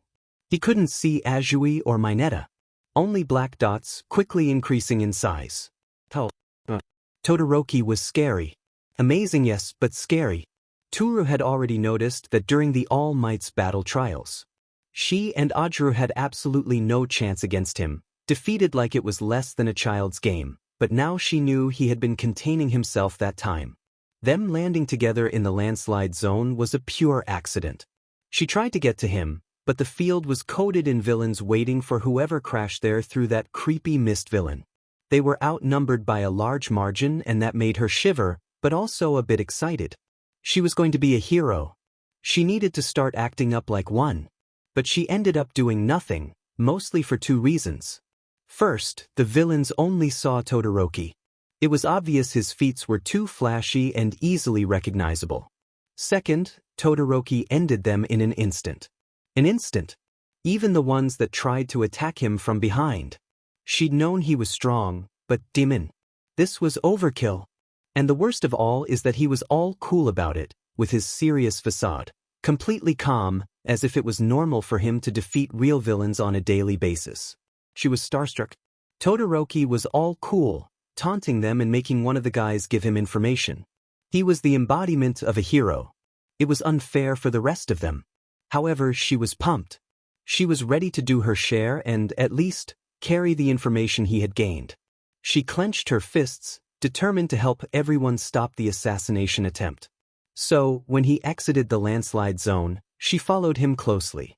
By the intel, she had the hunch that they should be heading for the central plaza, but the villains all around the facility soon started to spot them, running towards to attack them. Todoroki wasn't exactly being stealthy. She seriously needed to teach him 1 or 2 benefits of stealth, but also didn't need to, since with his cool ice quirk he froze everyone who got near without batting a lash. Toru was near him, but not too close in order to avoid getting frozen by accident. She had noticed how her classmate was brilliant in the use of his quirk, but he tended to freeze large swathes of land and she didn't want to be in the way. So, using the advantage of her own quirk, she took a detour as soon as a large number of villains focused on Todoroki and silently she walked away. She could faintly hear other battles. Her stomach flipped in excitement, wanting to help her classmates and defeat the bad guys, but her mission was also clear. She had to give the information to Aizawa and she was not going to fail. However, when she had successfully passed through some clumsy villains, how they were even hired. They were too careless and didn't even see her pass right in front of their noses. She noticed from afar that something weird was going in the flood zone. From her place, she couldn't see much, only faded figures at the distance, but the water was moving in an unnatural way and her gut told her that something bad was happening. She hardly ever ignored her gut. What should I do? She asked herself, looking to the flood zone and the place where she guessed Aizawa was fighting, between the central plaza and the exit. I need to tell Aizawa-sensei about All Might, but she struggled. Then, the surface of the water broke and wild waves quickly began to rise, which was odd and definitely the sign of something serious going on. With a final resolution, knowing the teacher could spare her a few minutes, she dove into the water. She was a relatively good swimmer, having been part of the school team during middle school, so besides a bit of resistance she made her way swiftly through the waves, eyes wide open looking for her classmates. A bit farther from shore, the waves were wilder. A particularly big wave dragged her underwater, but she wasn't caught off guard so she held her breath and avoided breathing in water. The moment she reached the surface, lungs screaming for oxygen, she spotted something not so far off and sinking quickly. Taking a deep breath of air the moment her head broke the surface, she dove again and began swimming towards what now she could recognize as a person sinking deeper into the water. While she was out of reach, she saw how the person struggled and tried to swim up, with no results. Bubbles escaped rapidly from his mouth and nose, indicating asphyxia, and she swam up faster. She only recognized Midoriya when he stopped moving. Oh no! Toru swam as fast as she could, taking him with both arms by the armpits. His body was heavy and she felt her own breath leaving through her nose. It took everything in her not to breathe in, and only her determination and desperation made her swim towards the surface. Her desire to save her classmate was a powerful drive and soon, both heads broke the water and she started to pull him with her, swimming towards the nearest shore she saw. Midori wa Yukuen. Be break? She gasped laboriously, but stopped after swallowing water and choking in the process. When they arrived at the shore, she ignored the burning pain of exhaustion in her extremities and pulled him out of the water first. Midoriya was like a heavy rag doll and he wasn't moving at all. He wasn't breathing either. "Ah, resist," she cried, out of breath, voice breaking in a high-pitched note. Immediately, she began performing CPR, thanking her nurse mother for teaching her that. Her mother had told her that, as a hero, she had to be able to save people in many different ways, and she was right. Toru couldn't believe she was doing it to save a classmate, though. Springing forward, just after Toru exhaled 2 deep breaths into his mouth, Midoriya woke up. His initial reaction was to breathe in deeply, but a coughing fit stopped him from recovering smoothly. Like the last time, the coldness leaving something intangible inside him and the memory backlash made him understand without a doubt that he had drowned, and that in itself made everything worse. "Oh my God, you're all right?" An unexpected feminine voice startled him and without notice, he was being hugged by some invisible force. They were both wet, but that didn't stop him from feeling a warm wetness over his shoulder, as if someone was crying on him. "Don't scare me like that again." His mushy brain and incoming panic attack didn't let him recognize the voice, but Toru didn't notice it, too relieved to see him breathing and awake to mind some minor details. However, with the same suddenness as Toru, Midoriya hugged her back with desperation, arms tightening around what he could not see, holding her as if she was a lifeline. "Me, Midoriya-kun?" Her cheery tone turned to a more worried one, so strong and real for an invisible girl that he could have pictured her knitted brows perfectly if he had been in his right mind. But he was not. His breathing was erratic, his eyes were unfocused, and the only thing grounding him was Toru. He could not see her, But the way her body emitted warmth and could be held and hugged was so much alike to Yuri, except for the warmth, that it brought some reality to what he was experiencing. He was alive, he was okay. She was there and he wasn't drowning, he could breathe, so why the hell couldn't he do it properly? There. He heard her mutter in his ear, a bit hesitantly, in an unexpectedly maternal tone. It was soothing. I got you, I'm here, she kept saying, one of her gloved hands caressing his back in a reassuring way. Repeating the same words and rocking them softly, Toru began to calm Midoriya down. She could feel his hands like claws on her back, but she didn't mind. She heard him mutter in hurried whispers and all she did was answer them like she could understand him, which she couldn't. She pictured herself as Yaoyorozu and tried to project the same confident and maternal aura the taller girl had, thinking that would help Midoriya. Slowly but surely, the boy's body became heavier. His breathing became slower and less erratic too, which was good. Then she heard a snore. She moved him softly, expecting a reaction. Midoriya-kun, she called, but he just snored back. At that, she bit back a chuckle. A minute or two of rest wouldn't kill them. She was dead tired as well. Fortunately, she swam to a place without villains in sight, between the flood and the downpour zone, so there was no immediate danger to them. Her body was aching all over and her own eyelids felt heavy. She let out a deep sigh and shifted Midoriya to a more comfortable position, forcing herself to stay awake while resting. 1 minute.